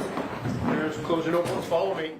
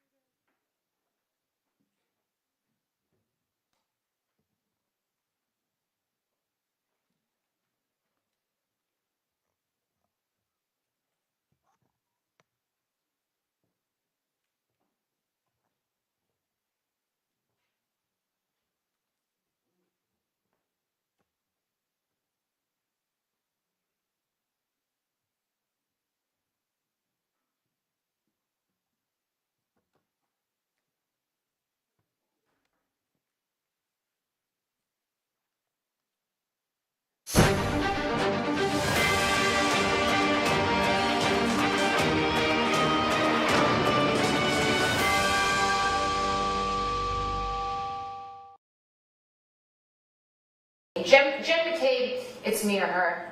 Either I'm going down, Jen, or you are. Thanks for joining us on this Thursday afternoon during the lunch break in the retrial of Karen Reed. I'm Anjanette Levy, and you've been listening to Sergeant Yuri Buchanan, the former supervisor and boss of Michael Proctor, the lead investigator in this case. He's been fired, as we've heard many times, from the Massachusetts State Police for a possible perception of bias in this case. And we will be taking your questions live this hour, as we always do during the lunch hour during this retrial. So put them in the YouTube chat and we will get to as many of them as we can. Sergeant Buchanan, as I mentioned, was Michael Proctor's supervisor. He has been unpacking evidence all morning long, going through the timeline of the investigation from when he and Michael Proctor arrived on scene, took custody of Karen Reed's Lexus SUV that day. And he's going through all of the evidence. He is doing what the lead detective in the case typically does. There you see right there, one of the shoes of John O'Keefe recovered from 34 Fairview Road. And he's showing that to the jury. So there's a lot of evidence he's unpacked. He's talked about pieces of taillight that were found on Fairview Road. And the jury, when we went to lunch, they were watching surveillance video from one of the bars that evening as Karen Reed took drink after drink that night. So it's been interesting to watch all of this testimony unfold. As I mentioned, we'll be taking your questions, and we have a great panel this afternoon. I want to introduce them. Catherine Loftus is here with us. She is an attorney in the Boston area, and she goes by Note My Objection on TikTok and Instagram. And finally, Joe Krowski, who I've been trying to get on here. He is an attorney up in Boston. He is here to talk with us as well. So, Joe, I will start with you. What have you thought so far of Sergeant Buchanan's testimony? Kind of raises the question, do you think we'll see the Commonwealth call Michael Proctor? They certainly weren't going to call him now that he's been fired to unpack all of this evidence. But Sergeant Buchanan's been up there going through all of the evidence. They revealed that he was reprimanded and lost 5 vacation days for not properly supervising or, going over that text message issue with Michael Proctor. So what are your thoughts? So, look, it's a huge advantage for the Commonwealth to have Trooper Buchanan. He was the supervisor, and he was a precipient witness to most of the investigation, specifically the evidence collection. If the defendant's theory was that Proctor played a role in tampering and planting evidence, they would now have to stretch that to Trooper Buchanan. And you got to look at his life story that was adeptly put before that jury. He came to this country at 9 years old from a war-torn area in Ukraine. After 9/11, he joined the Marines for his love for this country, came back home and has worked as in law enforcement ever since.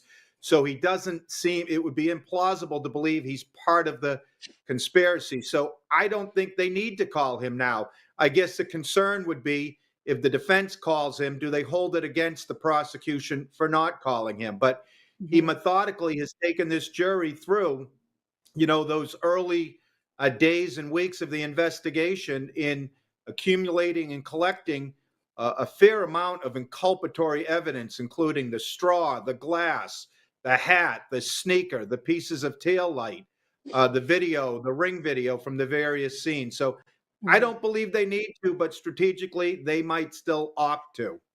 Yeah, and part of me feels like if the defense is going to put Proctor up there, you mentioned that straw. I want to get back to the straw. I thought that was a really interesting piece of evidence that they showed today. But Catherine, part of me thinks if the defense is going to put Proctor up there and go through all the nasty things he said on the text messages, I mean, the Commonwealth has already talked to Buchanan a little bit about Proctor. Buchanan was supervising him. So basically, the jury is going to have to come to the conclusion if they come to the conclusion that Proctor planted all this evidence, that Buchanan was right there with him and supervised him doing this and was kind of okay with it. But shouldn't they kind of put him up there to kind of take the sting out of this so they can own it and show we're not hiding anything from you? I think that's sort of the traditional interpretation. I expected Attorney Brennan, honestly, to maybe mention it in his opening statement. And so it was surprising to me that he didn't. But as the case has been presented, it's clear to me that Hank Brennan is meticulous and in the way that he's presenting the case to the jury. And what we have to remember, and for, your listeners watching, is that the jury does not have all of the outside information that we have. And the Commonwealth looks at it like, what do I need to present in order to prove the charges against her? And do you need Trooper Proctor when you have another trooper who can basically testify as to everything? This is one of the reasons why police often work in tandem or groups. If something happens to one of the officers, the other can essentially take their place. The concern, I think, is, a valid one, that if you don't call him at all as the prosecution, does it look like you're trying to hide something? I don't think that will come off as strong of an argument, because it's not like it hasn't been mentioned, in the direct examination in various witnesses. Obviously, there's something about Michael Proctor. He's been mentioned throughout by both sides, but it's certainly a gamble. I think it's an interesting, strategic decision to potentially not call him, make the defense call him if they want, and then they have to ask him questions as if, he's on direct, he's their own witness. And you have, he's a trained police officer. If he's able to answer the questions succinctly enough not to be declared an adverse witness, you probably get a lot less out of Michael Proctor in terms of making that argument to the jury than you did in trial number one. Let's go now to our questions because it'll be interesting to see how Proctor ends up in this trial, because the defense already brought him up and made him the boogeyman. He's their villain. They put him out there front and center, so they'll probably call him. Let's get to one of our first questions here from Squiddy. Squiddy says, Joe, this is the best the Commonwealth's got in reference to the bar surveillance footage. I mean, the bar surveillance footage does show Karen Reed ordering drink after drink and shot after shot. And she even talks on that one video clip about the weak pour at the bar and getting shots to pour in the drink. And she served the drink with the straw that you mentioned earlier. And we saw the picture of the straw on the street earlier. Right. So I think everyone expects that every single piece of evidence or every single witness will be dispositive on the ultimate issue. They have to keep in mind that the prosecution has not completed their presentation yet. The probative value of the video are twofold. First, one of the things they have to show is Karen Reed was impaired. I think they're long past establishing that, and very damaging for her, again, were all of her admissions to the amount of alcohol she had consumed not just the amount she had consumed, but the way it affected her ability to operate a motor vehicle. You might remember she said she wouldn't have driven on a highway that night. So that's a required element. They've got to put that in there. But a second part of that is it shows people that seem to all be having a pretty good time and getting along. It seems implausible that they would go from that scene at the two different bars to within minutes, all of them wanting to murder John O'Keefe, or at least becoming complicit in the cover-up of the murder of John O'Keefe. So, it's an important piece of evidence. It's contemporaneous to the actual operative facts of that night, and it certainly shows Karen Reed consuming a significant amount of alcohol. And the jury can assess that not just to whether or not she was impaired, but we all know that alcohol affects an individual's demeanor. And she certainly, via those voicemail messages, went from a fairly jovial mood at the bar to an angry mood later at 34 Fairview. Yeah, something definitely happened and something definitely transpired. And the Commonwealth's theory is that there was an argument that broke out over the directions, and Jen McCabe saying, "Hey, it's by Bella's mom's house," and John O'Keefe had a relationship with Ashley, Bella's mom, and possibly that sparked some sort of argument, right? That's basically, Catherine, the theory. That's right, because we can't get into, the inside of the car. Only John and Karen were in the vehicle that time. But as Joe pointed out, everybody's at the bar up until the point that they're leaving. There's testimony that everybody was invited, come on back. They appeared to all be in good spirits when actually leaving the waterfall. And then obviously those 15 minutes or so in between, while we don't know what was actually going in the car, I think it's a clear inference for the jury to make that obviously there was some sort of argument, whether it was about, Bella's mom or something else, to get to the level of anger that Karen seems to be exhibiting on the voicemails that were left shortly after, dropping John O'Keefe off. I think it's apparent that something was happening in the car. Yeah, something was definitely happening, because she leaves. And then there's a barrage of just, nasty text messages or voicemail messages that go on for a really long time. So something was going on.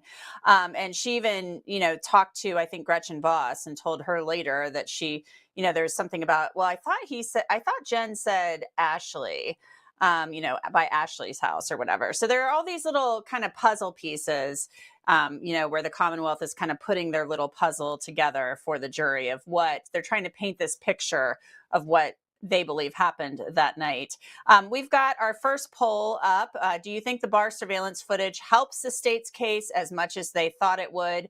Or your options are yes or no. So go in there into the chat and drop your questions in, and we'll update you on our poll results in just a little bit. Actually, we've got some poll results already, but the poll will be up for a little bit longer. 1.2 thousand people have voted so far. 82% say yes.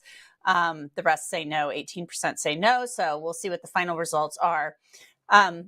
This question is from Danny, Joe. And I think that Danny possibly is confusing the text messages, because there are the text messages that Michael Proctor sent to his friends, his high school friends. And then there is this other group of text messages that Sergeant Buchanan was a part of. Why did Yuri only lose 5 days of vacation when he was aware of the messages? And he said that he was reprimanded and lost 5 vacation days for not, properly supervising or going over during that quarterly performance Evaluation. review, that he shouldn't have sent those text messages. So that's separate from the high school buddy messages. Sure, to be clear, and I will tell you, having tried homicide cases and defended them for more than 20 years, I've never had access granted to the personal cell phone of a state police investigator in a case. So this was a gift to the defense, certainly, and they've capitalized on it. But the texts to the high school friends and people that aren't part of law enforcement, not only were they in poor taste, they breached confidentiality. The texts that Trooper Buchanan had access to was, as he testified, while working a paid detail at Logan Airport. You can imagine it's a fairly busy situation, getting numerous texts. Two of those texts were regarding Karen Reed, and one I hadn't found any nudes yet. And all Buchanan did was he acknowledged it. I don't know if that means a thumbs up or a check mark, but it looks like he didn't engage in any of the texting. But the point of the investigation by Internal Affairs should have been that you should have, as a supervisor, you should have reprimanded, that type of unprofessional text from Proctor. I don't think it landed that significantly, and I think the prosecution was smart to get out in front of that. It really blunted and muted the impact that will have on cross-examination on that regard. We're going to take a listen to Hank Brennan asking Yuri Buchanan about that, and then we'll just talk about it on the other side. So in the beginning, it says, funny, I am going through his retarded client's phone. Is that your comment? No, it is not. Okay, next. It appears to be the same person because of the way that the extraction happens, and it says no nudes so far. Again, I believe it's the same person. I believe that is. So, Catherine, Yuri Buchanan gave a thumbs up on that. He wasn't, I guess, engaging in conversation in that, but he didn't go back to Michael Proctor and say during his review, you shouldn't talk like that. Like, this is a professional environment. And that's why he lost his vacation days. And he had given it a thumbs up. And that could be construed as like, maybe he's cool with it and he didn't take care of it. And who knows? Maybe this is so embarrassing and there's such a microscope on this case. Maybe if there hadn't been a microscope on the case, he wouldn't have lost those vacation days, but maybe because there was, he was reprimanded. Yeah, I mean, I think about what the general public wants to, believe that how our police officers are acting, and that when you have a criminal defendant who has been arrested by any agency, whether it's, local authorities, state police, that they are, given the respect that they deserve. There seems to be some sort of, personal animus that comes out in these text messages from Michael Proctor. But at the same time, is it really indicative of, Trooper Buchanan, adopting basically what Michael Proctor was saying in those texts? No. Should he have, reprimanded him? Of course, because we want to be able to trust our police. And when we see text messages as the general public come out with, not only language like this about a defendant and about their attorneys, we expect that there is going to be some consequences. So, I mean, I think it's fair that he was reprimanded and the findings were sustained. And as per the union rules, the state police has a very strong union. I'm sure that was the consequence for this type of action. But at the end of the day, as Attorney Brennan was asking, he's still in the position. He's still in the Norfolk DA's CPAC unit. He's still a homicide detective. So there was not real significant consequence outside of losing the vacation days. Right. I want to update everybody on our poll. I misspoke before, so I apologize. Our poll was, do you think the bar surveillance footage helps the state's case as much as they thought it would? 82% before said no. So I misread that. I apologize. Right now, everybody's saying 81% are saying no, 18% say yes. So our poll is now complete. Our next poll, do you think the Commonwealth will call Michael Proctor to testify, yes or no? So vote in the poll.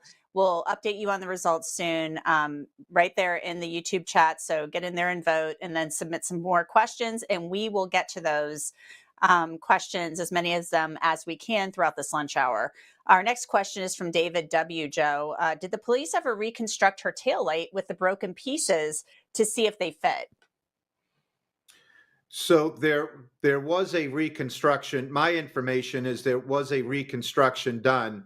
And I don't think, because of the nature of the crime scene, they were able to obtain every single one of the missing pieces. That it's an interesting question, because I think that's going to be cleared up in this trial. And if you remember, one of the criticisms of the Commonwealth's presentation in the first case is they had Trooper Paul. They now have, of course, taken on a private firm, Aperture, who is highly regarded in the field. And by watching pretrial litigation, I know that they have gone to great pains to reconstruct what they believe happened to John O'Keefe, which of course involves that rear right tail light. But when you have a crime scene such as this, and evidence pieces were accumulated over the course of not just days, but weeks, there was snow, there were plows. I don't think you'd expect to get every single piece back. Yeah, I mean, there was just so much snow, and they kept finding it underneath there. They said they kept going back. I mean, obviously, the defense theory is that, they kept sprinkling the pieces around. But, Buchanan is basically saying, the snow was melting. They went back and found other stuff. Let's go now to another question. Stephanie Erb, Catherine, if the Commonwealth does not call Proctor, can the defense call him? So yes, they can. I mean, that's a very simple answer. But do you see the defense calling Michael Proctor and putting him up there and saying, okay, let's read through all the yucky texts, the nasty things you said about our client? I mean, is that what they're going to do if the Commonwealth doesn't call him? I think if the Commonwealth does not call him, I'm not sure how the defense gets around calling Michael Proctor if he's really such an integral part of their defense. And he is not only to the substandard police investigation about the conflicts of interest, which as I don't know that it has quite been pointed out yet in this trial. It was discussed quite a bit in trial number one. There were steps that Trooper Proctor should have taken to take himself off the case, likely early on. And there's a lot of things that sort of roll down from the argument about Michael Proctor sort of being the boogeyman in this case. Like, he really has been intertwined in the defense theory, because not only at this time they're, pointing at Brian Higgins, Brian Albert. Obviously, they're not allowed to reference Colin Albert, but Michael Proctor really is an important part of their planting of the evidence theory. And if they want the jury to believe that the evidence at the scene is planted, they need to present some sort of information or questioning of a witness that would allow the jury to believe that. I don't know how you get there without putting Michael Proctor on the stand, but again, I think it'll be interesting calling him as their own witness, and whether they're allowed to eventually be able to declare them an adverse witness by the judge and question him a little bit more aggressively. It'll be interesting to see how it all unfolds. I'm really interested to see how it unfolds. Let's go now to, I'm going to ask some more questions, but first I want to talk about a podcast that Law&Crime has produced. I've told you about it before. It's called Karen the Retrial. It dropped on Wondery Plus, and new episodes are dropping every week. And so it starts off with basically a recap of the case, and then we go into what's going on throughout the trial. It's really interesting. So really, you should check it out. It's a great podcast. It's available on Wondery Plus and Apple Podcasts. So you're really missing out if you don't. Great interviews, great perspective, great insights. So hoping you give it a listen. We're going to get back to more of your questions now. This next one is from Whistleblower. And Whistleblower really wants this question answered, Joe. It's in all caps. How hypocritical is it to talk about how many drinks KR had, Karen, yet the police all drank or drove home? So, it is an interesting question. Everybody's drinking apparently heavily, and then somebody's driving. But I mean, Karen Reed is the one accused of a crime here. Right. I understand the question. And certainly the fact that it seems like everyone was drinking is relevant to the course of conduct of the night of all of the parties. But the fact that you're with other people that are drinking is not a legal defense to the charge of manslaughter operating under the influence in Massachusetts. So she's the defendant. She's the one on trial. So, of course, the prosecution, as they're obligated to do to prove the case, is focusing in on her drinking. I don't think they've gone out of their way to hide the fact that John O'Keefe was drinking, and some of the other individuals all seem to be drinking. And the whole point of going back to 34 Fairview was to keep the good times going, right? To go have after the bar had closed in Canton, the Waterfall, to go continue drinking and having a good time. So I've heard that question before, and I appreciate it and understand it.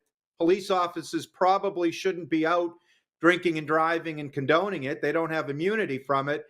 But it's Karen Reed that's charged with offenses that require the Commonwealth to prove that she was driving over the limit. Yeah, and that's really the thing here. Nobody else was charged with committing a crime in this case. Let's go now to another question. This one is from Melissa Meixner, and she is asking, Catherine, why hasn't John O'Keefe's alcohol consumption come into play? He could have fallen and hit his head without involving the vehicle. So Melissa is thinking he could have maybe stumbled and hit his head, and that's how he suffered that grave injury to his head. Yeah, I think likely because it's not part of the Commonwealth's theory. So the Commonwealth's theory is that yes, he was intoxicated, but his level of intoxication likely isn't a factor because they believe that the basis for him falling and hitting the back of his head is Karen Reed hitting him with her vehicle. And I think it's difficult because everybody's drinking in this situation. So the level of alcohol that a victim consumes, obviously depending on the nature of the case, can come into consideration, about how the parties are acting. But here, I'm not sure that whether John's blood alcohol level was 0.12 or 0.16 or 0.08 matters if the Commonwealth ultimately believes that the cause of him ultimately following and hitting his head is Karen Reed. Mm-hmm. This is interesting that Melissa asked this because she's not the only person who's brought up the possibility of John O'Keefe hitting his head. Actually, it came up in some testimony this morning from Yuri Buchanek when they interviewed Karen Reed. So let's take a listen to what Sergeant Buchanek said Karen Reed said when they spoke with her at her parents' house. Take a listen. I want you to begin from when you were in the living room, your beginning conversation with the defendant, the presence of both her father and mother. You're with Mr. Proctor. Can you share with us the conversation that you had with the defendant? Yes. She stated that she's willing to answer our questions, but she didn't want to go into too many details. That's how the conversation began.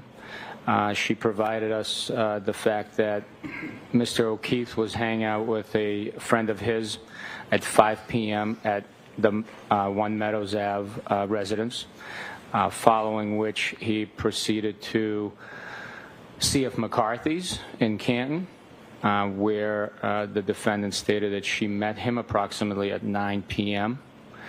She was drinking vodka sodas. Mr. O'Keefe was consuming Bud Light beer.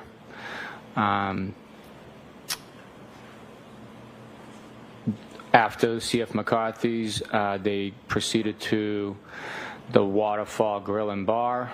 At this point, the defendant was asked if she brought a beverage with her from C.F. McCarthy's to the Waterfall establishment, to which she stated she didn't think so. After the Waterfall, the defendant stated that she dropped Mr. O'Keefe off at 34 Fairview. She was asked if she saw him go in the house. She stated no, she did not see him go in the house. She was asked about the damage to her rear taillight, to which she stated, quote, "I don't know how I did it last night," end quote. Once she provided us with the fact that she dropped him off and never saw him go in the house, she was asked to provide details about her leaving. She stated that she made a 3-point turn and left. She was asked to provide some explanation of how Mr. O'Keefe sustained those injuries that he had. She did not. Let me stop you there. Did you get an answer to your question about how he sustained the injuries or the details about the 3-point turn? No, I did not. Okay, so he's talking about talking to Karen Reed at the house. That Buchanan had made mention that she had said something about John O'Keefe hitting his head a day or two prior and her looking at it and showing it to him. That that's kind of interesting, Joe, because it sounds like she's saying or trying to suggest that he could have had some type of head injury before they even went to Fairview from hitting his head a day or two earlier. Yeah, sure. That sounds like the motivation behind that statement is trying to essentially alibi her way out of being the cause of the death. It's uncontroverted that John O'Keefe died from the injury to the back of the head. The real fight here, right, is how it happened and what put that in motion. The Commonwealth, of course, believes that it was Karen Reed behind the wheel. What's also damaging about that statement for Karen Reed is she says that she dropped him off and then did the 3-point turn. The defendant's own experts, the text stream data and event data recorder doesn't line up with her version of events. So either she was so intoxicated she was confused, or she was trying to change up the story to extricate herself from what obviously at that point in time she knew she was a target, because she had the troopers there investigating her as essentially the implication being that she was the lead suspect in the cause of John O'Keefe's death at that point. Mm-hmm. And we're not talking about hitting your head. I mean, this was not a bump on the head. This was an immediately No. incapacitating head injury. I mean, this is not something that you would bump your head and keep walking around for a couple of days. No, this was the cause of death. And, there's been much made about the black eyes. Those are called raccoon eyes. And I can tell you, it is common, it's legion in this area. When you receive an injury, a significant death-causing injury to the back of the head, the pressure that's put on your brain causes both eyes to swell like that. In the layperson's term is raccoon eyes. So that's really consistent with a significant impact blow to the back of the head. Yeah, it's just awful. Our next question, Catherine, is from Scooter C. Both shoes that were shown as evidence, and I misspoke earlier, I just want to correct that. The shoe that Buchanan showed was from the hospital, but both of the shoes that were shown as evidence, the one from Fairview and the one from the hospital, were, I don't think this is right, but I think Scooter's mistaken, maybe. Both shoes that were shown as evidence, the one from Fairview and the one from the hospital, were right shoes. Does this lead to a mistrial? I saw a picture of both shoes, and there was a right and a left. So can you clear that up for us, Catherine? I think the confusion might be from originally on the stand when Attorney Brennan asked Trooper Buchanan to open the evidence package.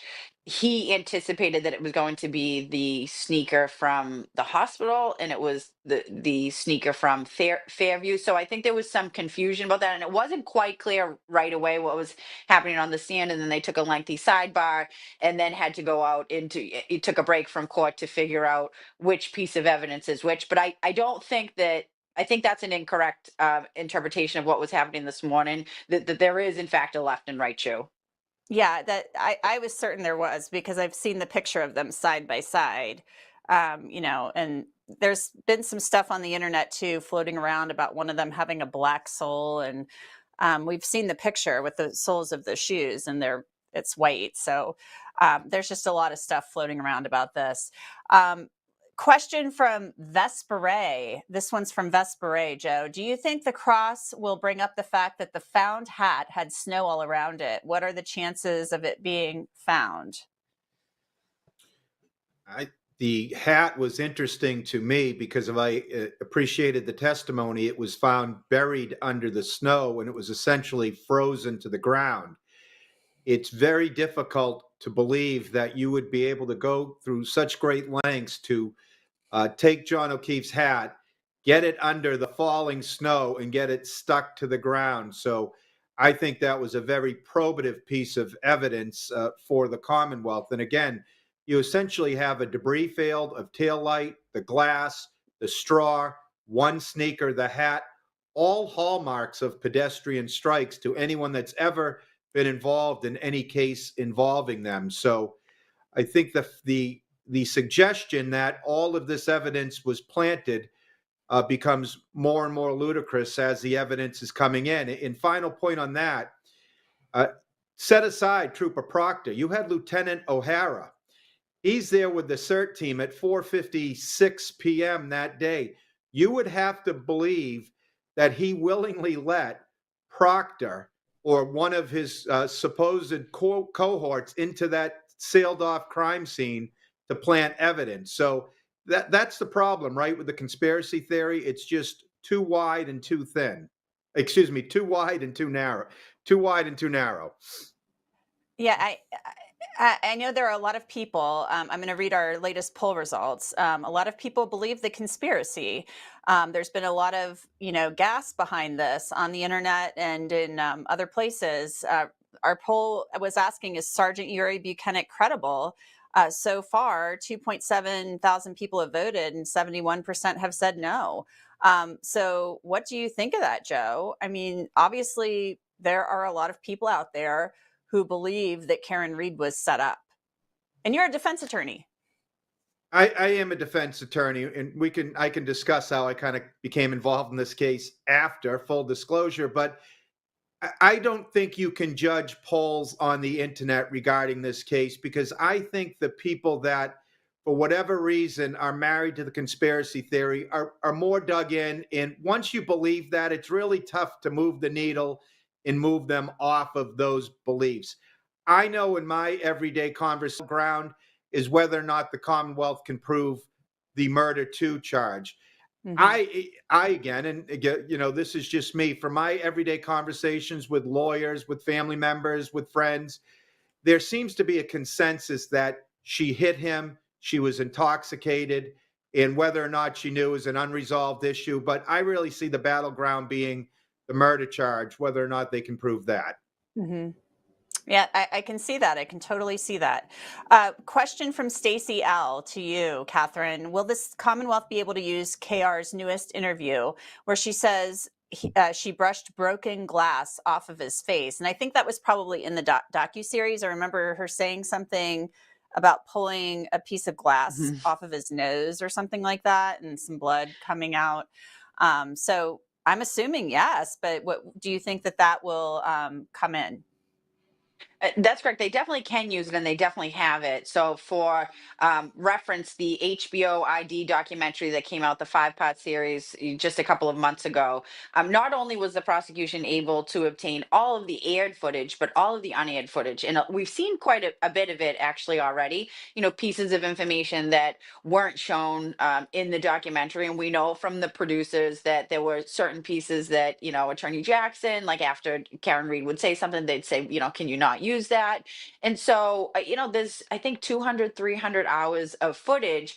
That's the difficult part about allowing your client to speak to the media in many different formats while you're standing trial for a second-degree murder. I mean, it's. I think for most attorneys, it's pretty shocking, and I think it really goes to this sort of underlying idea that her team, for whatever it's worth, I think really was so convinced that she was going to be acquitted, across the board after trial number 1, that they allowed her to speak so freely. But in many ways, what they've done is actually made the Commonwealth's case significantly stronger. So it's unfortunate from a defense perspective, but it's sort of a problem of their own making. And I think Brennan will use whatever he can that he thinks helps his case. Yeah, most definitely. And he has. I mean, he's tried to introduce these clips. I mean, the clip we played at the top where she's saying it's Jen or me, either she's going down, I'm going down, or she's going down. He wanted to play that, I believe, last week, and we just saw it yesterday. I mean, it seemed like there was some objecting over that. So these things do not look good for her, Joe, even though she's saying they lack context. I don't know how she thinks she's going to put context to these statements, to these clips, because when her case, when it's time for them to present their case, I mean, she can't just produce video clips, I don't think, unless I'm mistaken, that are self-serving. I mean, doesn't she have to get up there and testify in order to say something that's self-serving, or would the judge allow them to produce some of these clips since the state has produced some? These are really experienced and skilled attorneys, and it's difficult to armchair quarterback and criticize other attorneys. I'm sure there are things that I've done that can be criticized, but I've been fairly consistent and critical about constantly putting your client out there, unless she's overriding the advice from her attorneys and doing this on her own. When you think of the risk reward, the reward is what? You get your story out there. Well, your story was already out there. The risk is what we're seeing unfold now. A lot of these statements are admissions, and not just admissions, actual confessions to the essential elements of the crime charged. They undermine the cross-examination. You'll watch Alan Jackson go after the EMT Nuttall for a half hour about whether or not Karen Reed really said, I hit him, I hit him, I hit him. That ends, and Attorney Brennan plays a clip of saying, well, I know I said I hit him to them, but I'm not just sure how many times I said it. So it's been very damaging. I was in the courtroom yesterday when it ended with that, it's either Jen McCabe or me, and it was offered to show consciousness of guilt, that she is someone that knew she was guilty and was going to go and point the blame at others. And anyone that's been in a courtroom knows that sometimes things are, you can almost feel it. It's almost tangible, the mood change in the air. And that one really landed for the prosecution. So to answer your other question, you can't just as a defendant play clips of your own client. It's self-serving. It's essentially hearsay because it's not offered by a party opponent. The argument they're going to try to make that Karen Reed's been telegraphing is that under the doctrine of completeness, some of these clips, the entire portion hasn't been played, so they're being taken out of context. Well, we'll see if they win that argument. I do want to ask you really quickly about your time in the courtroom, just to update people on our poll. Our next poll is, do Karen Reed's interviews with the media help or hurt her? So everybody go in and vote. Our last poll is Sergeant Yuri Buchanan credible? 71% of the people said no, and there were 3.7 thousand people voting. I'm going to get to Nina's question in just a second, but I want to know from you, Joe, what did you see from the jury yesterday? Because I see all this stuff on Twitter and I don't know what to trust. So what did you see out of that jury yesterday? Did you see them thinking the cross was effective? I know it's hard to read jurors, but I saw stuff on Twitter saying, "Oh, Robert Alessi demolished Jessica Hyde," and but then I saw they were taking notes when Hank Brennan was up there questioning her. So what did you gather? What did you see? If you follow the internet, right, both sides have been promoting and broadcasting that the jury has these almost visceral reactions to certain pieces of evidence. And I can't profess to have, I've only been in the courtroom twice during the trial. I was there for the openings, some of that evidence, and I had the benefit, the privilege of being there yesterday. This looks like a really good, diligent jury. They're keeping their feelings pretty close to the vest. I didn't see too much action. There's a lot of note taking going on. They're paying careful attention. You can tell when jurors, when the attorneys are losing the jurors, they seem to be really diligent, with the exception when that last clip played. I noticed reactions, and again, you could tell that landed with the jury, in my opinion. Mm-hmm. Interesting. Nia Baker, we are getting to your question now. I'm sorry that it took us so long. Catherine, if Karen's phone was confirmed at John's home Wi-Fi at 12:36 a.m., how could the car still be at 34 Fairview until 12:45 a.m. as Jen McCabe testified to? She can't be in two places at one time. So what is your opinion on that? So I think there was testimony from the first trial originally that Jen McCabe said that she believed Karen Reed's vehicle was still out in front of the 34 Fairview at 12:45. Clearly, that's not correct. I think the important context to all of these witnesses' testimony, really including Karen Reed, everybody who was at the house, even the people, Ryan Nagel and Heather Maxon, who were outside, is that everybody had some level of intoxication. And so, is it reasonable to ask witnesses to opine as to a specific time? I'm not sure that it is after a night of drinking. If anybody has been out and then somebody asks you days later, what time did this happen? Generally, you'd say between 12:30 and 1. Clearly that was wrong. The 12:45 is not possible according to the data that we have seen so far. And the Wi-Fi gets connected to Karen's vehicle at 12:36. I think it's in some change, between 35 and 40 seconds. And so there is a small timeline that Attorney Brennan is working with between when the Commonwealth alleges Karen Reed hit John O'Keefe and then arrived back at Meadows. But that seems to be the current time we're working with. I think 12:45 is not really being considered at this point. Very interesting. I'll answer this question really quickly from Mr. Cirque. Is the Commonwealth charging with the intent to kill? No, they are not. And I think that's a common misconception. They are saying there was an intentional act of Karen Reed backing up her vehicle, going 24 miles per hour.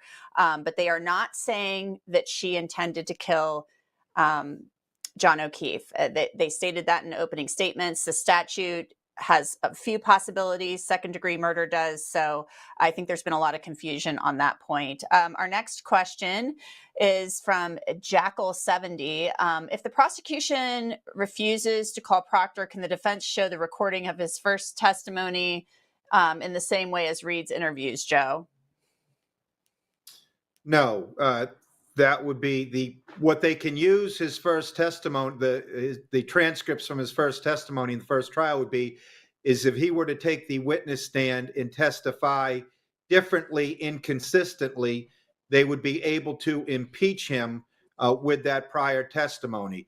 The only way that recorded testimony under oath subject to cross-examination in a prior proceeding would come in substantively is if for some reason Trooper Proctor was no longer available to be subpoenaed in by the defense. So they will make use out of it, and they will probably, if he varies from it, will certainly use it to impeach him. And the judge will give a little leeway to set up a foundation of questions to point out, some things that he testified to. But the testimony doesn't just come in blanketly like that. The difference between Proctor and Karen Reed is she's a party opponent, she's a defendant, so her statement is admissible as not say. Our next question is from Foxy Prim, Catherine. If Karen saw John walk into the house, and she said a few different things to this effect, but if Karen saw John walk into the house, why did she think she could have hit him? Well, I think that goes to directly to the Commonwealth's case and this idea of consciousness of guilt, because we didn't whether that was discussed behind the scenes with her counsel. Obviously, we don't know, but we didn't learn that Karen Reed had taken the position that she saw John O'Keefe walk into the house until the first Nightline interview, I believe it was, in late summer or early fall of 2023. Now, prior to that, as Trooper Buchanan testified today, she had been asked on January 29th whether she saw him walk into the house. She stated no. And so from the Commonwealth's perspective, this is really part of the strength of their case, is that not only has she changed her story, in order to point guilt away from her, but her statements change as time goes on. Originally we hear he didn't go in the house. Eventually we do hear from that first interview that she saw him go up the driveway.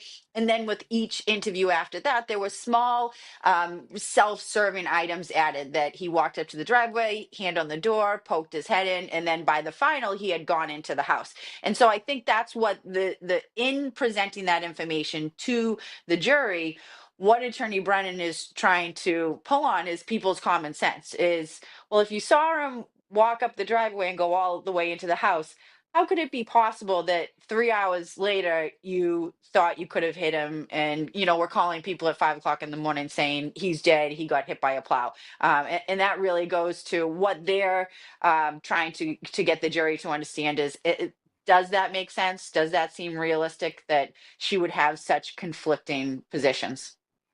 Yeah, there's been several different statements that she's made according to all of the witnesses in this case. Question from Angie H. Joe, if she is found guilty, what charges are on the table and what sentencing is possible? And we already know second-degree murder, involuntary manslaughter, and there's a third charge. So, I mean, it's my understanding she could get up, if she's convicted of second-degree murder, Joe, she could get up to 20 years in prison. No, it's worse than that, unfortunately. Oh, it's worse. Okay. In Massachusetts, second-degree murder is a mandatory life in prison sentence. Oh. You do have parole eligibility. Unlike first-degree murder, you can be paroled, and I say euphemistically, in as little as 15 years. I believe it's 15 to 25 years. The judge actually sets parole eligibility at the time of sentencing. It's a very difficult, draconian potential penalty in Massachusetts, second degree murder. The motor vehicular manslaughter while under impairment is a 5-year minimum mandatory state prison sentence. I think the maximum might be 15 years on that. I'm not 100% sure. And then the lesser one is leaving the scene after personal injury.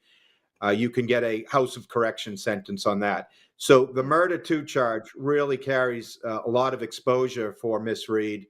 And the second charge, notwithstanding an acquittal on murder, still carries a 5-year minimum mandatory state prison sentence. Of course, jurors cannot consider the potential penalty when they're deciding on a verdict. Wow. Okay. I don't know where I got the 20 years. Thanks for clearing that up. I'm glad you did. So, guys, we're going to wrap up here very, very soon. Court should be getting back into session very, very soon. I think we have time maybe for one more question. There was one question, Catherine, and I think that, this is from 2 Cent Betty. Why was a CSI team never used, unlike any other crime scene police work? I think she might be talking about in the beginning with the Canton police, because the CERT team was brought in from Massachusetts State Police. That's correct. So the CERT team from the state police, that's the search and rescue. That's Sergeant O'Hara, Lieutenant O'Hara, who did the line search. But then state police, forensics technicians, they also came into the Canton Police Department, into the Sallyport, and basically evaluated the vehicle there. I think that is an argument that goes to sort of the Bowdoin defense piece of the defense theory, because this crime scene wasn't secured. There was a number of hours where it was not roped off. There wasn't a police officer or a cruiser stationed there. But essentially what they did is they waited until later in the day when the CERT team could come out to search. So they did, but there were some timing issues, I think, that the defense can go at. Yeah, where the scene wasn't completely secure. Well, I want to update everybody on our last poll. Our last poll was about whether or not these interviews with the media helped or hurt Karen Reed, and 74% say they hurt her, and that was 3,500 people voting in there. So that's quite a bit of people saying they hurt her. So Joe Krowski and Catherine, thank you so much, Catherine Loftus, for joining us. And thank you to everybody for joining us as well. I appreciate everybody hanging out with us here for the lunch hour. We are going to wrap things up for now and send you back into court. So have a great afternoon.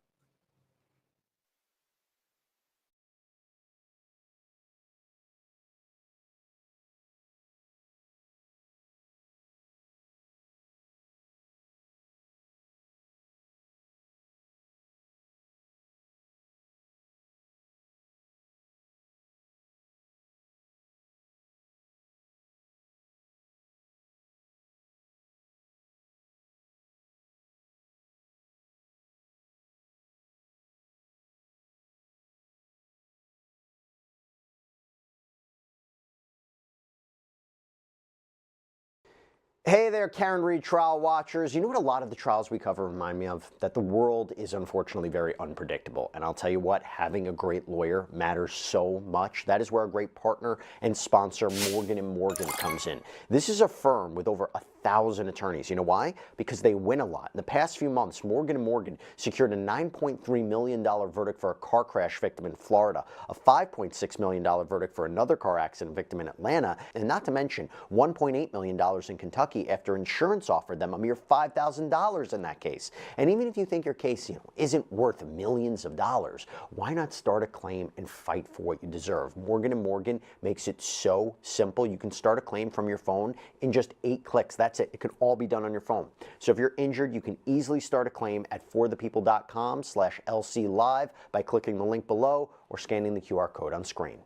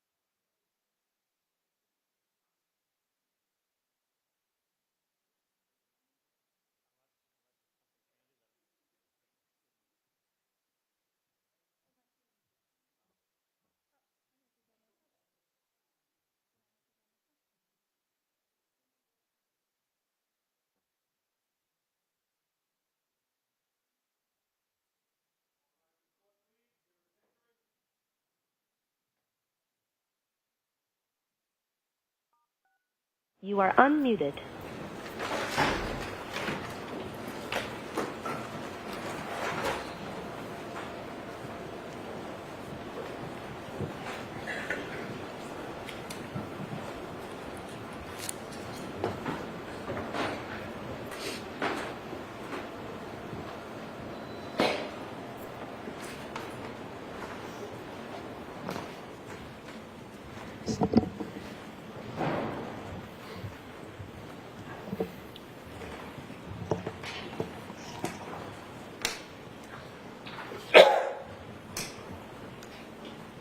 Court is back in session. You may be seated.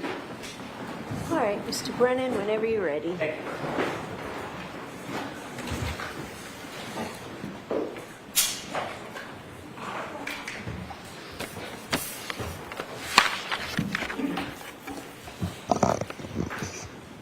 Ms. Gilman, if you can take us to 1054. And before we begin, Trooper Mechanic, is this a different location than all the video we've seen before? Yes, this is the Waterfall Bar Grill surveillance footage from inside the lounge area. And for reference purposes, this is, at this location, the timestamp is accurate to the real time. Ms. Gilman, could you begin at 1054, please?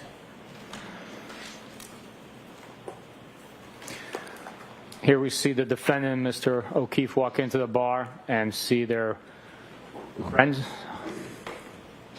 and engage in hugs and greetings. We'll let the Waterfall Bar videos play. I'm sorry, sir? We'll let the Waterfall video bars play. We'll just let them play. Okay.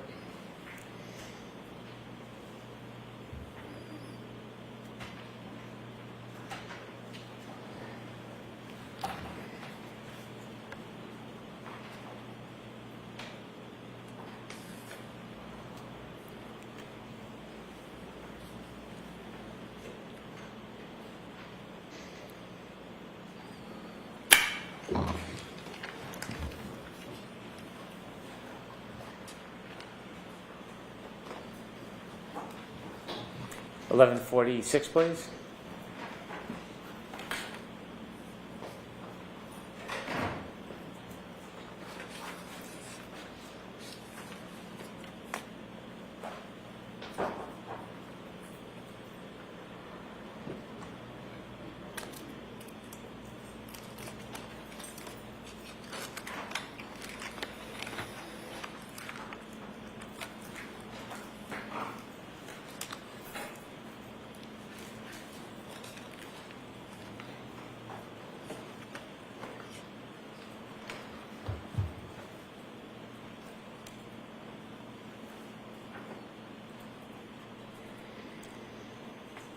$12.06, please.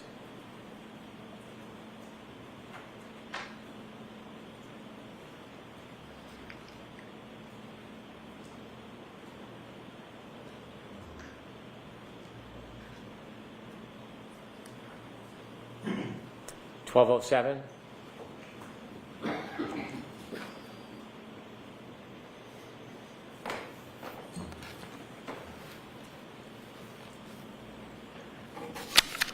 $12.10, please.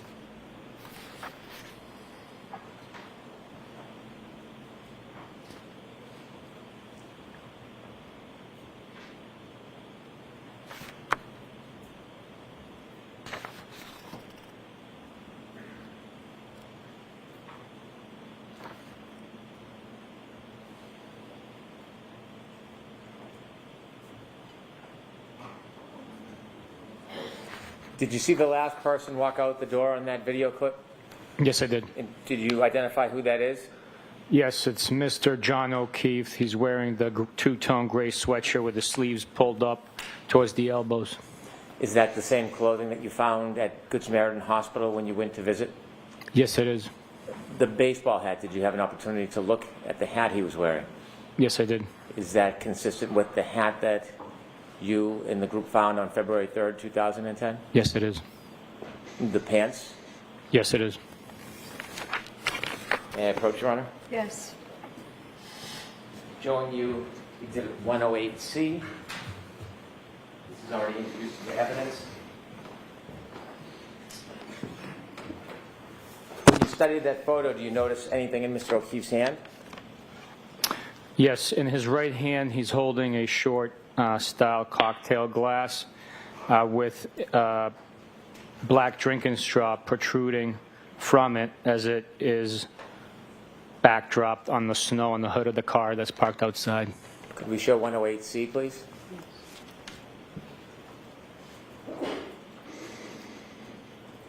Ms. Gilman, could you focus the best you can on the drink? Is that the photo you looked at? Yes, it is. Can you point out or explain where you see the drinking straw? Absolutely. Right there, to the right of the red indicator, you could see the straw protruding out of the glass. Mr. O'Keefe is holding in his right hand. Thank you. You can take that down, Ms. Gilman. I'm going to allow it. You can take that down, Ms. Gilman. Thank you. One last matter, Trooper Buchanan.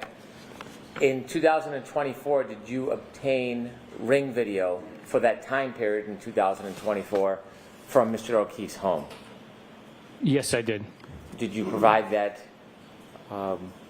ring video to a person who works for a company by the name of Aperture?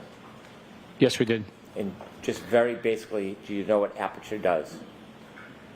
Yes, I do. What do they do? They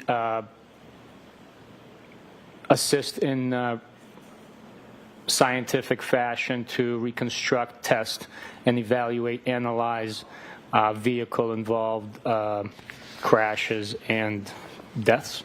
Is Aperture part of the Mass State Police team? They are not. Are they a private company? Yes, they are. May I approach? Yes. Handing in the item to you, do you recognize it? Yes, I do. What is it? It's a ring video from 2024. So what location? Meadows Ave. Thank you. I move this as evidence. No objection, Your Honor. Thank you. I have no further questions.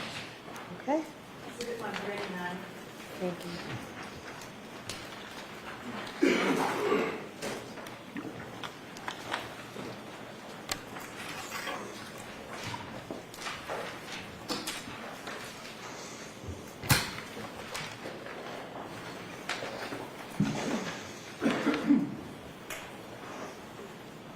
Whenever you're ready, Mr. Jackson. Thank you, Your Honor. Good afternoon, Sergeant Buchnick.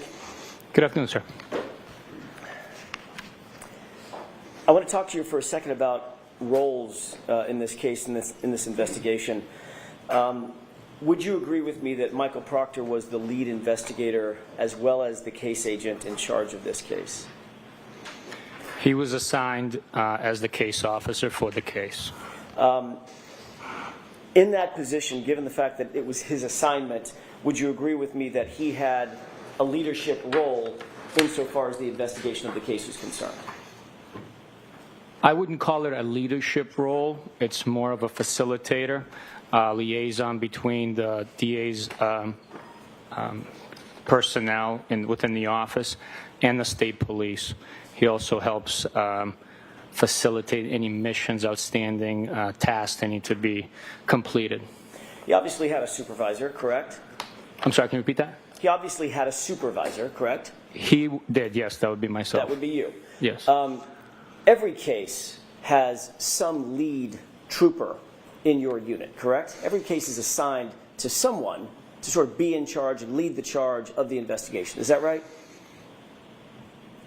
Every case has a case officer that manages the investigation. Right. And managing the investigation doesn't mean just, sort of typing up schedules. It means actually managing the investigation, like deciding what search warrants are going to be written in certain circumstances. That's one example, correct? They're responsible for writing and authoring those search warrants. Sometimes the recommendation, suggestion, or leadership comes from the supervisors or the DA staff, where their experience might dictate otherwise. And sometimes it comes from the lead case agent himself or herself, correct? At times, yes. Every team, even back when you were in the military, you were on many, many teams in the Marine Corps, correct? I'm sorry, you were speaking, facing away from me. I couldn't hear you. Every team, including back in the time you were in the military, back in the time you were in the Marine Corps, every team has multiple individuals involved in that team, correct? That's the whole point of a team, multiple people, correct? I would agree with you that a team consists of more than one person. Yes. And there has to be some sort of echelon of leadership on that team, correct? Everybody's not just an equal, co-equal, correct? We might have different duties, responsibilities, but some teams have equal rank. Yeah. But there's going to be a team leader, right? That's a military phrase, team leader. Yes, there is a team leader in the Marine Corps, in the rifle platoon, but not every team has a leader. Did the team in this case, in this investigation, have a leader? Someone who was assigned as the lead case agent. Not just another officer, not just another detective, but the lead case agent. The case officer for the investigation was Michael Proctor. But you don't want to say lead case agent or case officer, correct? I refer to that billet as case officer. Your responsibility as the supervisor over this particular case officer or any other case officer that you might have, or any other trooper that you might have under your supervision, your responsibility in no small part is to supervise the individuals under your command to ensure that the case is adequately investigated. It's properly investigated. That's part of your role as a supervisor, correct? It is one of my many responsibilities, yes. It's partly because you have more experience, I'm guessing, than the people under your charge. Is that right? Certainly in my position, but there are many instances where a sergeant might have less experience than a well-seasoned trooper that's been in the office for 15 to 20 years. So fair enough. Fair enough. That may be the case, but under ordinary circumstances, you earn your way into a supervisory role in the Massachusetts State Police through both not just time, but time and experience, correct? We take an exam and then get promoted based on the exam. Part of the responsibility that you have as a supervisor is to make sure that the case is properly investigated, and that may include making sure you have the right suspects, right? The array of suspects that may exist, you want to make sure, and you supervise to make sure that that array of suspects is appropriate and proper, correct? In every investigation, we follow the evidence. We follow the statements made, provided by eyewitnesses, witnesses in the case. Sometimes the defendants or the suspects provide statements to us. At many instances, those could be contradictory statements. We follow the evidence in every investigation, and that evidence determines who the suspect, person of interest, or ultimately the defendant is. And you want to make sure that you gather, or that your subordinates gather that evidence in an appropriate and objective way. It's obviously the foundation of a good investigation, correct? I'm sorry, can you repeat that? Maybe. You obviously, as a supervisor, want to make sure, you talked about following the evidence, you want to make sure that that evidence is gathered in a way that is adequate, in a way that is objective, that in a way that is unbiased, so that you can gather the evidence that will lead you to the right folks, right? The right suspects. We always want to gather as much evidence as possible. We conduct that gathering in the most appropriate ways possible. Sometimes there are tough decisions that have to be made where we have to either decide whether we're collecting evidence A or evidence B, and those decisions have to be made on the spot. At times it's a time-sensitive matter. At times it's a decision made by a group putting their heads together and deciding on that. So I don't know if that answers your question, but that's the most Let's try it again. Accurate explanation. Okay. You done? I am. Okay. Let's try that again. You want to make sure that the evidence, as a supervisor, supervising your subordinates, you want to make sure that the evidence is gathered in an appropriate way, in an objective way, correct? Yes or no? Yes. Okay. You're also doing everything you can as a supervisor and someone with the experience to make sure that the highest levels of integrity and those demands are met in any investigation that you work on. If there was a question of integrity, those individuals would not be part of an investigation. That includes knowing, obviously, what your subordinates are doing.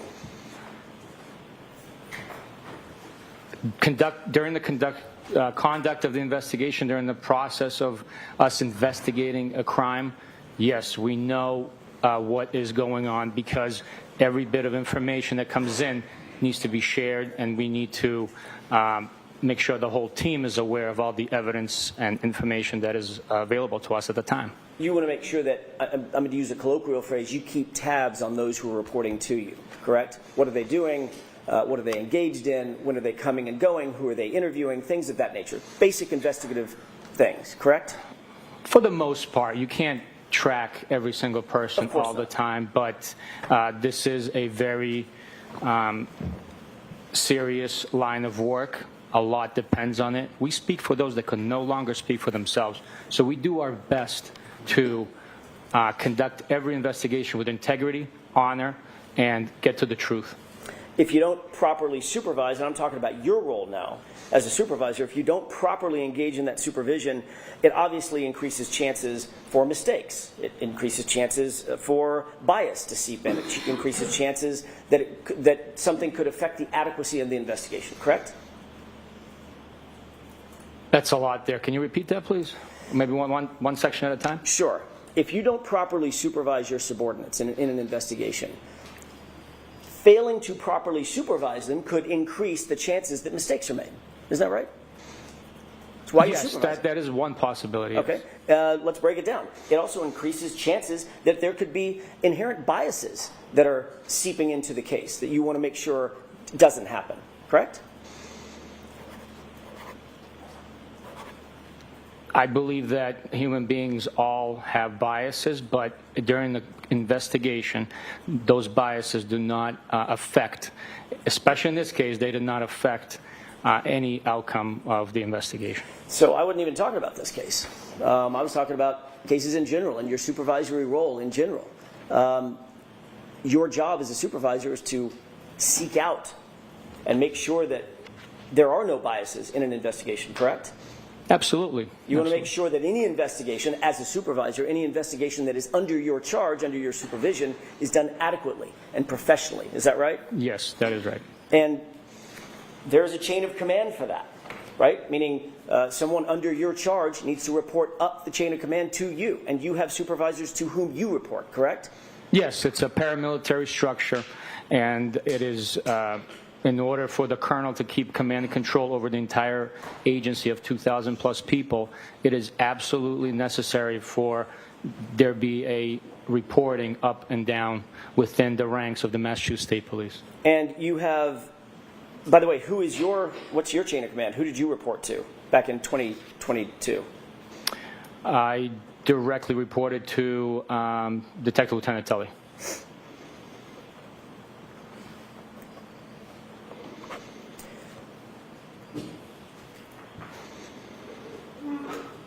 Especially in a case, you mentioned this case a second ago, especially in a case like this, a homicide investigation, especially in a homicide investigation involving a police officer, you have to maintain your knowledge, an intimate knowledge of those under your command, under your charge, to ensure that what they're doing fits what you believe to be the proper protocol. In other words, you're not just going to let people loose.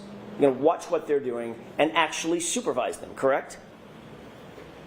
Yes, absolutely. We are professionals, and we conduct each and every investigation with that in mind and with the integrity that is necessary. You just used the word I was about to use. That ensures the adequacy of the investigation, correct? Yes. To use your word, that ensures the integrity of the investigation. Is that right? Yes, that's correct. As you sit here today, do you believe that this investigation, now I'm going to turn to this investigation, was conducted with professionalism, with competence, at the highest level of integrity? This investigation was conducted professionally, with integrity, and all the evidence collected, all the statements collected pointed in one direction. There was no bias influence on the evidence, on the information that was collected, or which direction the investigation pointed naturally. Former Trooper Michael Proctor was the person who was the assigned case agent, the lead case agent in this particular investigation, correct? Michael Proctor was the case officer for this investigation. He was assigned, ultimately, to use another phrase, as the lead investigator, wasn't he? I'm not going to agree with you. Is there a reason that you want to try to distance yourself from naming Michael Proctor as the lead investigator in the case? Is there some reason? I am not trying to distance myself. All I'm saying is the term that I use is the case officer. We're simply case managers. There's no leading investigation in any direction. So, in your mind, well, let me ask you this. As a case officer, another word for that, synonym, would be an investigator, right? He's a detective, an investigator, correct? He is a detective, yes. And he was the one who was assigned by the Massachusetts State Police because of his on-call status that night, or that morning, January 29, 2022, he was assigned to the case, correct? Michael... Yes or no? Assigned to the case. That's all I'm asking. Well, you said a lot before that, No, so... I said he was assigned to the case. What I said before that was January 29, 2022, he was assigned by the Massachusetts State Police as the case officer for this case. Correct? No. Who was? He was assigned to be on call a month prior. Just because he was on call, he was assigned the case as a result. He was not assigned the case right there and then, because his assignment began much earlier in the day. All right. Sergeant, we can do this all day, I suppose. He was on call. He was. January 29, correct? He was. Because he was on call, any case that happened to come in would be assigned to whom? To the on-call trooper that's on the schedule. Which was whom? It was Michael Proctor.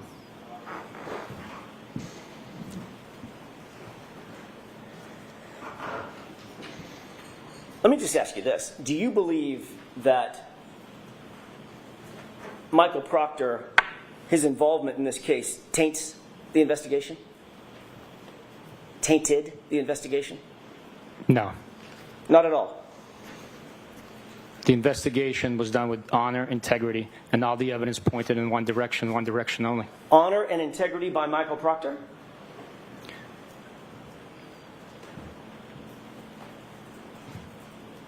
Was that a question? I'm sorry. Sure is. Everything I say is a question. Honor and integrity by Michael Proctor, Sergeant? Okay. Sustain to the comment. Go ahead and ask it again, Mrs. I'll ask it again. You said honor and integrity. Honor and integrity by Michael Proctor? Objection. I'll allow it. The investigation was conducted with honor and integrity, and all the evidence pointed in one direction and one direction only. So, Sergeant Buchanan, you don't want to answer my question. Correct? I will answer your question, absolutely. Do you think this case was handled with honor and integrity by Michael Proctor, Sergeant? The investigation was handled with integrity by Michael Proctor. You do know that he touched or had input in nearly every part of this case, obviously, as the case officer, correct? He managed the case. So he had some input or had some connection to nearly every part of the case, be it the physical evidence, the search warrants, the interviews, things of that nature. He was one of the involved with collecting evidence, conducting interviews, and signing affidavits for the search warrants. He didn't take a minor role in this case. He had a major role in this case. Would you at least agree with that? He had a role that was more significant than others.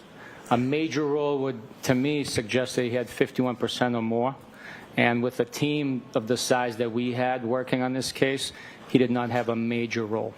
So you believe, as you sit here today, your testimony is Michael Proctor did not have a major role in this investigation of Commonwealth versus Karen Reed because he didn't have 51% of something?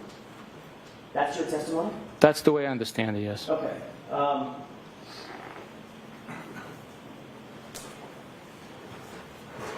You're aware of the search warrants that were drafted, affidavits that were attendant to those search warrants in this case, correct? Am I aware of affidavits drafted? Search warrants and affidavits. In support of the search warrants? Correct. Yes, I am. All right. You're also aware that there was a good amount of physical evidence that was handled in this case? Recovered, touched, booked, assigned or booked into the lab, things of that nature? I am aware of the evidence involved in this case, yes. May I approach the witness? Yes.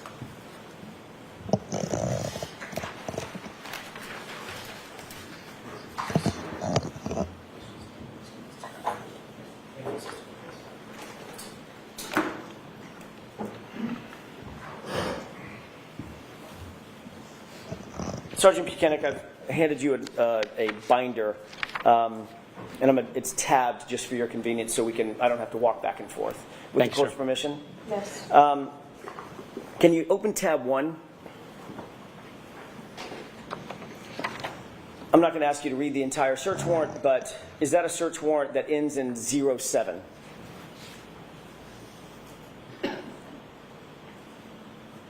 Yes, it is. And it's for, generally, Verizon records for Ms. Reed's cell phone.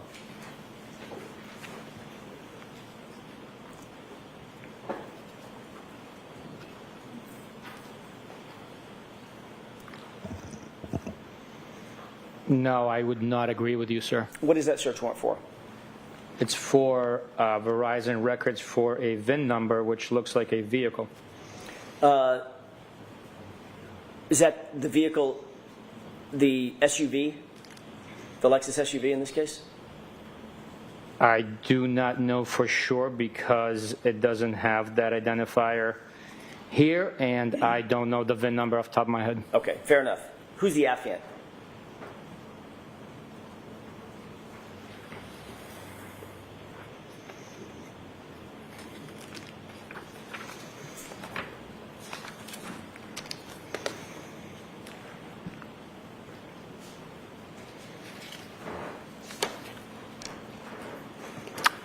Michael Proctor. Can you turn to tab 2? Is that a search warrant ending in the number 14? Give me 1 second. I'm sorry, I don't want to 13. ruin your presentation here. Search warrant ending in 13. I misspoke. Okay. Is that a search warrant for, generally speaking, Karen Reed's cell phone?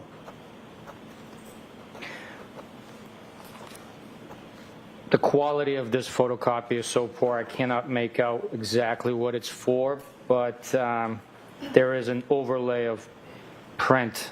I can read what is presented to me, if that's what you want me to do. I do not know if this is an authentic copy of a search warrant. Let's just look at the affidavit. Can you tell me who the affiant is?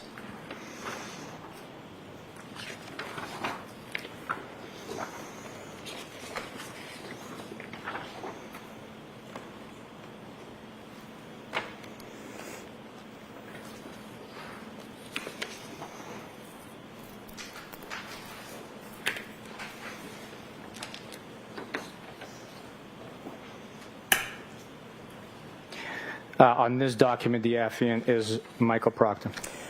Can you turn to tab? By the way, just staying with that for a second, you said you don't recognize it. Do you recognize it as being attendant to this case? The application or the affidavit? The search warrant. Well, they go together. The application or the together? They go together. I understand that, but I'm asking which document you want me to. The document in total. In other words, it's not a search warrant dealing with a different case. It's dealing with Ms. Reed's case, correct?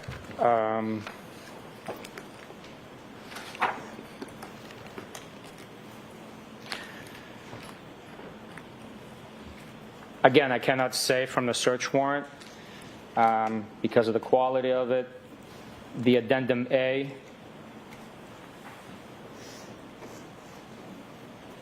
appears to be with this case. Okay. Have you And ever the seen it before? I'm sorry? Have you ever seen it before, this search warrant?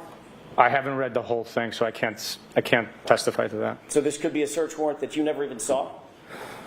Based on what you're presenting to me, never having seen or not having read all the details of it, I cannot say whether I've seen it before or not. So you're not sure that Michael Proctor didn't just do the search warrant without your knowledge?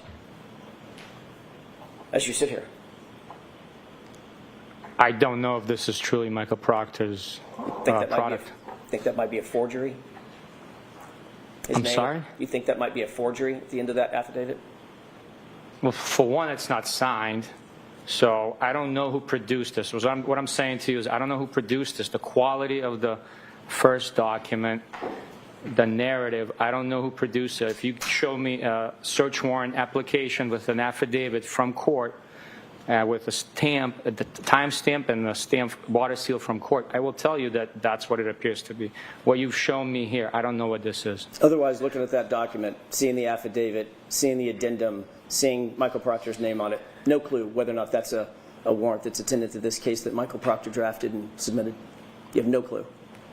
I can't take you at your word. I'm not asking you to take me at my word, sir. I'm not testifying. I'm asking you to take the document at his word. Do you recognize it or not? If you don't, you don't. I do not know. Okay, let's turn to tab 3.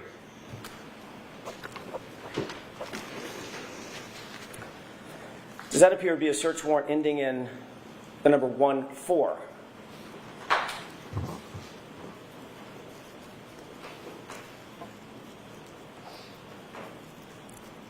Yes, it is.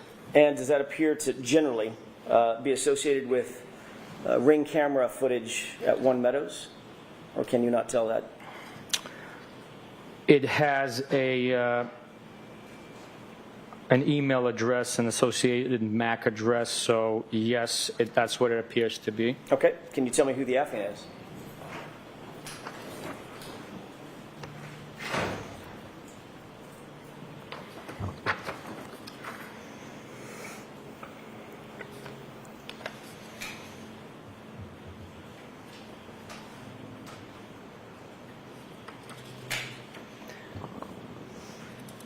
Again, this is not a signed search warrant. This is just an affidavit. Whose name is at the bottom of it? The name at the bottom printed is Michael Proctor. Can you turn to tab 4?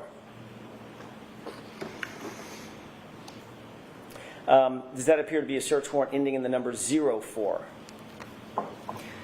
Yes, it does. And does that appear to be for ring footage also at One Meadows in 2023?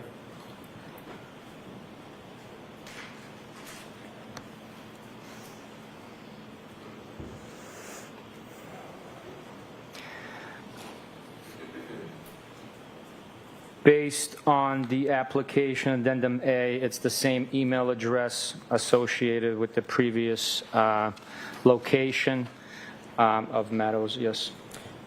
Who's the affiant or affiant?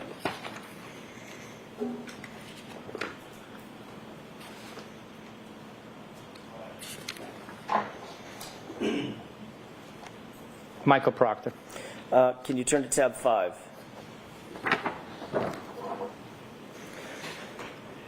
Does that appear to be a police report? It does. And do you see a reference in that police report for a search warrant ending in 10 for a telematic system regarding Miss Reed's SUV? And it may speed things up if you look at page 2. There is a reference to it, yes. Okay. Whose report is that? It's Trooper Nicholas Guarino's report. And who is referred to on page 2 as seeking search warrant ending in 10? That search warrant was issued at Stone District Court and presented by Trooper Proctor. Turn to tab 6, if you wouldn't mind.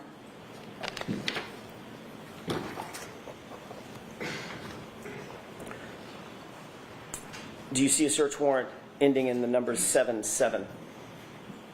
I see the application, yes. And this deals with Google, some geofence data, correct?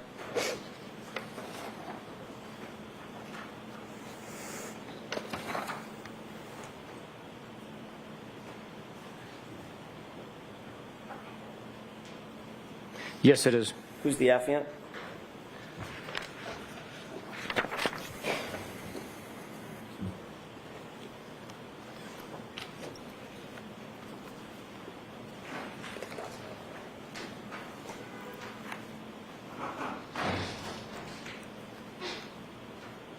Again, this search warrant is not signed, but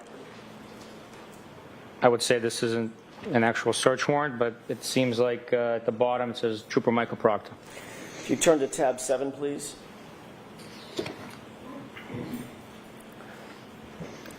Does that appear to be a report authored by Nicholas Garino? It does. Does that deal with John O'Keefe's cell phone?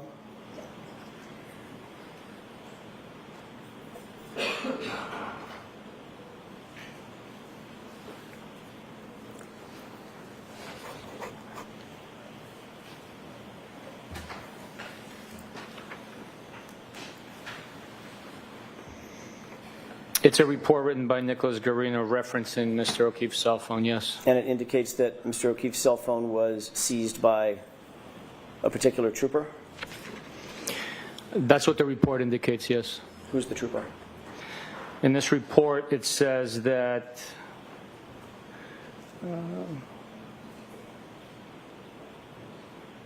Trooper Proctor secured the cell phone. Turn to tab 8, if you don't mind. Do you see a similar report by Trooper Garino? Yes. And do you see reference to Karen, Karen Reed's cell phone having been seized?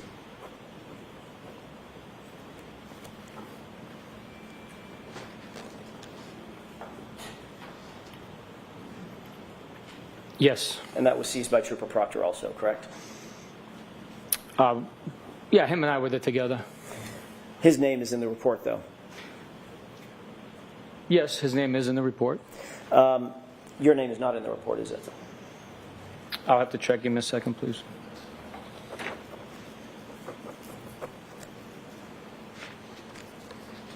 My initials are in the report. Turn to tab 9.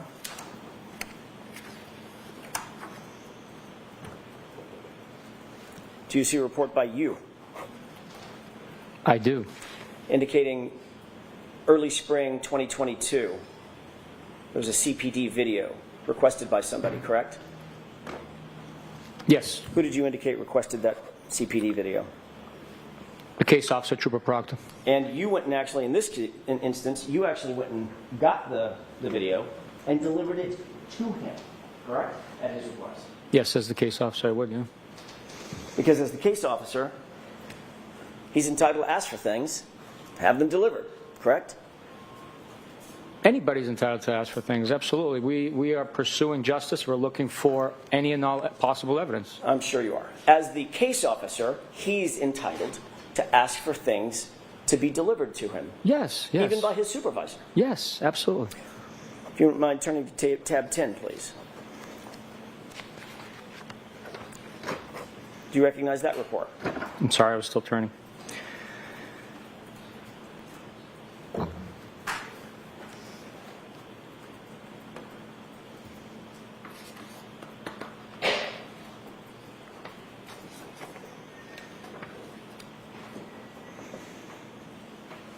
It's the same report. Same report, different paragraph, also talking about, or the different sentence, talking about a July 2023 CPD or Canton Police Department video that was also requested, correct? I'm sorry, can you repeat that question? Sure. That particular part of the report, where I'm directing your attention to July of 2023, there was a Canton Police Department video requested by someone, correct? Yes. Who was that requested by? Trooper Proctor. And who delivered it to Trooper Proctor? I did. Turn to tab 11, please.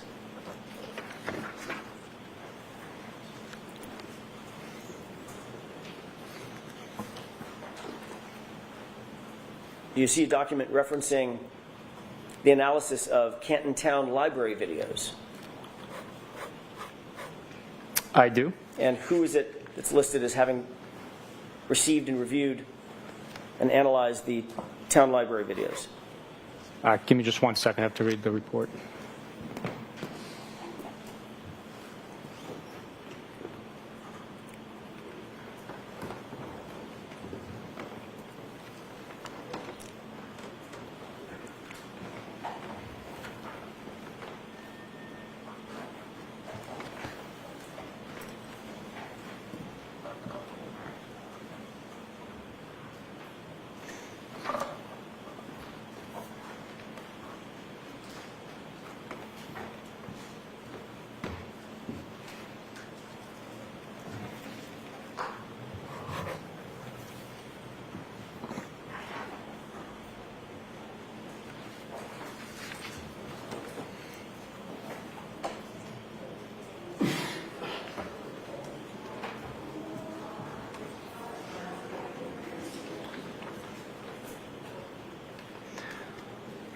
It was Trooper Proctor that analyzed the video and wrote up the timeline. Thank you.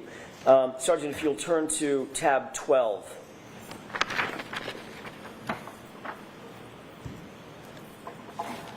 Do you recognize that as being a November 2023 report? Yes, it's report number 83. And who authored that report? This report is authored by Trooper Michael Proctor. Does that indicate, and I'm not going to ask you to go through the entirety of the report, but if you scan that report, does that indicate certain items of evidence that Trooper Proctor claimed to have recovered on his own? Pieces of plastic, small black plastic, clear plastic, fragment of glass on February 11th, 2022, 3 pieces of clear plastic on February 11th, 2022, clear and red plastic pieces on February 18th, 2022. Is all that referenced in there? Those items are documented in this report as were collected, yes. And those are all documented as having been collected by Trooper Proctor himself, correct? Yes, yes, they were. And if you'll turn to tab 13.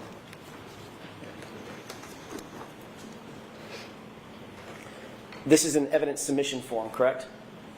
I'm sorry, 13? Tab 13, yes, sir.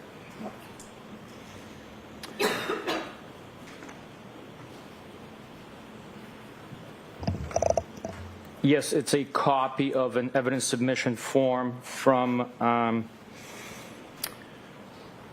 March 14th, 2022. And that indicates submission of certain items of physical evidence from Massachusetts State Police custody to the crime lab, correct? I would say so, based on this copy's information on there. Yes, I would say so. And who's the person who submitted the items that I'll ask you about?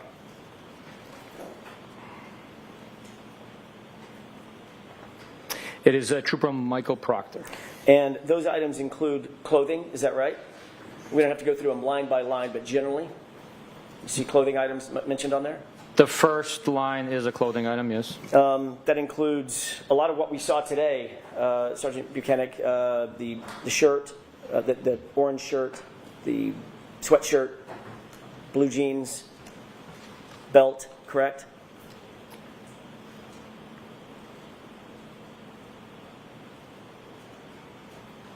Blue jeans, belt. What was the other thing that you listed? Shirts. There was a shirt, yes. It also lists certain items of plastic, certain items of glass, is that right? Some of those items are listed, yes. And it even mentions the straw that you talked to Mr. Brennan about, correct?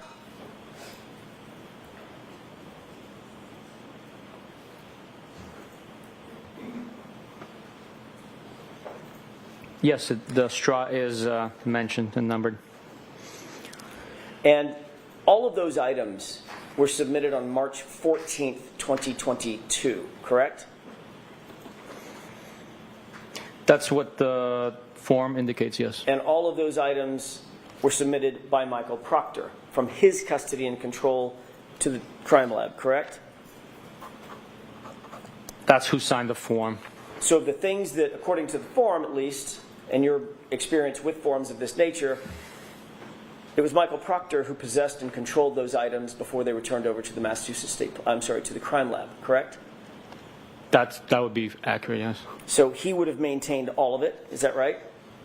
At least at some point? They would have been in his custody as he's transporting them for processing at the lab, of course. And then after he maintained control of it, eventually he turned it over and submitted those items, correct? If the form is accurate, then yes, that's absolutely right. So we've just gone through a few things. What you and I have just gone through is not nearly everything that Michael Proctor was involved with in terms of this investigation, correct? We didn't talk about witness interviews, right? We did not talk about witness interviews, no. So there's a lot more that Michael Proctor on a day-to-day basis as the case officer was involved in addition to what you and I have just talked about, right? Yes, there was many more things he was involved in. As I mentioned, that was just report 83. There's 100+ reports in this case that were written. There's a lot of evidence that was collected and processed. So he had a part in the investigation as the case officer, managing the tasks.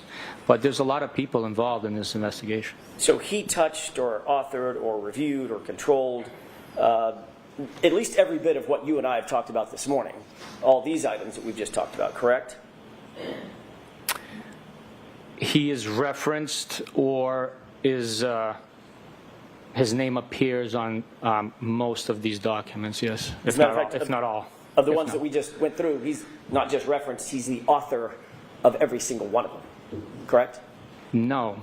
Nicholas Garino wrote some of these reports. Sorry, the author of the search warrant. I asked you to look at Nicholas Garino's report to reference the search warrant that Nicholas Garino referenced in his report, and Michael Proctor was the author of that search warrant, correct?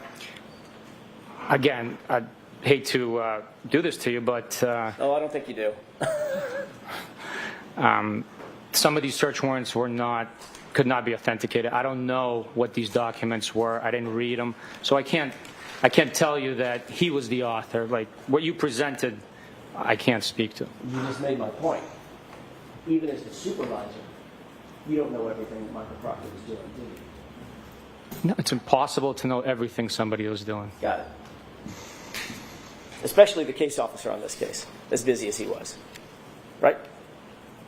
I'm sorry? Especially the case officer on this case, as busy as he was, Michael Proctor, right? He was keeping us and his supervisors abreast of what was happening, the next step, the search warrants he was writing, the evidence that was being collected, the interviews that are being conducted, court dates and motions and stuff like that. So he would do the work and then keep you, the word you just used, keep you abreast of that work. Right, unless I was involved with the investigation myself. We did a ton of interviews together, as I authored some of these reports as well. I said there was 100+ reports. Sir, you were notified on January 29th, 2022, that a Boston police officer was found gravely injured in front of 34 Fairview in the lawn, in the yard, correct?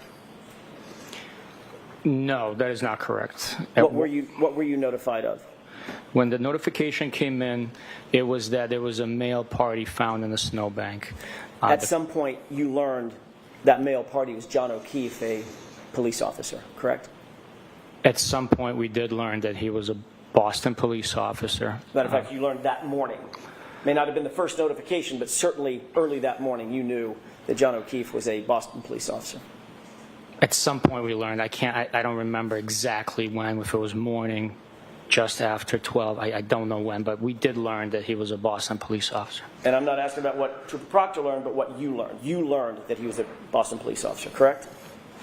At some point, I learned that he was a Boston police officer, yes. And on January 29th, did you ever respond to 34 Fairview Road at any time? On January 29th, 2022, at no point in time did I or Michael Proctor, who was with me the whole time, ever respond to 34 Fairview Road. So the answer to my question, very simply, is no. Right? That's correct. You just answered this question as well, but I want to make sure we're absolutely clear. Your Honor, may I approach? I don't want that binder to be in this way.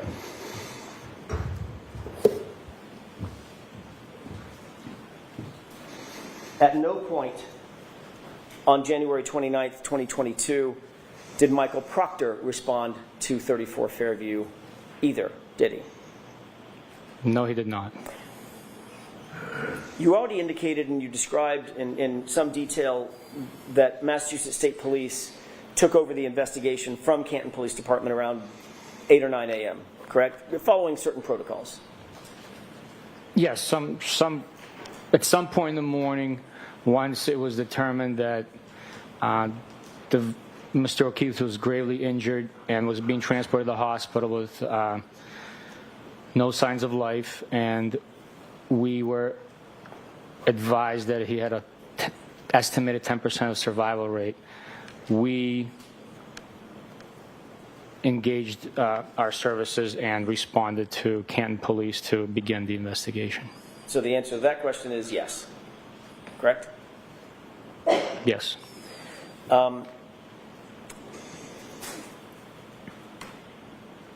You'll often work with a local police agency, even though a police department, even though Massachusetts State Police may have statutory jurisdiction over the case because it's a homicide, right? Yes, part of our mission is to aid and assist local police departments when they request it.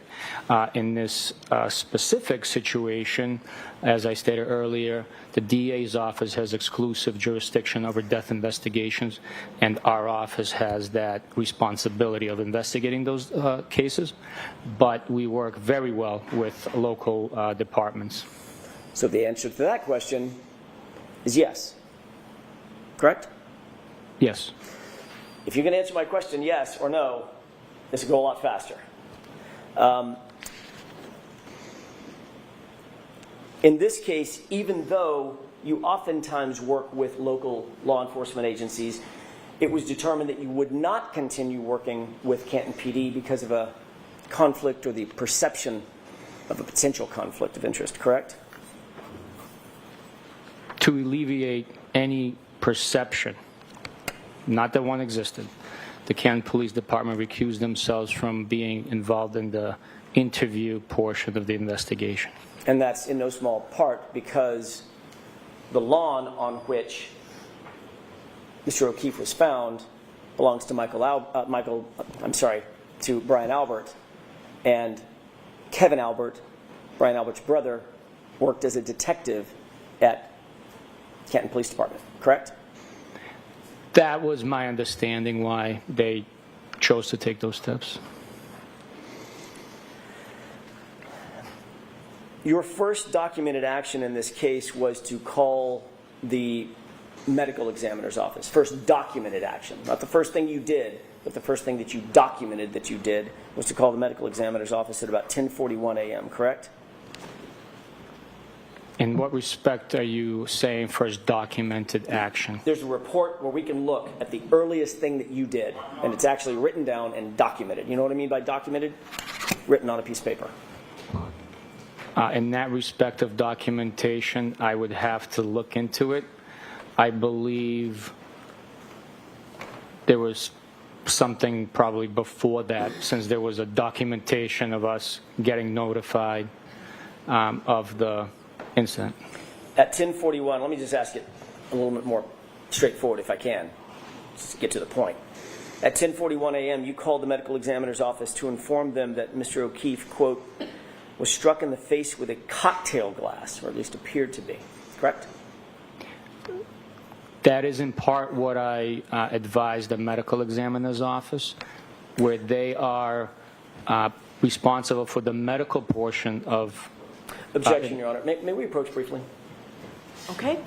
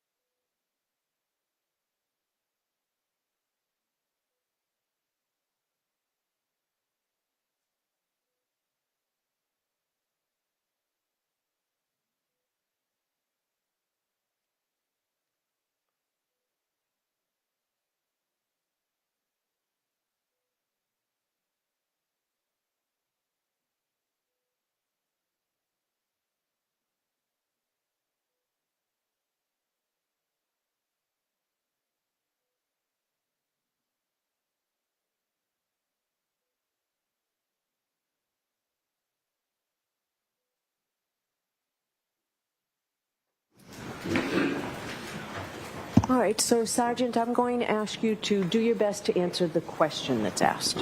Yes, Your Honor.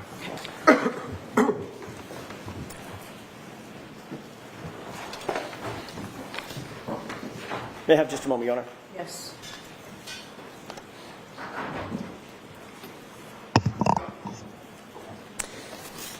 Did you contact the medical examiner's office in the morning of January 29th, 2022? Yes. And did you state to them that there was a possibility that the decedent, John O'Keefe, was struck in the face with a cocktail glass? I don't recall my words exactly, but that sounds accurate to what I might have said.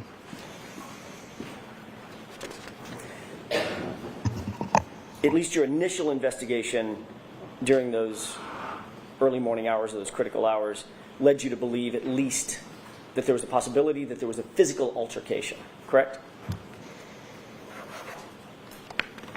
Yes. What steps did you take at that moment to determine whether or not anybody in the house may have been involved in that physical altercation that you thought was a possibility?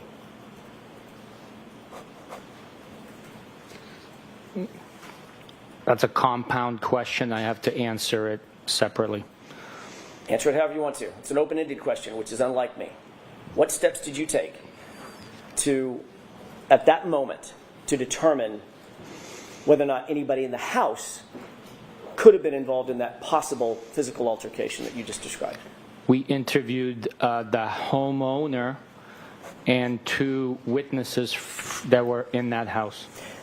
You never went into the house, did you? On January 29th, at least. I personally did not go in the house. You did not secure that house or remove the occupants, did you?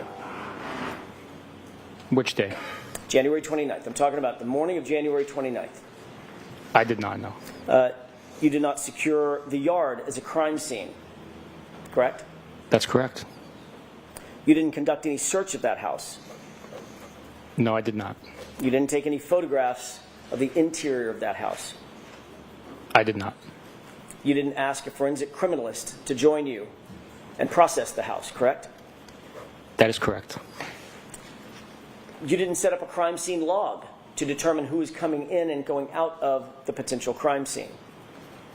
I did not.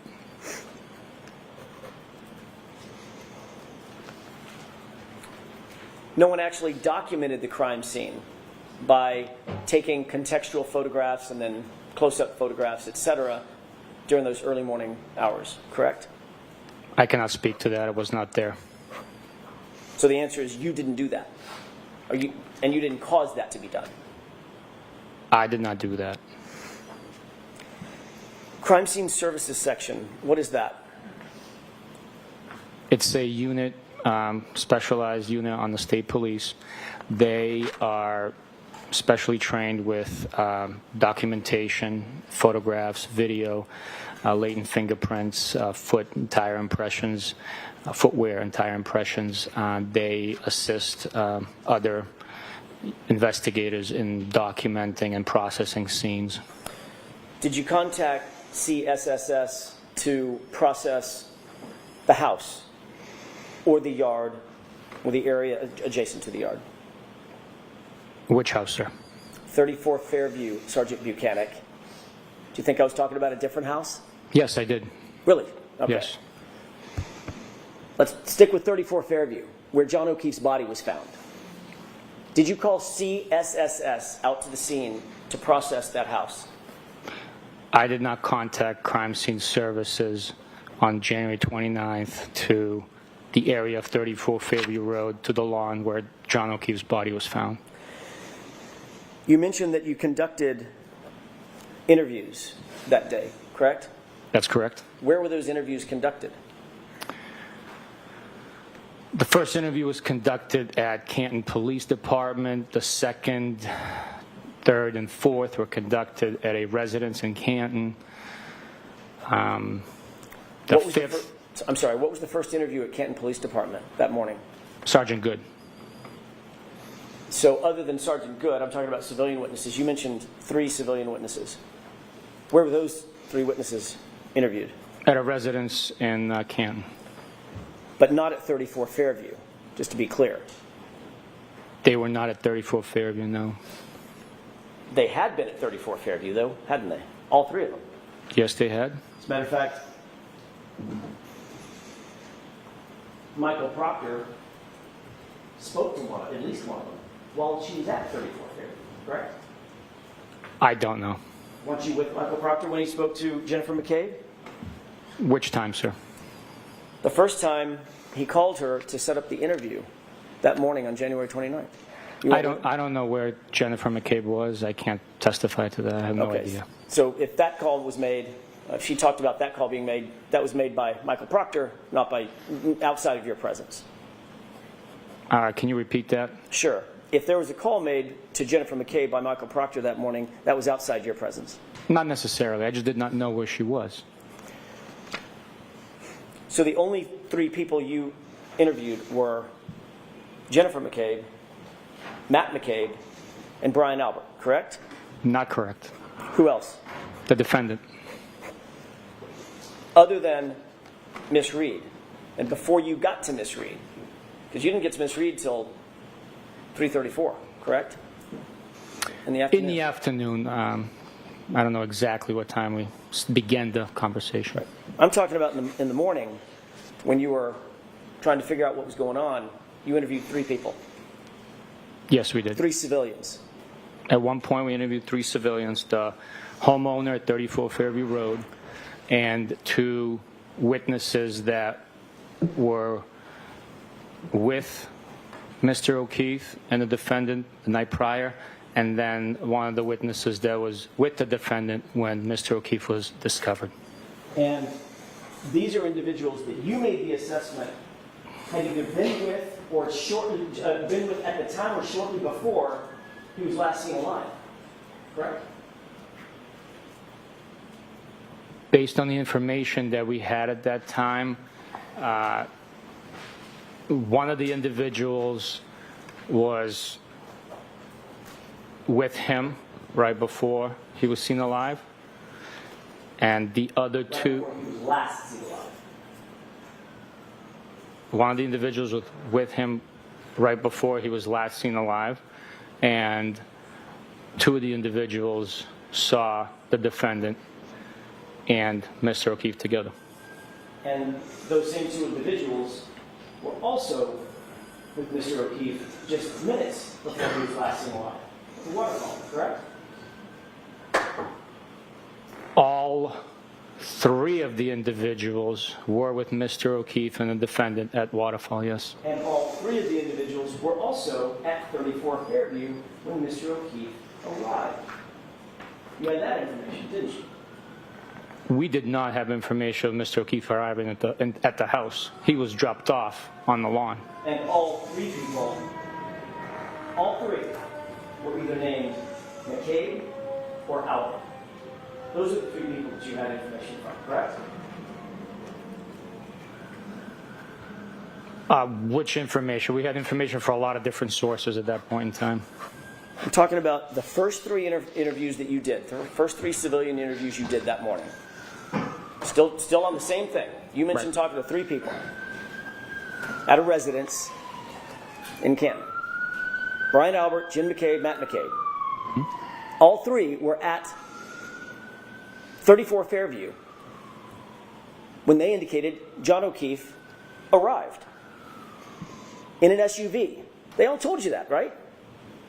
They were inside the home when the defendant and Mr. O'Keefe arrived in the SUV. These are the very people that would have a motive to lie if they were somehow involved, right? Yeah. Can you answer that, Sergeant? No, Your Honor. You're a professional investigator, correct? That's correct. Homicide investigator, right? That's correct. Many years of experience, right? Is that yes? I don't know what many means to you, but... No, of course not. Let me, how many years of experience do you have? In homicide? Correct. 10 next week. Okay. Does that sound like many? I didn't answer the first time because I don't know what you would think many is. Right.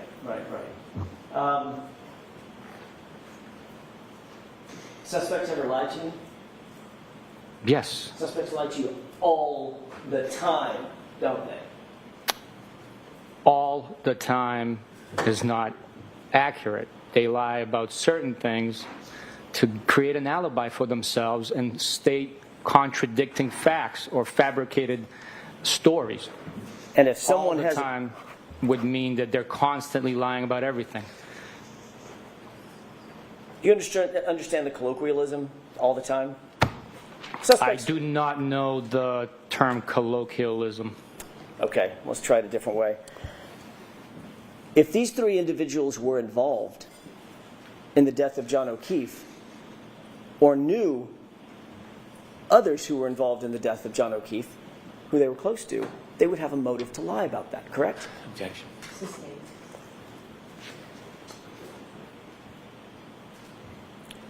But you took these three individuals just at their word, based on those first three interviews, correct? No, not correct. You didn't go in the house. You didn't search the house. We've already talked about that, right? I did not go into 34 Fairview. No, I did not. You didn't ask them to come with you down to the station, correct? That's correct. I did not ask them to come to the station. As a matter of fact, when you went to interview Jennifer McCabe at her home, Brian Albert happened to be there, correct? He was there, and I was able to conduct the interview at the house with Brian Albert, yes. Did you find that odd? Absolutely not. Totally normal for you to conduct a formal interview in a homicide case and have an extra person show up at the house just to be there? Absolutely. Cooperating witnesses always try and be assisting, so cooperating witnesses would assist us. You just use the word always. You didn't know what all the time means. But they always try to be assistant. Well, they're cooperating. It's in the nature. They always try to help you out. Okay, maybe I misspoke. They are cooperating witnesses. So always is such a finite, definitive statement. I apologize for using it. And if an investigator were keeping an open mind, right, open to all possibilities at the beginning of the investigation, someone that you now are calling a cooperating witness might well be a suspect who's lying, correct? Yes. That's a possibility. That is a possibility, yes.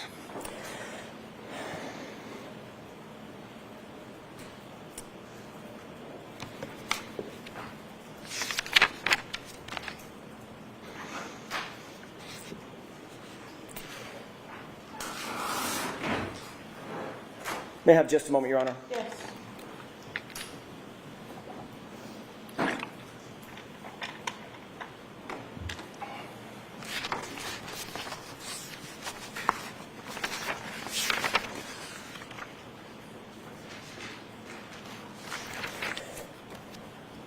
I want to shift gears for a second, Sergeant Buchanan, and ask you about some of the physical evidence in the case. You and Mr. Proctor collected the gray sweatshirt and the orange T-shirt that we saw entered into evidence today, correct?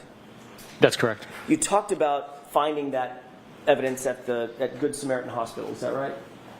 That is where it was seized from, yes. You described it as being on the floor, correct? That's correct, yes.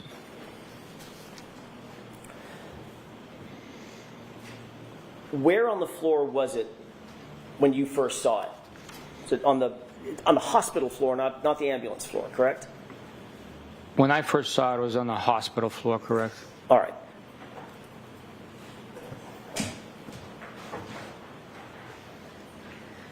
May I approach? Yes.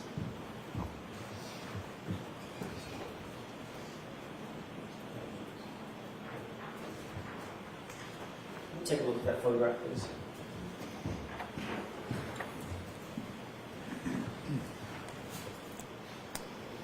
Yes. Do you recognize that, sir? Yes, I do. How do you recognize it? It's one of the photographs taken from Mr. O'Keefe's emergency department room. Do you recognize the shirt or shirts that you earlier described as being in that photograph? There is an orange shirt depicted on the floor to the left side, yes. Your Honor, I'd ask that be marked and entered into evidence. No objection. Okay. While that's being marked, may we approach very briefly?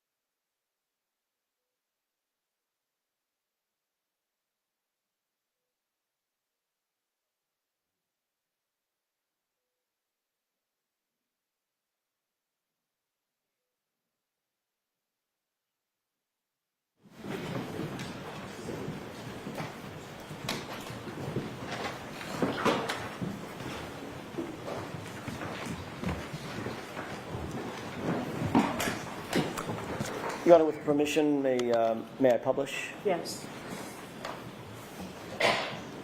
Sergeant Buchanan, this is Exhibit 110. You just mentioned seeing an orange shirt. Do you have a laser pointer with you? If you don't, I can grab you one. I do. Can you point for the jurors where you were describing the orange? Just pick whichever TV you want to use.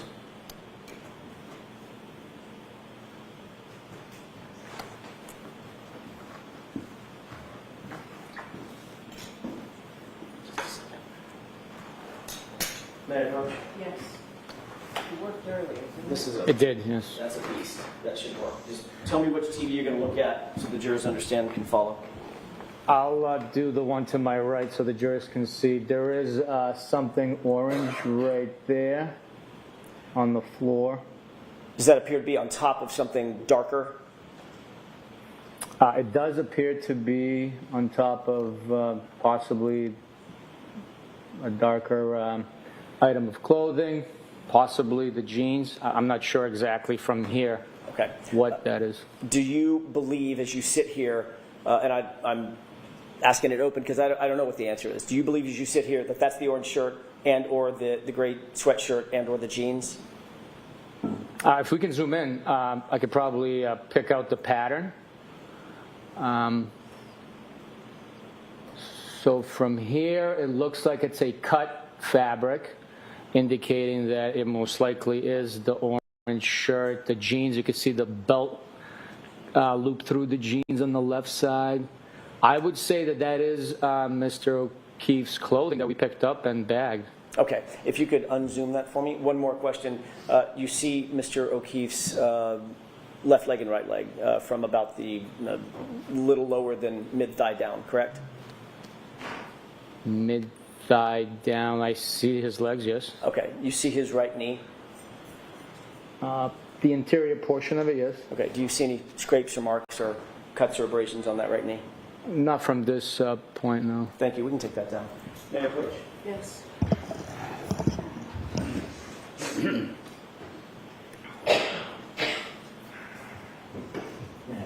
Oh, the laser point? Yeah. Which one? I think it's this one. They're both the same. Oh, they are.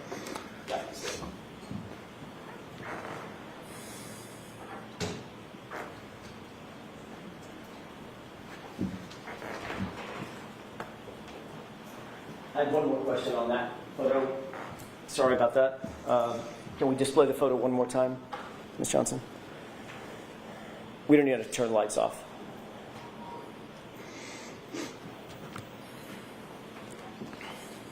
Take a look to the left. Could you zoom in on the chair? Do you see that item sitting on the chair, Sergeant? Yes, I do. What is that? That is either mine or Michael Proctor's notepad binder. Thank you. We can take that down.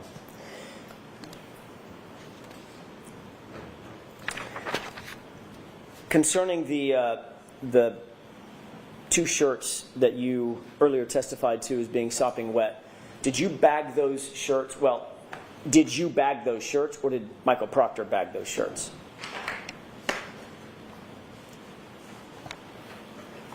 We bagged them together. If my memory is not failing me, I believe he picked it up and I held the bag open. But I could be wrong. Maybe I picked it up and he held the bag open. That's fine. The two of you together got them in a bag. Yes. Was it a paper bag or a plastic bag? It was a large paper bag, the size of like a lawn leaf bag you would get for disposing your yard waste. Okay. Is it specifically an evidence bag, or was it something that y'all came up with on the spot? It's a bag that was provided by Crime Scene Services. Okay, so it's an official law enforcement type bag. What, a grocery bag? It was not a grocery bag. It was a large bag. Okay, understood. Did both shirts go in the same bag? All the clothing items that were in the pile went into the same bag. Does that include the jeans and belt and boxer shorts? Yes. Okay. You went from Good Samaritan, straight to Dighton, correct? Yes. And you are the one that put the bag in your the super cab of your pickup truck? Yes. And then from Dighton, you went over to Canton PD, is that right? Yes, we did. And then from Canton PD, ultimately, before the night was out, you ended up back at the Norfolk DA's office, which is where you and Michael Proctor officed at the time, correct? Yes. When exactly, if you recall, did you lay out the clothing? You indicated it was sopping wet, you laid it out on a butcher paper. When was that? It was during the evening hours once we arrived to the Canton office. It was about 10 p.m., I'm guessing? No, it was before that. It was before 10? Yes. You have just a moment. Yes.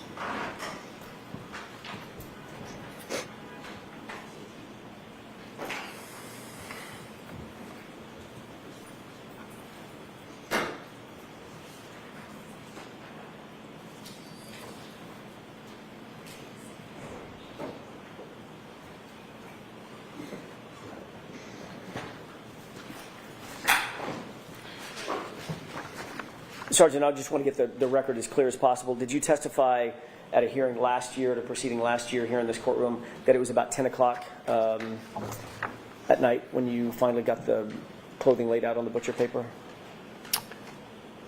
Based on the context on the question, I might have estimated it to be around 10. I would have to take a look at the exact language being used. That's fair. I'm not trying to hold you to anything. I just want to make sure we get it as clear as possible. Mayor, approach. Yes.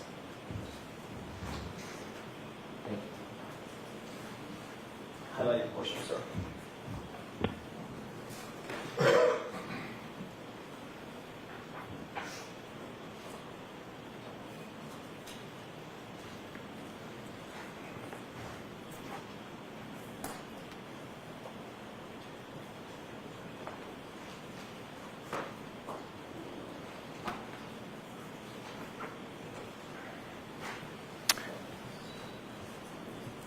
May I approach, Your Honor? Yes.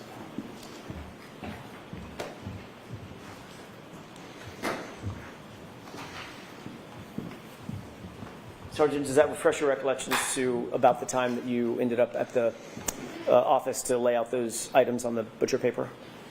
That refreshes my memory to my testimony prior. And that was about your prior testimony, it was about 10 p.m.?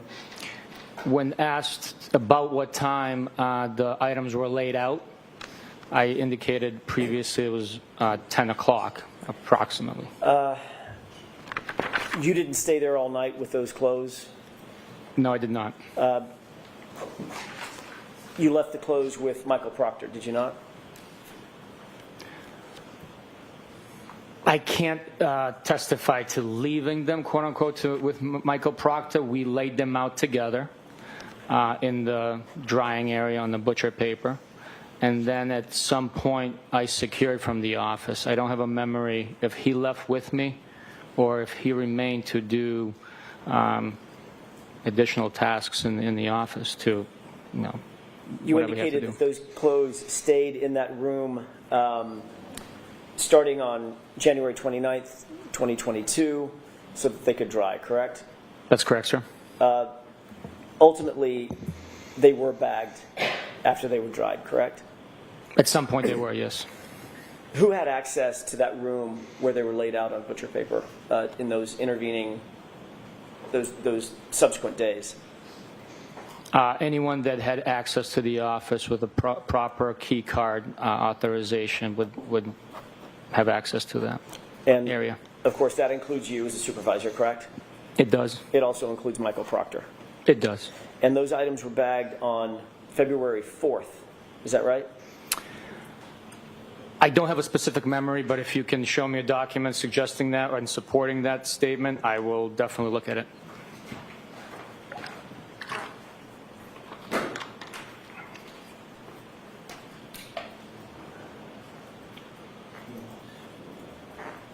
Your Honor, may I inquire of the clerk briefly?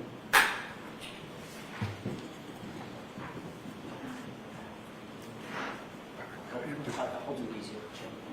Okay.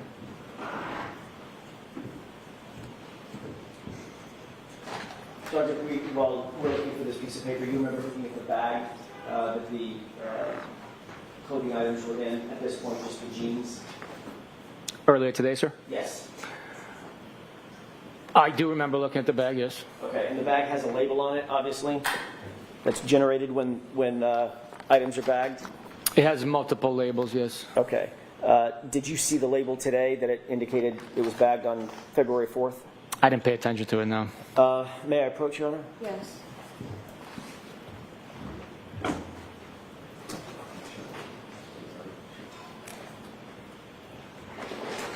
If you could take a look at those 3 pages briefly, that's a colloquy that may refresh your recollection. I don't know what the colloquy means. Can you? Colloquy, the back and forth conversation. I see.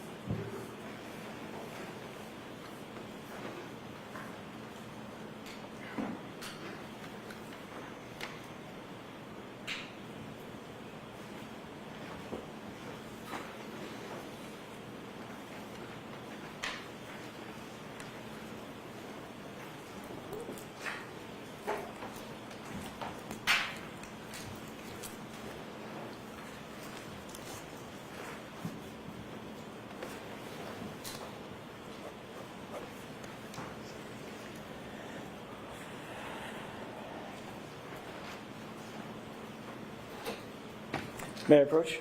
Yes. Sir? Did reviewing that document refresh your recollection as to the date that those items were ultimately bagged and labeled?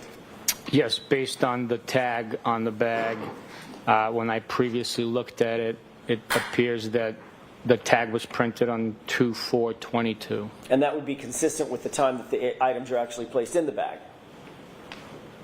I don't know that to be true. Because you didn't place them in the bag, Trooper Proctor did, correct? I'm sorry, former Trooper Proctor did. I don't know who placed them in the bag. But it wasn't you? It was not me, no. But the case officer, Mr. Proctor, had access to that room and was taking control over those clothing items for those 6 days that they were drying on the butcher paper, correct? That's not necessarily correct. It could have been the evidence officers bagging the evidence once it's dried and processing it. I highly doubt Trooper Proctor had access to the beast machine to print that label. Right. I'm not asking if he printed the label. I'm asking if he bagged the item and walked it up to the evidence locker and the label was printed up there. Again, I don't know who bagged the items. That would be normal protocol, though, correct? Somebody else bagging the items? No, the case officer bagging the items. He's the one that seized it along with you. He laid them out on the butcher paper along with you. He would be the one to gather them up. I mean, the evidence officer's not going to come down there and do that without the case officer knowing, correct? Not necessarily. The evidence officer's responsibility is to handle the evidence, so I don't know who handled the evidence that day. How would the evidence officer know to go down there? How would he know that there were clothing items being laid out to dry on butcher paper unless the case officer told him? They would walk by it every day and see it. That's their workstation. So Right. They would know that, hey, this evidence is drying. There's only 4 detectives in the office at that time working on this case. We communicate daily. Right. So they would know that, hey, it's dried, let's bag it up. Well, that's a lot of speculation, especially from the supervisor, literally, who just said, I have no idea who bagged it up. They weren't communicating with you, were they? I was giving you an explanation of what could have happened. Right. Speculation about what could have happened, right? Well, I certainly did not bag that item. Right. But your best estimate would be, knowing the protocols at the MSP and in your unit, would be the case officer who's controlling the items of evidence would have bagged it and submitted it into the evidence locker. I do not know who bagged it.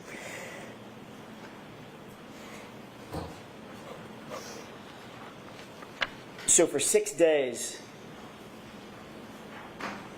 anybody who had access to that room could have handled that clothing in any way they wanted to. That's correct. And that includes former Trooper Michael Proctor. That's correct.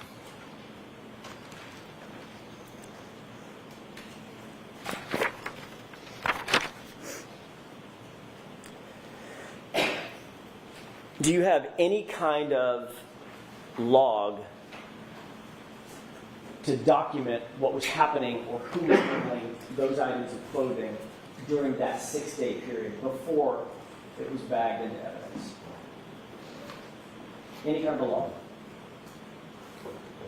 I don't have a document logging the clothing laying out there. It was documented in reports and processing, I believe. Have you ever seen a log? I'm not talking about a report after the fact. I'm talking about a log, real-time log, indicating who may have come in and handled or touched or manipulated those clothes in that 6-day span of time before it was bagged. I have never seen a log like that, no. The fact is, we don't have a single document establishing the chain of custody for those items between January 29th and February 4th. That's correct, isn't it? That is absolutely not correct. Where's the log or the document logging what happened to it? We seized the clothing. It was in our possession. It was transferred for processing. Sergeant, I'm asking you about a log, a written piece. It's got writing on it that logs the item between January 29th and February 4th. That doesn't exist, does it? We did not create a log to document the documentation, Thank so you. it'd be redundant, really. You indicated on direct examination that you personally participated in 2 searches at 34 Fairview, one on February 4th, one on February 10th. Is that right? That is not right. What did I get wrong? I was also there on the 3rd, 4th, and 10th.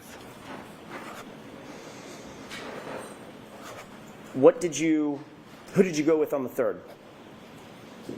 That was Trooper DeChico, Michael Proctor, and I conducting the first excavation. And about what time was that? It was during the morning hours. I think earlier I said it was somewhere between 8:30 and 9:30. I could have been half an hour later. I'm not exactly positive on the exact time we began the excavation. And the other 2 searches were the next day, February 4th, and then February 10th. The next time I was at Fairview Road and involved in a collection of evidence was on the 4th, when Canton PD documented the one piece, and I collected, and then the 10th. Okay.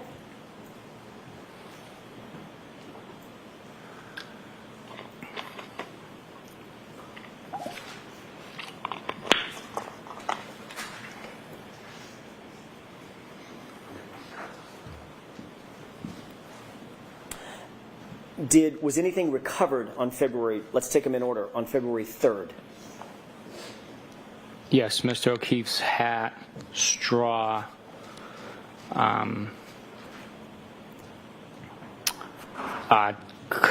believe red and clear plastic taillight pieces. There was those are the items that were recovered amongst. That's on the 3rd. Okay, what about the 4th? The 4th was the red taillight piece that we displayed, I believe, that Canton PD notified me of when I was already en route there. When you say Canton PD, who was it that notified you, if you remember? There was, at the scene, there was Chief Berkowitz, a couple of detectives. Sergeant Lank, does that sound right? I do not know. I can't say yes or no. I don't recall specifically. It was raining hard, so I grabbed the item and left. Okay. Did you write a report? I'm going to combine these into all 3 dates together. Did you write any report? Actually, I won't do that. Let me ask him individually. Did you write any report about your search on the 3rd? Somebody authored a report. I'm not. Did you? I'm asking about you. I can't. There's over 100 reports. I'd have to take a look which report documents my activity that day. Do you remember, as you sit here, authoring a report about your conduct or your activity on February 4th, the next day? I don't have a memory of it, no. Do you have a memory of authoring a report yourself about your conduct on February 10th, or your activity on February 10th? I don't have a memory of it. It could have happened. I just don't have a memory. The reality, Sergeant, is that no report was written about any of these searches until November 4th, 2023. Correct? That could be possible, yes. So literally the documentation of these 3 searches about which you've testified today, the documentation did not exist until, what is that math, 17, 18 months later? That is not true. Each bag that the evidence went into was documented, the time, location, who recovered it, where it was recovered, and brief description of the items that were recovered from the scene. And by the way, we're going to get to that in a second, the evidence bags. A report is designed to memorialize exactly what happens, when it happens, why it happened, who was there, what time it happened, things of that nature, correct? That is one of the purposes, or some of the purposes behind the report, absolutely, yes. And the report in this case that documented these 3 searches involving you, Trooper Proctor, I think Trooper DeChico, even Canton PD officers, there was no memorialization in a report until nearly 18 months later. Is that right? It's possible, yeah. We write reports at different times. Yeah. I want to ask you about this February 4th visit to the crime scene. You indicated that sometime in the morning, 8:45, 9 a.m., something like that, you responded? On the 4th, sir? On the 4th. I was driving to work, so I would have to say 8:45 or so. Yeah, I mean, I don't have the exact timestamp, but if you know, if you have something to refresh my memory, I could tell you if that's accurate. I'm not going to hold you to the exact time. It was in the morning on the 4th. It was. It was. All right. Did you know Chief of Police Ken Berkowitz before you responded on the 4th to 34 Fairview?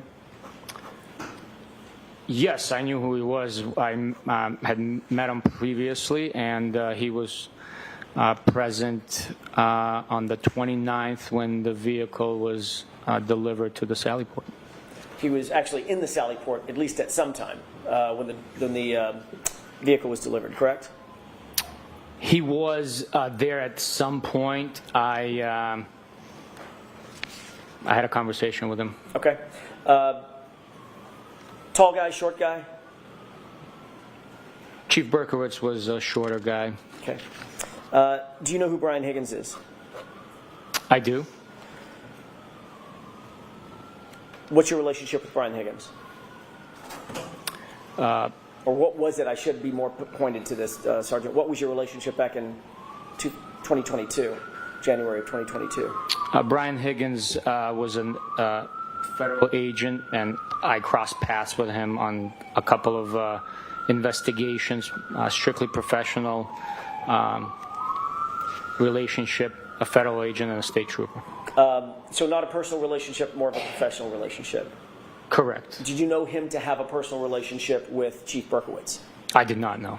Didn't Brian Higgins actually tell you and Michael Proctor in an interview that he had a personal relationship with Chief Berkowitz? He called him one of his better friends? Sustained, yes, Detective. Sure. During the course of your investigation, did you learn, although you may not have personal knowledge of it, did you learn that Brian Higgins and Chief Berkowitz had some sort of a personal relationship? If you show me a report stating that, I would like to take a look. If it's written in a report authored by me or that I approved, I'll take it for to be fact. As you sit here now, you don't have a memory of that conversation with Brian Higgins? Do I have a memory of having a conversation with him and him sharing that information with me? That's it. I don't have a memory of him sharing that information, but if you have a report that was authored by me or Michael Proctor or any trooper in our office that says that, I will take it as gospel and testify to it. Okay. Well, I don't want to take up the time to look for it. We'll put our hands on that. But in the meantime, let me ask you a few other questions. You were contacted and told to respond to 34 Fairview because Chief Berkowitz had been driving by and saw something while he was driving by, correct? On which day, sir? February 4th. I'm sorry? February 4th. Yes. He indicated that he was driving by and saw a piece of potential evidence. And he was driving by in a car at speed, correct? I would take that to be factual. I mean, if he's driving by, I would take it to be in a car and at speed. Did you question Chief Berkowitz about, by the way, about how old was Chief Berkowitz when you met him out at 34 Fairview in 2022? How old? How old? Estimate. Was he in his 50s, 60s, 70s? I have no idea how old Chief Berkowitz was.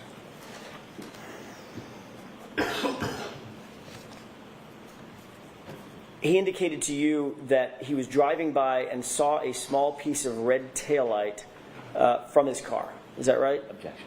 Sustained. He indicated to you that he was driving by and saw a red something from his car, correct? Objection. Sustained. Did you question Chief Berkowitz after you learned this information about him driving by? Did you question Chief Berkowitz about how he could possibly see a piece of red plastic from his car? No. Did you question Chief Berkowitz about why he was driving by 34 Fairview in the first place? No.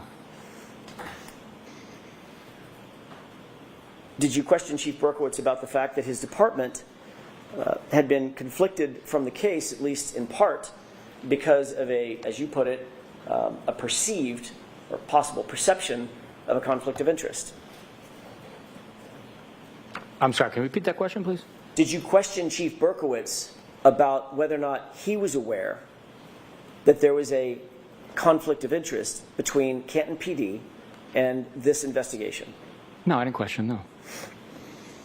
Did you think that was important at the time, to talk to him about that conflict of interest? No. Because just days earlier, Sergeant, the Canton Police Department had in fact recused itself from interviews because of a potential conflict of interest, right? To prevent any perceived conflict of interest, they recused themselves from being involved in interviews. Right. I wasn't pairing up with Chief Berkowitz to interview the taillight piece. I mean, I don't. No, I didn't figure that you were going to interview the taillight piece. We all get the comment. I'm trying to get to a point. 3 or 4 days after, 5 days after, 6 days after, Canton PD recuses itself from at least parts of the investigation because of a perceived conflict of interest. The brother of the homeowner, being a detective, the chief of that department drives by in a car and supposedly sees a piece of plastic. Right? Question. I'm sorry? I object. Assistant.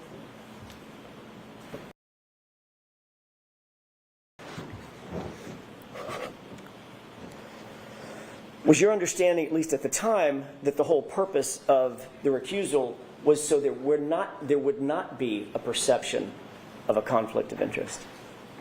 To avoid that? I didn't give it much thought of the understanding why there was a recusal. I was told that they're not going to conduct interviews with us, and me being on the mission of conducting this investigation, assisting with this investigation, collecting evidence, I just knew that I needed more manpower. And the Canton police, being, having recused themselves, weren't going to be available to provide that manpower to conduct interviews. And yet, it was the chief of that very department that was standing out in front of 34 Fairview when you pulled up that morning. With his detectives, they were at the location. They weren't standing outside. They were in their vehicles because it was raining really heavily. Well, Can we end at this? we can, Your Honor. All right. Sure. All right, so Sergeant, we'll be bringing you back tomorrow. Thank you, Your Honor. Folks, that's it for today. Those same cautions, please do not discuss this case with anyone. Don't do any independent research or investigation into the case. If you happen to see, hear, or read anything about the case, please disregard it and let us know. Be very careful with your social media use. And again, Sergeant. All rise for the court, please. Jurors, close your notebooks. Follow me. Can I see counsel about scheduling, please?